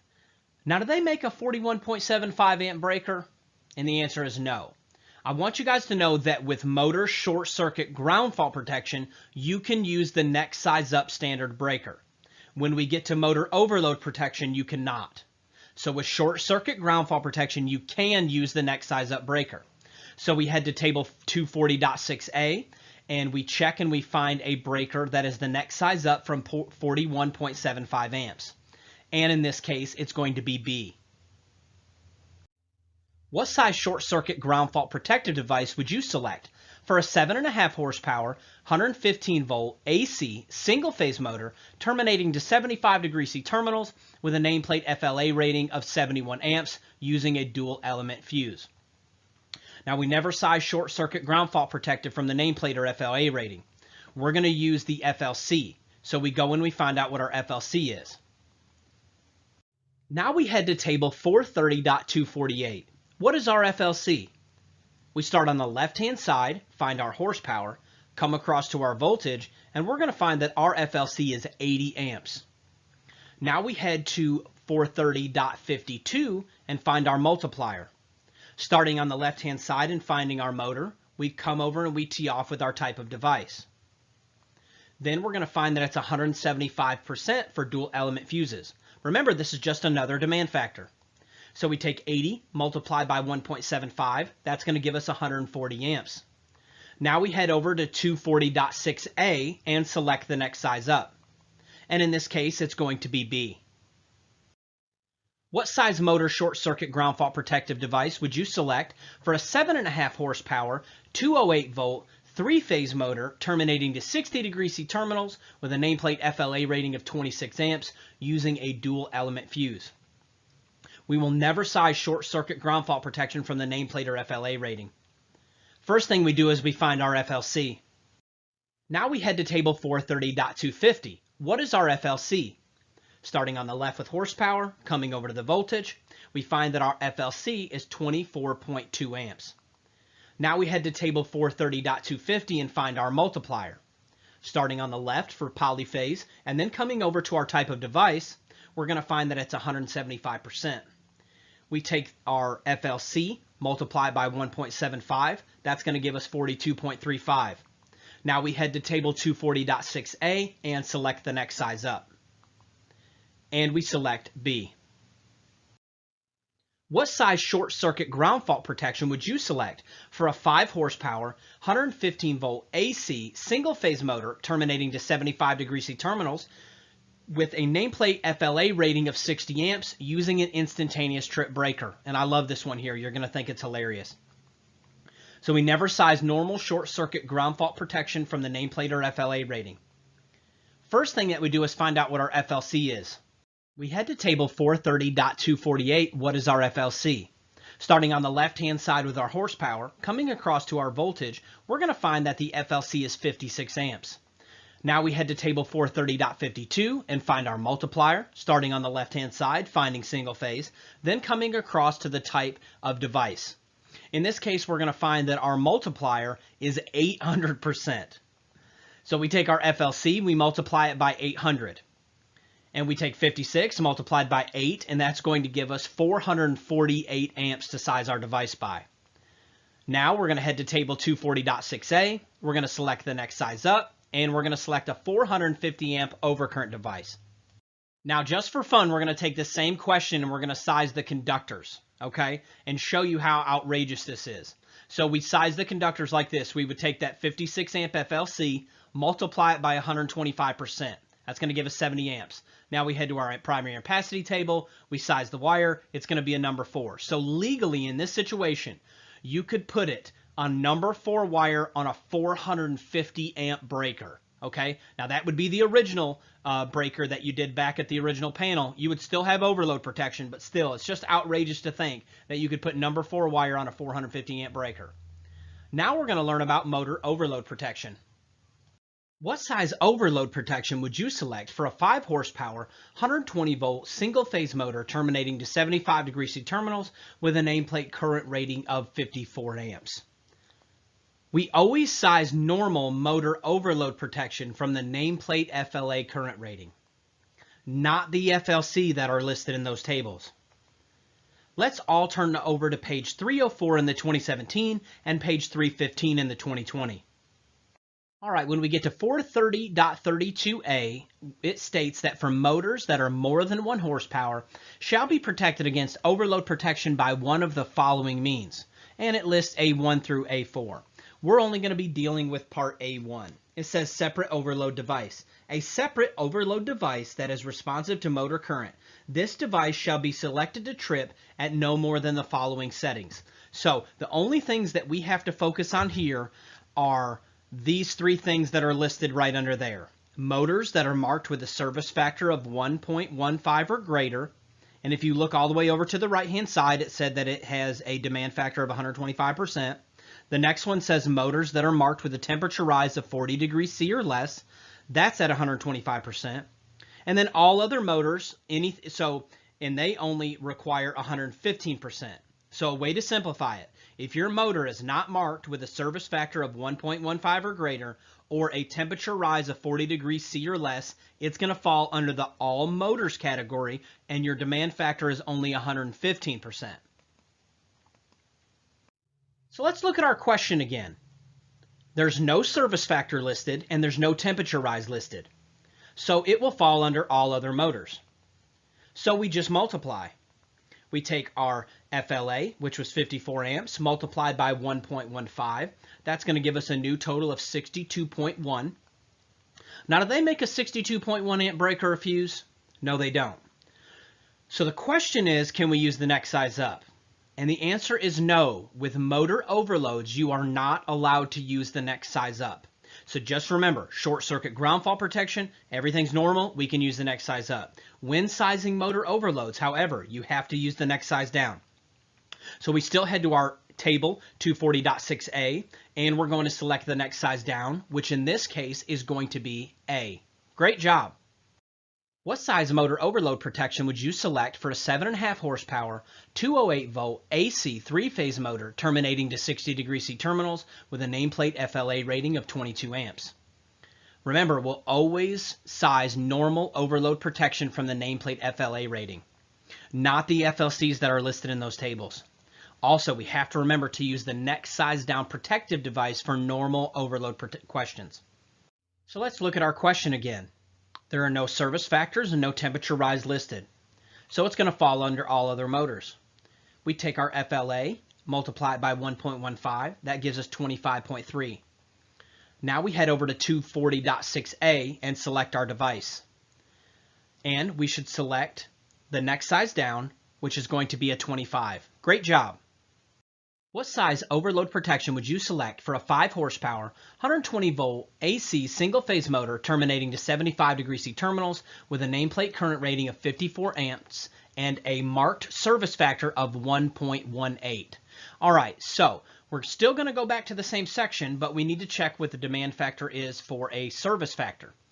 So we head over. We always size normal short circuit ground fault protection from the FLA rating, not the FLC that are listed in our tables. And we're always going to select the next size down. So let's look at our question again. There is a service factor listed. We're going to go back to our code book here, and we're going to select a 125% multiplier. We take that 54 amps multiplied by 1.25. That's going to give us 67.5. We're going to head to 240.6a using our OCPD tab, and we're going to select the next size down, which in this case is going to be D. What size motor overload protection would you select for a 3 horsepower, 230 volt AC single-phase motor terminating to 75° C terminals with a nameplate FLA of 15 amps and a temperature rise of 37° C? We always size normal motor overload questions from the nameplate FLA, not the FLCs listed in these tables. And we always use the next size down when selecting our protective device. Now let's look at our question again. In this case, there is a temperature rise. So we head back to our code book. We select our multiplier of 125%. We take 15 multiplied by 1.25. That's going to give us 18.75. We head to 240.6a, and we're going to select the next size down, which is going to be D. Great job. What size overload and short circuit ground fault protection would you select for a 5 horsepower, 230 volt AC single phase motor terminating to 60° C terminals with a nameplate FLA rating of 23 amps using fuses for the overload protection and an inverse time breaker for the short circuit ground fault protection? So first let's size our overload protection. We use our nameplate FLA rating for it. There's no service factor or temperature rise listed, so it falls under all other motors. We take our 23 amps, multiply by 1.15. That gives us 26.45. Now head to 240.6a, select the next size down. That's going to be a 25. Now let's size our short circuit ground fault protection. We're going to use our FLC. In this case, we have to look it up. In this case, we are dealing with a single phase motor, so we're going to go to 430.248. We find that our FLC is 28. Now let's head to table 430.52. We're going to select our multiplier. We take 28 multiplied by 2.50. That's going to give us 70. We head to 240.6a. We select the next size up, and it's going to give us a 25 amp overload on a 70 amp short circuit ground fault protection. Great job. Now we're going to learn the 3 different tables that we size almost all of our grounding and bonding conductors. There are 3 classifications of grounding and bonding conductors. The first one is the grounding electrode conductor. That's the GEC. That is the wire that's physically installed from, we'll say, the ground rod all the way to the panel, or the footing ground all the way to the panel. The second classification are bonding jumpers. Now, a good example of a bonding jumper is the main bonding jumper. And I don't know if you've ever seen that green screw in the back of a panel. You know how sometimes we'll screw that screw in if we're at the first point of disconnect? That screw right there is actually called a main bonding jumper. They can also be made of wire, and you may have also seen them as the strap that you turn into and connect the neutrals and grounds if you're at the first point of disconnect. Or sometimes you just use that little strap, which is made up of a piece of copper, and we're going to use that to bond the frame of the panel. That's one example of a main jumper. There's system bonding jumpers, supply side bonding jumpers. We're going to learn how to size those today. And the third classification is the equipment grounding conductor. That's the EGC. And that is going to be the conductor that we run with our circuits, isn't it? You know, it'll be either green or bare or stranded or solid. It could be any one of those variations. A good example is inside of a Romex jacket. Typically, it'll have a hot, a neutral, and a bare ground, won't it? That is an example of an equipment grounding conductor, and we're going to learn how to size those today. Let's learn about sizing grounding electrode conductors. Everyone head to table 250.66. It's on page 116 of the 2017 and on page 123 of the 2020. Pause the video now if you need to. So the first thing we get there is we check the black bold heading and make sure that we're at the right table.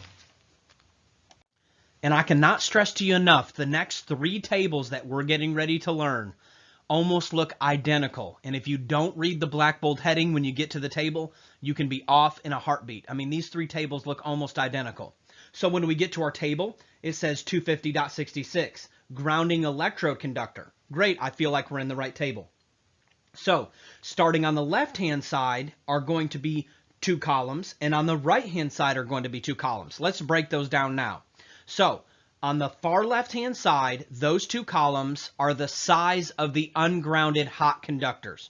So whatever your service is, these are based off the size of the ungrounded hots. You're going to have a copper column and an aluminum column. Okay? So if your main conductors, your hots are made of copper, you're going to select from the copper side first. And then when you come over to the other side, you're going to select depending on the make and composition of the grounding electrode conductor itself, you're going to select from copper or aluminum. Okay? So let me be very clear and very slow right here. If our mains are made of copper, we select from the copper side. If our mains are aluminum, we select from the aluminum side. Then there's a second conductor involved. It's the actual GEC itself. And we have to cross over and make sure we select from the right column, whether copper or aluminum. Because it's very easy to go copper and then want to go straight over to copper. But whatever your real world scenario or whatever your question states, you have to be very diligent to select from the respective column here and then jump over and select from the proper column here. But we're going to do a bunch of practice questions and you'll be a pro by the end of it. Now let's all flip back one page. Okay? Flip back one page to Article 250.66. Okay? And we're going to do a little bit of highlighting.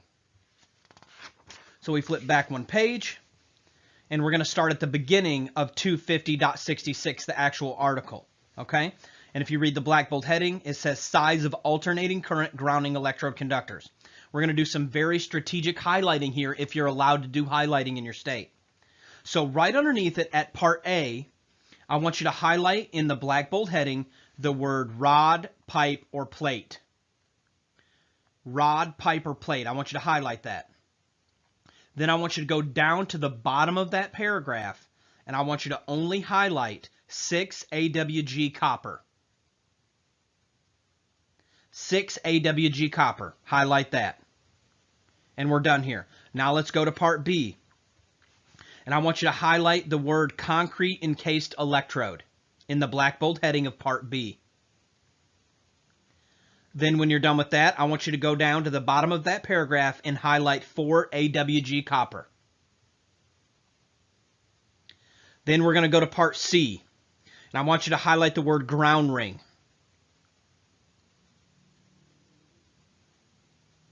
And depending on what code book you're in, for this one, we have to flip back a page or two.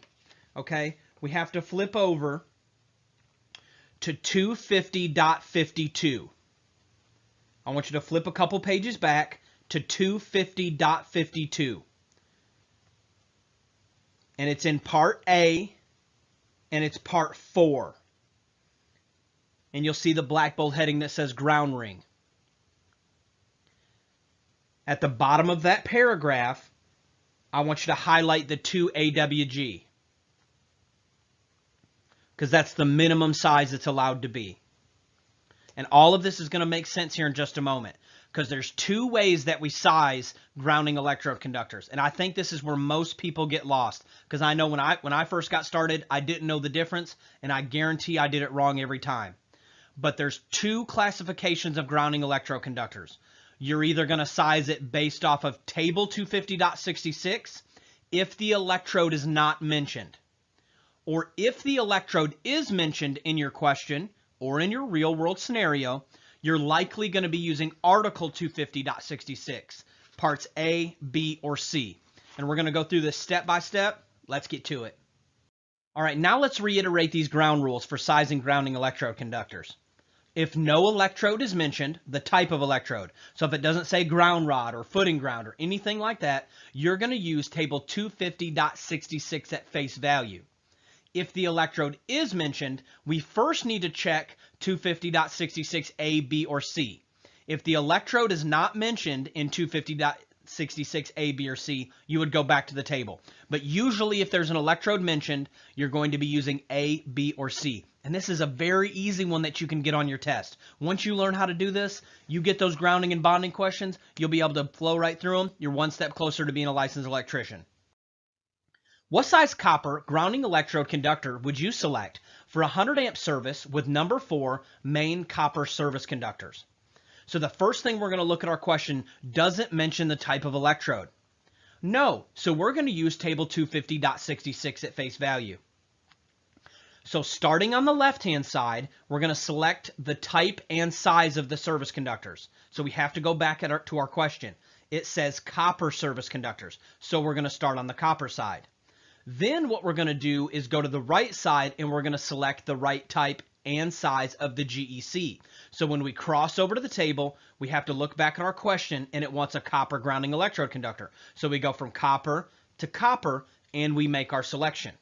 So we come across, when we tee off, we find out that we're going to select a number 8. Great job.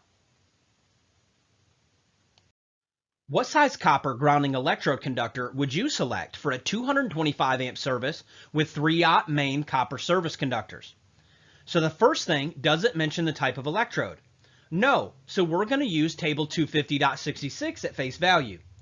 So starting on the left-hand side, being careful to reread our question, in this case we're going to start on the copper side. Then when we go to make our GEC selection, we're going to slide over to the right, we're going to look at our question again, and we're going to select from the copper side over here as well. And in this case, we're going to find that we would be required to have a number 4, and we would select C. Great job.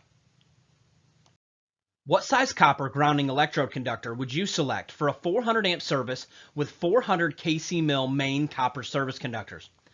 First thing, does it mention our type of electrode? No, so we're going to use table 250.66 at face value. Starting on the left-hand side, selecting the type and size of our service conductors, and in this case it's copper. Then when we cross over, we're also going to be selecting from the copper side, and we're going to select a 1/0 D. Great job. What size copper grounding electrode conductor would you select for a 400 amp service with parallel 2/0 copper main service conductors? First thing, does it mention the type of electrode? No, so we're going to use table 250.66 at face value. Normally we start on the left-hand side and then make our selection, but we're dealing with parallel conductors, and this is how we handle it. So let's head to Chapter 9, Table 8. First, we need to find the approximate area of one 2/0 conductor, just like we did with voltage drop. So we go down on the left-hand side, we're going to come over, and we're going to find the area in circular mils, just like we did for voltage drop. So each 2/0 copper service conductor, starting on the left-hand side to find our wire, then coming over 2 small columns to the circular mils and area, we're going to find that each 2/0 is 133100, and that is in circular mils. But we have 2 of those conductors, so how we handle this is we just multiply it by 2, and that's going to give us our total C mils, okay? Once we get our total C mils, we're going to head back to our original table, back to 250.66, and we're actually going to find where that conductor falls in our table. Now this is listed in C mils. If we wanted to turn it into KC mils, we would just divide by 1,000, but it's pretty easy if you just leave it in the C mils. So starting on the left-hand side, that is now the size of your service conductor. We've converted it to just one conductor. We found the area of one of the parallels, multiplied it by 2, and now we're just treating it as one large conductor. So we go down through here and we find where 266,200 C mils falls. And in our case, it's going to fall in the 3/0, but not over 350. Because remember, this table's listed in KC mil, so that would equal 350,000 C mils. So it falls right there in the 3/0 to 350 section. So what we do is we go over, now we have to be careful again. Our question wanted copper and copper. So we make our selection, and we're going to select a number 2. What size copper grounding electrode conductor would you select for a 200 amp service with 2/0 main copper service conductors with a ground rod as the grounding electrode? First thing, does it mention our type of electrode? It does, so we may not be using table 250.66 at face value. Let's head back to 250.66, reading the black bold heading using our keywords. We've already done our highlighting, so we're going to find that part A states rods, pipes, or plates. Now looking down to our other highlighted mark, or at the bottom of the paragraph, we're going to find that it's not required to be larger than a number 6. Great job. What size copper grounding electrode conductor would you select for a 200 amp service with 2/0 main copper service conductors with a concrete encased electrode? First thing, does it mention our type of electrode? It does, so we may not be using table 250.66 at face value. The first thing we do is we head straight back to section 250.66, reading in the black bold headings, looking for keywords. So we've already done our highlighting, so this should be very simple. When we look at it, we're going to see that part B states concrete encased electrode. Then all we have to do is go to our second part of our highlighting, and we find out that it is not required to be any larger than a number 4. Now, this supersedes what the table says. That's why we have to be very careful, and this is where a lot of people get the answers wrong on their actual examination, because this value over here in Article 250.66 actually supersedes the table. So if the type of electrode's mentioned, go check A, B, or C and see if the answer's listed there. And we're going to select C, a number 4. What size copper grounding electrode conductor would you select for a 100 amp service with number 2 main aluminum service conductors? First thing, does it mention the type of electrode? No, so we're going to use table 250.66 at face value. Starting on the left-hand side, being very careful to check the type and size of our service conductors. In this case, it's aluminum, so we have to start here in aluminum. We go down to where our conductor falls, then we have to be careful. It wants a copper GEC, which is very common. Main service HOTS, and then use a copper grounding electrode conductor. So then we come over to the right to being sure to be in the copper column, and we're going to make our proper selection. And we select A. What size copper grounding electrode conductor would you select for a 225 amp service with 250 kc mil main aluminum service conductors? First thing, does it mention the type of electrode? No, so we're going to use table 250.66 at face value. Starting on the left-hand side with the type and size of service conductors. Very careful, it's aluminum. Then when we make our crossover, being sure to go to the copper side because that's what it's requesting, we make our selection, and we're going to find that it's not required to be larger than a number 4. What size copper grounding electrode conductor would you select for a 400 amp service with 500 kc mil main aluminum service conductors? First thing, does it mention the type of electrode? No, so we're going to use table 250.66 at face value. Starting on the left-hand side with our type and size of service conductors, in this case aluminum. Then when we cross over, it's asking for a copper grounding electrode conductor. When we look through there and we tee off, we're going to find that it's not required to be larger than a number 2. Now let's learn how to size equipment grounding conductors, EGCs. And for that, we're going to use table 250.122. It's on page 125 of the 2017 and on page 133 of the 2020. And I love this table because it's so easy to use. There's not all these crazy exceptions. It's very simple. So when we get there, the first thing that we do is we read the black bold heading to make sure we're in the right table. Minimum size equipment grounding conductors. Great, I feel like we're in the right table. Now this table's laid out like this. It has the size of the overcurrent protective device on the left, then the size of the EGC on the right. So we have our overcurrent protective device in amps, and then we have a copper and aluminum. So we just have to be careful when we cross over to make sure we select, from the proper column, but it's really simple. Size of the breaker or fuse on the left, copper or aluminum on the right. Let's get to it. What size copper equipment grounding conductor, EGC, would you select for a service with a 200 amp main breaker and 4-aught copper conductors? Doesn't matter what the conductors are. In this case, it's always based off the size of the overcurrent protective device. So we head to table 250.122 using our EGC tab. We always size our EGC based off the overcurrent protective device size. So in this case, what should we use for a copper at 200 amps? When we slide over, being sure to select from the copper side, we're going to select A. Great job.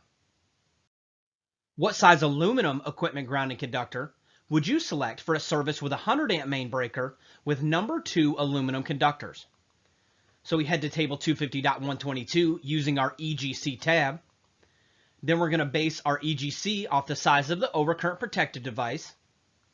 And we're going to be sure to cross over to the aluminum side. And we're going to select D. Great job. Now we're going to learn about sizing bonding jumpers. This is done in table 250.102C1. Now there's not a tab for this one, but if you watch my how to make your own tabs video that is back in week 1, it will show you how to make your own tabs. And this is one of the ones that I highly recommend making. I call it bonding jumpers or something like that. But to head to this table, we're going to head to page 119 of the 2017 and page 127 of the 2020. When we get there, we check the black bold heading to make sure we're in the right table. And when we look at it, it says grounded conductor, main bonding jumper, system bonding jumper for alternating current. Great, I feel like we're in the right table. Now this table is laid out very similarly to the GEC table, the 250.66. That's why you always read your black bold heading to make sure you're in the right table. So we're going to have the size of the ungrounded hots on the left, size of the bonding jumper on the right. We have copper and aluminum, and we have copper and aluminum. So these questions are laid out very similar, but we have to make sure that we're in the right table. What size copper main bonding jumper would you select for a 200 amp service with 2-aught copper conductors? So we're going to head to table 250.102C1. You're going to size the main bonding jumper based off the largest ungrounded service conductor. Starting on the left-hand side, we select our type and size of the service conductors. In this case, it's copper. Then on the right side, we're going to go over and we're going to select a copper main bonding jumper. And we're going to select A. Great job. What size copper main bonding jumper would you select for a 100 amp service with 1-aught aluminum conductors? So we're going to head to table 250.102C1. We're going to size our main bonding jumper based off the largest ungrounded service conductors. Starting on the left-hand side, we're going to be careful to select our type and size of the service conductors. In this case, it's aluminum, so we start on the aluminum side. Then we're going to cross over to the copper side. And we're going to be careful to select C. Now let's learn about burial depth of conduit. What is the minimum cover requirement for a piece of rigid metal conduit that passes under a driveway of a one-family dwelling unit? When dealing with most burial depth questions, you're going to be using table 300.5. It's on page 137 of the 2017 and on page 143 of the 2020. So let's go ahead and create a tab and call it pipe depth, okay, or burial depth. However you like to name it, you can create your own tab if you watch my video on how to create them, and you can create your own tab for this. It makes it easier. So let's go ahead and look at the table together. So the first thing that we do is we check the black bold heading. It says minimum cover requirements is 0 to 1,000 volts. I feel like we're doing good. With that being said, on the left-hand side is going to be our location type. So you have to be careful to see if your question states a specific type. In our question, it says one family dwelling. Okay, so that makes it easier. Also, we're dealing with a driveway. I do want to note, if your area is not mentioned specifically in the lower part of this table, the first one that you come to there on the left-hand side says all locations specified, or excuse me, not specified below. So if your location is not specifically specified below, you're literally going to use the catch-all area that says all locations not specified below, and then come over and tee off with the respective depth. Now going across the top, looking at the black bold headings, you see column 1. It's for direct burial cables or conductors. Column 2 is for rigid metal conduit or intermediate metal conduit. Column 3 is for non-metallic raceways, okay, like PVC. Column 4 is a very special column for 120 volt circuits with GFCI protection, okay, and also column 5 is going to be if you're dealing with low voltage or landscape type lighting, okay? With that being said, what you can do is use this table. You just very carefully pick apart your question, and then you look and see if your specific area is listed on the left, and then come over and tee off with the type of conduit that you're using. So how deep should ours be? So we start on the left, and we look, and under 1 and 2 family dwelling unit driveways, now we're going to come over and we're going to tee off with rigid metal conduit, which is column 2. We're always going to be using the inches in the United States, and we're going to find out that it's not required to be deeper than 18 inches. Now that's to the top of the pipe. So from the top of the pipe to grade, whatever the finished grade is, it is allowed to be not less than 18 inches deep. What is the minimum cover requirement for a piece of PVC that passes under a parking lot in Johnson City, Tennessee? So the first thing we do is we use our pipe depth tab. We're going to select our location on the left. And if we come here, we're going to find that there is a under streets, highways, roads, driveways, and parking lots. Okay, and those driveways specified in this one are not your 1 and 2 family dwelling units that are down below. These are just general driveways going to other places. But in this case, we're going to use that one because it also lists parking lots. Then we come over and we tee off with non-metallic raceway, which is going to be our PVCs. And we're going to find that it is required to be not less than 24 inches. And we're going to select C. Now we're going to cover one more quick thing. Classified locations is a very deep section, but you can mainly use your keyword and index process to find every one of those type questions. But I'm going to let you highlight right now some things that are very common in tests and can give you some pretty quick answers if you highlight it correctly. So every test that I've ever taken has had a classified location question test. And it's really just a lookup question, but I'm going to give you guys an edge on it, okay? So everyone close your code book. And let's use the Class 1 Location tab to flip to 501.1. When we get to 501.1, there's something that I want you to highlight in this paragraph. I want you to highlight at the bottom of the paragraph of 501.1, I want you to highlight flammable gases or vapors or flammable liquids. Highlight just that right there.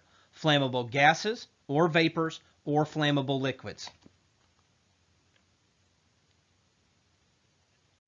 Now everyone flip to page 364 in the 2017 and page 378 in the 2020. And I want you to head and highlight to 502.1. And I don't want you to highlight the whole thing. The only thing I want you to highlight is at the bottom of that paragraph, I want you to highlight the word combustible dust. Highlight the word combustible dust. Then when you're done with that, I want you to flip to page 369 of the 2017 and page 383 of the 2020. And at the bottom of that paragraph of 503.1, I want you to highlight the words ignitable fibers / flyings. Ignitable fibers / flyings. And these are very common questions on an exam. Also, I go ahead and make a tab for each one of these. And I show you how to do that in my how to highlight your code, how to tab your codebook video. That way, if I have any of these keywords, I can flip right to it. What article in the code book would you use when wiring in a location where fired or explosion hazards may exist due to combustible dust? Now, when you see something like this is when you get excited, but you slow down. You know, you're in the testing center, you see the question, you're like, I know this, I can do this, but you slow down and make sure you make the right selection. How I do it is I usually go to our first tab in order. The first one is the class 1 location. Go ahead and read it. Does it say anything about combustible dust? No, it doesn't. So now I'm going to flip to the second tab, okay, which is going to be a 502 section. And let's read it. Does it give us what we want? It gives us exactly what we need. And we're going to select B. Great job. All right, y'all, congratulations. You have completed the 301 Electrical Code Coach Training Program. I'm so proud of you, and I'm so excited for you. First off, I want to thank you. I want to thank you for all your hard work, the late nights, the long days, grinding early in the morning, whatever it took to finish the program. I'm super excited for your future, and I want to thank you for allowing me to be a part of it. Second, I want to let you know that I'm here to help you in any way that I can. I'm here to help you in life. I'm here to help you in business. Here to help you get your license. Here to help you if you get in trouble out in the field. If I don't know the answer, I probably know someone who does. I'm available all the time by email at electricalcodecoach@gmail.com. You may have to try multiple ways to get a hold of me. The Gmail is probably the best way, but if you don't hear a response, send another email. You are never a bother to me. This is what I do. This is my life. I'm here to help you get to the next level and higher and higher. Finally, I want to challenge you.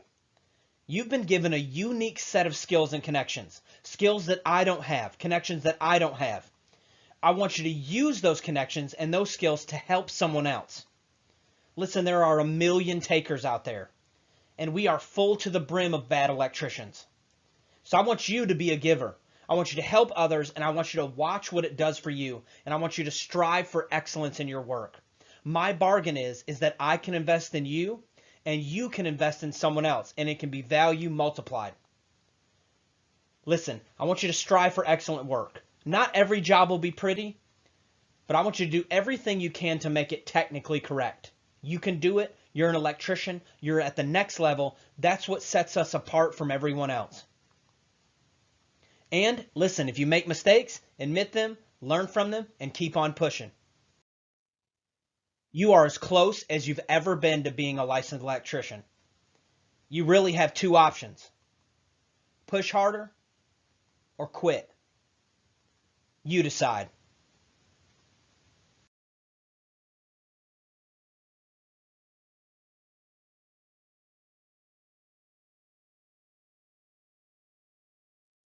Hey everyone, welcome back. I am the Electrical Code Coach from electricalexamcoach.com. And this is lesson 1.1 in our video series. And in this lesson, we're going to do a short introduction. We're going to teach you about the course layout and show you how to use the course. Let's get to it. A little bit about me. I'm the baby of 6 children, and we grew up absolutely dirt poor. I wouldn't trade anything for it now. It's a large portion of who I am today and why I am so hungry.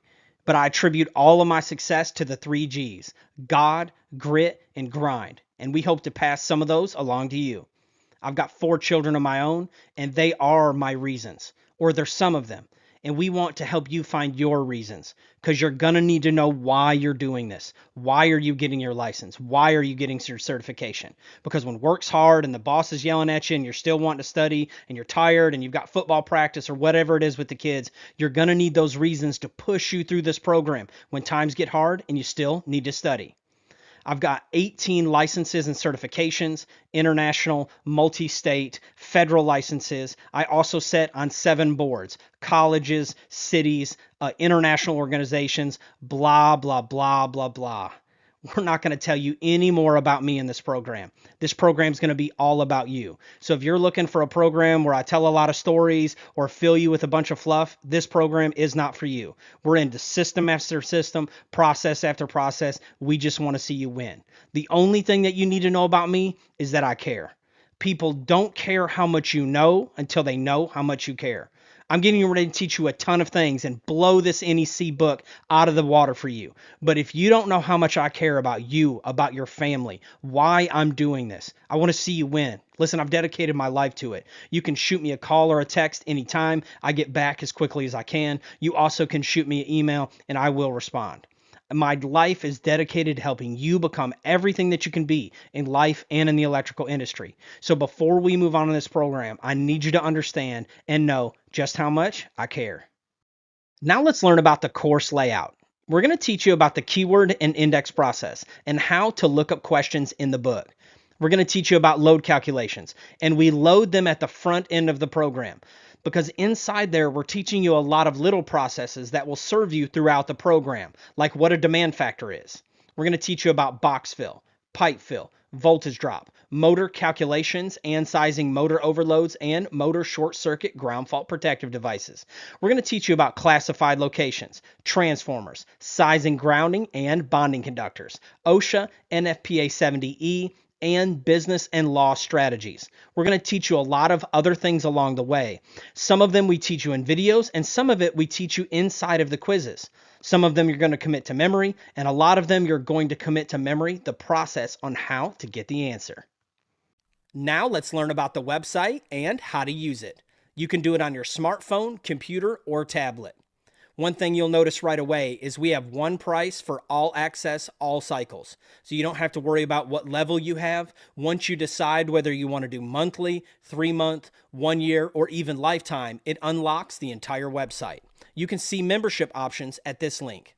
Once you get the pro version, you can click on this link to continue the program, or you can come up here to this pro version link. Once you open the pro version, you're going to notice that it's very simple. We do not have a lot of distractions or bells and whistles or fluff content that you don't need for your exam. If you're in the 2017-2020, you're just going to keep scrolling down. If you're in the 2023, you're going to click here and it's going to take you to the same interface with a few different lessons that make it 2023 compatible. After you do lesson 1, you're going to click on lesson 2. When you get to lesson 2, you'll notice that you have the videos and the quiz. Always do the videos first. Once we scroll down and find our videos, you're going to do them in order from top to bottom, and we're going to watch them right here in the player. One beautiful thing about our program is you can do it full screen. You also can do something that no other program offers that I know of. You can download these videos for offline access. That is included in your pro version membership. Once you get through with all of these videos, you're going to come down here and take the lesson 2 quiz. Once you start the lesson 2 quiz, you're going to select an answer and click the check button. Now, all of our answers are going to show up right then to tell you if you've got it right or wrong, and down below is where you have your custom feedback. Some of the questions have individual videos that we've made to answer that question or a similar question just like it. So you'll just click play. What is the resistance? And in this case, it's going to go through and answer this exact question in video form and give you a detailed breakdown. If you're not able to watch video or you prefer to learn by text, the text will show up underneath it so you can learn that way as well. Then you'll select the next question and go on through the program. Once you've finished all of the video lessons, and don't skip any of them, it's very important that you finish them all. They're very short and very succinct. But once you finish them all, then you're going to go to the ECC Testing Center. And this is where the magic happens. We go through and we have topical quizzes, grounding, bonding, conductors, cables. Then we have our grind out quizzes, which are just question after question after question. Then you can come down and take your simulated exam. Once you work through all of the pro version and all of the ECC Testing Center, you're ready to take your exam and see where you're at.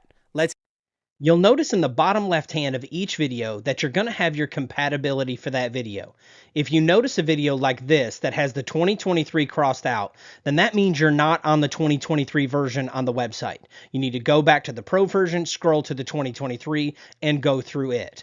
If it's cross-compatible with all of them, you're going to have the 2017, 2020, and 2023 logos down in the bottom. That's the end of lesson 1.1. You can head over to electricalexamcoach.com to sign up for the pro version. I am the Electrical Code Coach, and my bargain is that these videos will add value to you, and you will in turn add value to others. Let's get to it.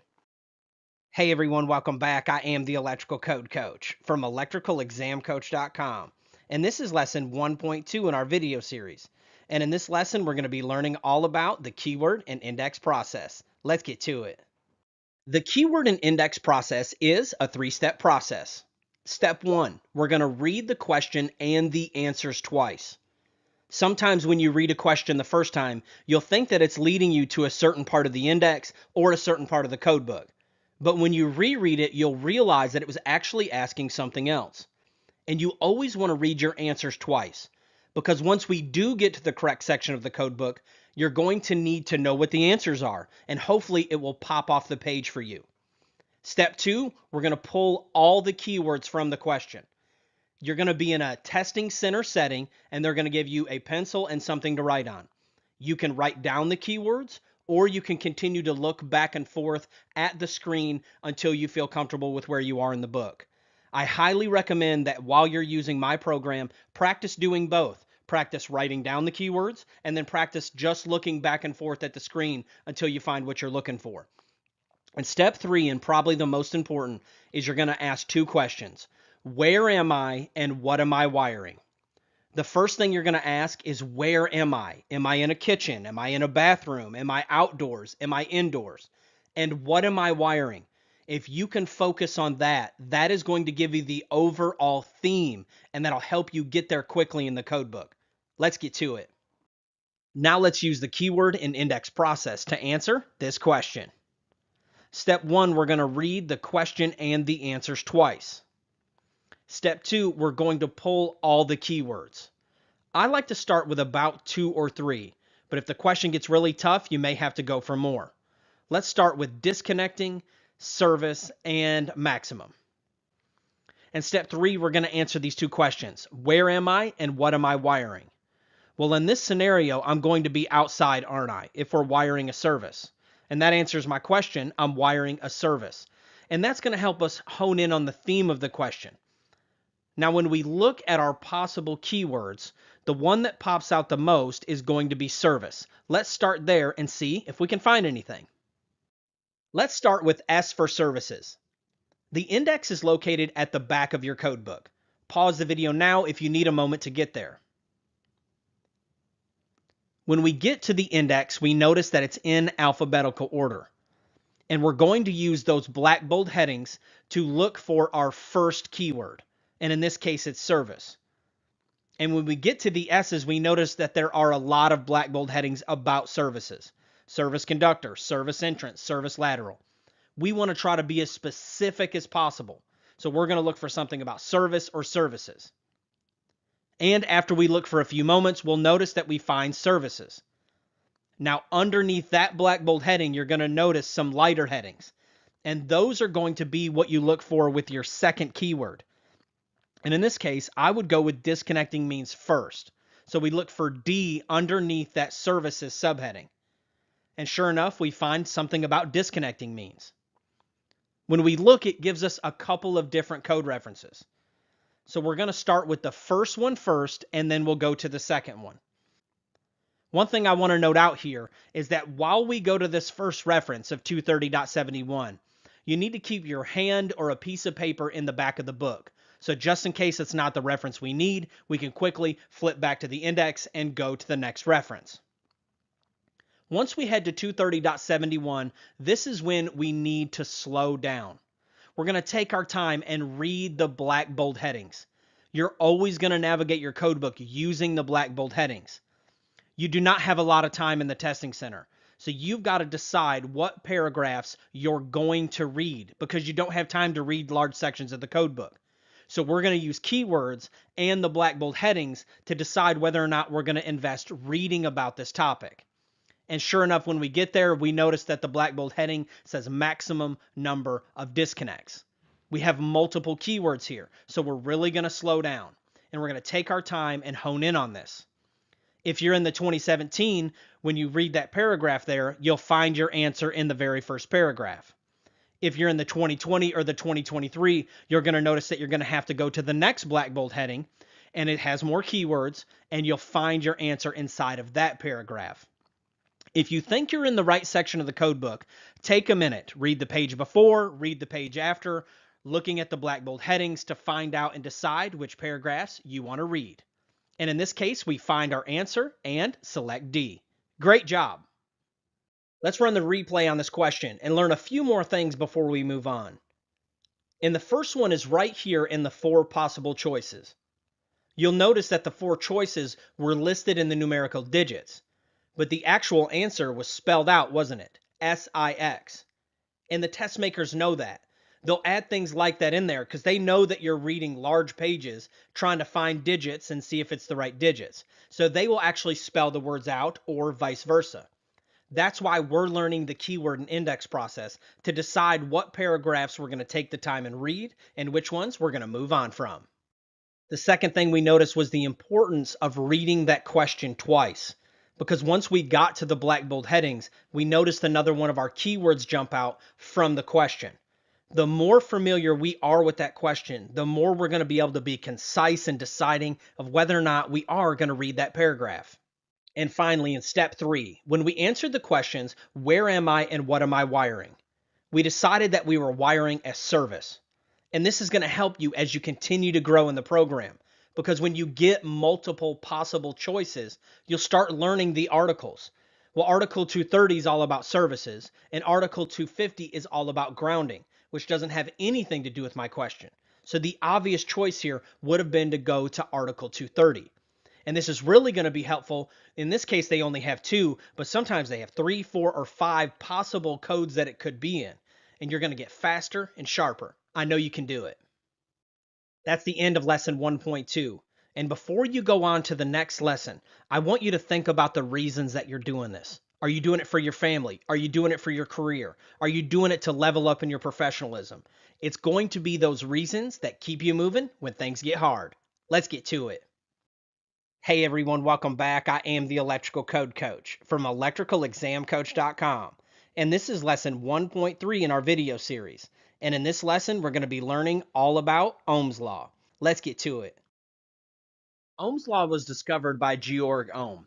And the relationship states that the current passing through a conductor between 2 points is directly proportional to the voltage across those 2 points and inversely proportional to the resistance between them. Now that sounds like a mouthful, but we're going to break it down piece by piece and see how it's relevant and fundamental to our getting our license or certification. This picture I keep showing you is the Ohm's Law pyramid. It's also an easy way to remember the Ohm's Law formula. Does anyone know what the E stands for? That's right, it's electromotive force. It refers to the potential difference generated by a source of electrical energy, such as a battery or generator. It's the electrical pressure that pushes or pulls the electrons through the circuit. And just remember, when you're dealing with this Ohm's Law pyramid, that the E stands for voltage. Does anyone know what the I stands for? That's right, the I stands for electrical current, and it's the rate at which the electric charge flows past a point in the circuit. The standard unit of electrical current is the ampere, often shortened to amp, and we're going to call it an amp throughout the rest of our program. The amount of electrical current refers to the quantity of charge passing through the circuit per unit of time. So there's a whole lot of electrons. It's a very large number, but we've all agreed that 1 amp is 1 amp, and that's how we deal with it in amps or smaller or much larger, as we're going to learn throughout the program. But just remember in this relationship that the I stands for current. Does anyone know what the R stands for? That's right, it's electrical resistance. And it is a property of a material or a component that quantifies how it resists or opposes the flow of electric current. And it's usually measured in ohms. It's letting us know how much it's resisting that electrical flow that we're trying to produce with the voltage, which is also going to affect the amperage that flows through the circuit. All 3 of these are directly related together. Remember that the E stands for voltage, the I stands for amperage, and the R stands for resistance. All right, let's put this all together. The picture I keep showing you is a formula, and it's an easy way to remember this relationship. We have E on top of a division line, and then down below it is the I and the R. Now they're smushed together, and that would be implied multiplication. But just to make it easy to understand while we're laying the basics here, I went ahead and put the multiplication sign in between it. And what this relationship is saying is that as long as we know any of the two, we can always find the unknown. Now, if you're like me, I don't like a ton of math, but thankfully all the math in this program is 6th grade math. If I can do it, you can do it. Trust me. And what this relationship states is that I know if I know any of the two, I can always solve for the unknown. If I know I and R, I can just multiply. If I know E and R, I can just divide and it'll let me know what I is. If I know I and E, I can just divide and it'll let me know what R is. And we're going to break this down piece by piece and show you that you can do it. Let's imagine that we have a 120 volt circuit with a 10 amp draw. What is the resistance on this circuit? Well, what I love about formulas is you just plug in what you know. Draw it exactly how it looks. I put my 120 on top. I know my current. I set it up in this manner. Then all I have to do is divide. I divide 120 by 10, and it lets me know that there should be 12 ohms of resistance on this circuit. Meaning I should be able to put my amp clamp out and read 10. I should be able to put my voltmeter out and read 120. And I should also be able to measure the resistance and measure 12 ohms. If I don't have that, there's something wrong. There's something failed, there's something broken, there's something disconnected, there's something causing more resistance that's gotten in the circuit. It's really great for troubleshooting. And I know that it's going to unlock a lot for you. Not only with your testing, but also out in the field. In this case, we have a 120 volt circuit with 12 ohms of resistance on it. What is the amp draw on this circuit? Well, what I love about formulas is we just plug in what we know. We know we have 120 volts. We know that we have 12 ohms of resistance. And we're going to look at this like a division line. We just take 12 and divide up into 120. We set it up like this. 120 divided by 12 equals 10. That lets us know that there should be 10 amps of current on this circuit. Finally, we have a circuit with 10 amps on it and 12 ohms of resistance. What is the voltage? Well, we plug in what we do know. In this case, we're solving for E, and we know that we have 10 amps and 12 ohms. Now all we have to do is follow our Ohm's law pyramid and multiply this out. We take 10 multiplied by 12 equals 120. So E equals 120. Great job. All right, let's do some Ohm's law practice. You can do it. I'm going to go a little bit slow here, so if you want to pause the video and try it on your own, you can. We have 120 volts. We have 16 ohms of resistance. What is the current? That's right, it's 7.5 amps. All we had to do was take 120 divided by 16, and that lets us know that we have 7.5 amps on this circuit. We have 120 volts. We have 15 amps. What is the resistance on this circuit? That's right, it's 8. Great job. All we have to do is take 120 divided by 15, and that lets us know that there is 8 ohms of resistance on this circuit. We have this scenario, and we're solving for voltage. We have 4 amps and 69.25 ohms of resistance. We take and multiply that out, multiply 4 multiplied by 69.25, and that lets us know that we have 277 volts on this circuit. Great job. Now let's learn about another relationship, and that relationship is called pi. And I don't know if you're like me, I love a good piece of pie. In this equation, we know that the I stands for amps and the E stands for voltage, and this equation is saying I times E equals P. But what does the P stand for? That's right, it stands for electric power. Electric power is the rate of energy consumption in an electrical circuit. The electric power is measured in the unit of watts. And this is true on our side of the tracks, that 75 watts is equivalent to 75p. Just like we set up our previous formula like this, we're going to set this one up like this. And I like to think of pi, P-I-E. Makes it easy for me to remember. And just like in the other formula, as long as we know 2 of the 3, we can always solve for the unknown. Let's give it a try. In our first scenario, we have a 1200 watt load on a 120 volt circuit. What will the amp draw be? Well, we just plug in what we know. We know the wattage and we also know the voltage, and we're trying to solve for the current. And just like in the previous formula, all we have to do is divide. So we divide it out and we end up with 10 amps. We have a 1200 watt load with a 10 amp draw. What is the voltage? Well, let's plug in what we know. We know our wattage and our amperage, and all we're looking for is to solve our voltage. So we divide and we get 120. And if we have a 120 volt circuit with 10 amps on it, what will the wattage be?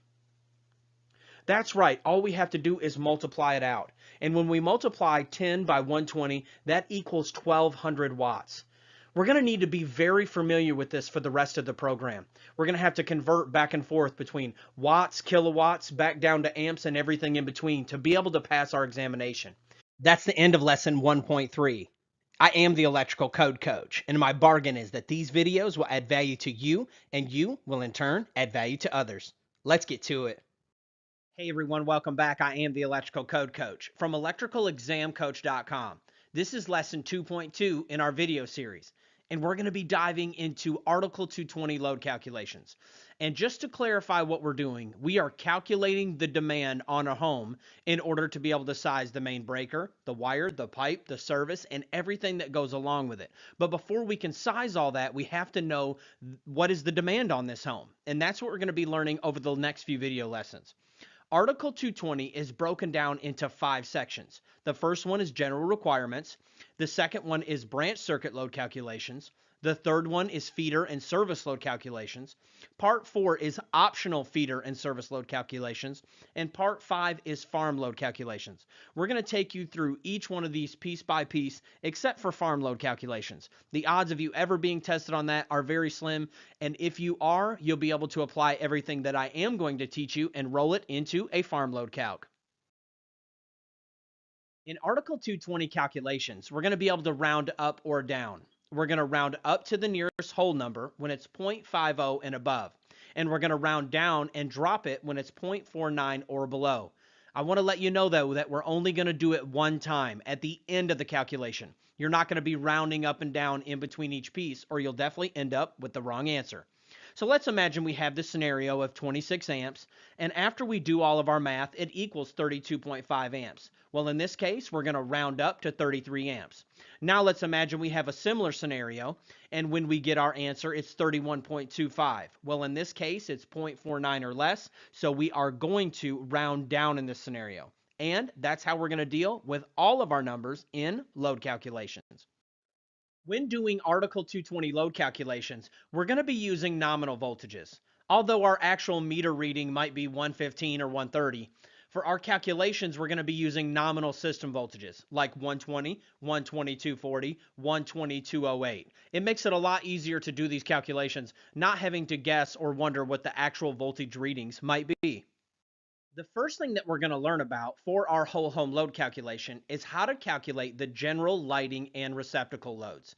This is going to cover all of our general lighting and general receptacles in places like bedrooms, living rooms, hallways, everywhere that's considered a general area. We've grouped all of them together and come up with a very easy way to do it. Now, what I'm getting ready to teach you only applies to residential 1, 2, and multifamily dwelling units. Before we go any farther, we need to define and clarify what is a 1, 2, and multifamily dwelling unit. Well, a single family dwelling unit, often called a one family dwelling unit, is exactly like it sounds. It is a single standalone structure or classified thereof. Secondly is going to be a two family. In our area, we call it a duplex. You may not use that terminology, but this is two homes that are smushed together and classified as a two family dwelling. And anything that is 3 or more is called a multifamily dwelling unit. It's very important that we understand these definitions because there's some codes that apply in certain areas than others that we have to watch out for. Not only in electrical, but also when we get into building, mechanical, plumbing, and zoning. And these are universal across all these trades. There's a single family, a two family, and a multifamily dwelling unit. The first question we have to ask is, how do we calculate the general lighting load? Are we going to calculate it per receptacle outlet, per lighting? Do we have to count them, add it all up? Thankfully, no, they've made it very simple. So we're going to calculate it at 3 watts per square foot. So for all of the general lighting and all of the general receptacles, all we have to do is take the square footage of the dwelling unit and multiply it by 3. But the code language actually uses VAs. So 3 watts per square foot or 3 VAs per square foot. But the question is, what is a VA? A VA is a volt amp, and for all of our testing, it's equivalent to a watt. So it's true for us to say that 2400 VAs is equivalent to 2400 watts. So for these calculations, we're going to be calculating them at 3 VAs per square foot. When calculating our general lighting and receptacle loads, we will use the outside dimensions of a building or structure. So we're going to measure from the outside of the building, both directions, do our multiplication, and that'll let us know how many square feet we have to multiply by. When calculating our general lighting and receptacle VAs, open porches and garages are not counted in our general square foot VAs. We do not count garages, open porches, carports, and spaces that are not adaptable for future use. How many VAs would you calculate before demand factors? Now, let me stop right there. I haven't taught you what a demand factor is yet, so I'm not going to teach you how to apply it to this part of the load calc because it's really the most complicated, especially if you don't know what a demand factor is. I'm going to teach you a little bit at a time what a demand factor is, and by the time we round back around to teach you how to do it, you'll be a pro at it. How many VAs would you calculate before demand factors in a home that is 1,500 square foot of living space on the main level with a 500 square foot attached garage and a 500 square foot unfinished basement that is adaptable for future use?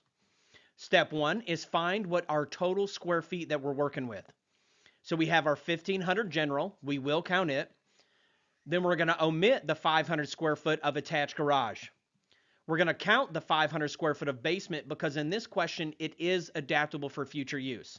In your testing, it'll say either or, and in the real world, it's almost always adaptable for future use, but you can work that out with your local electrician.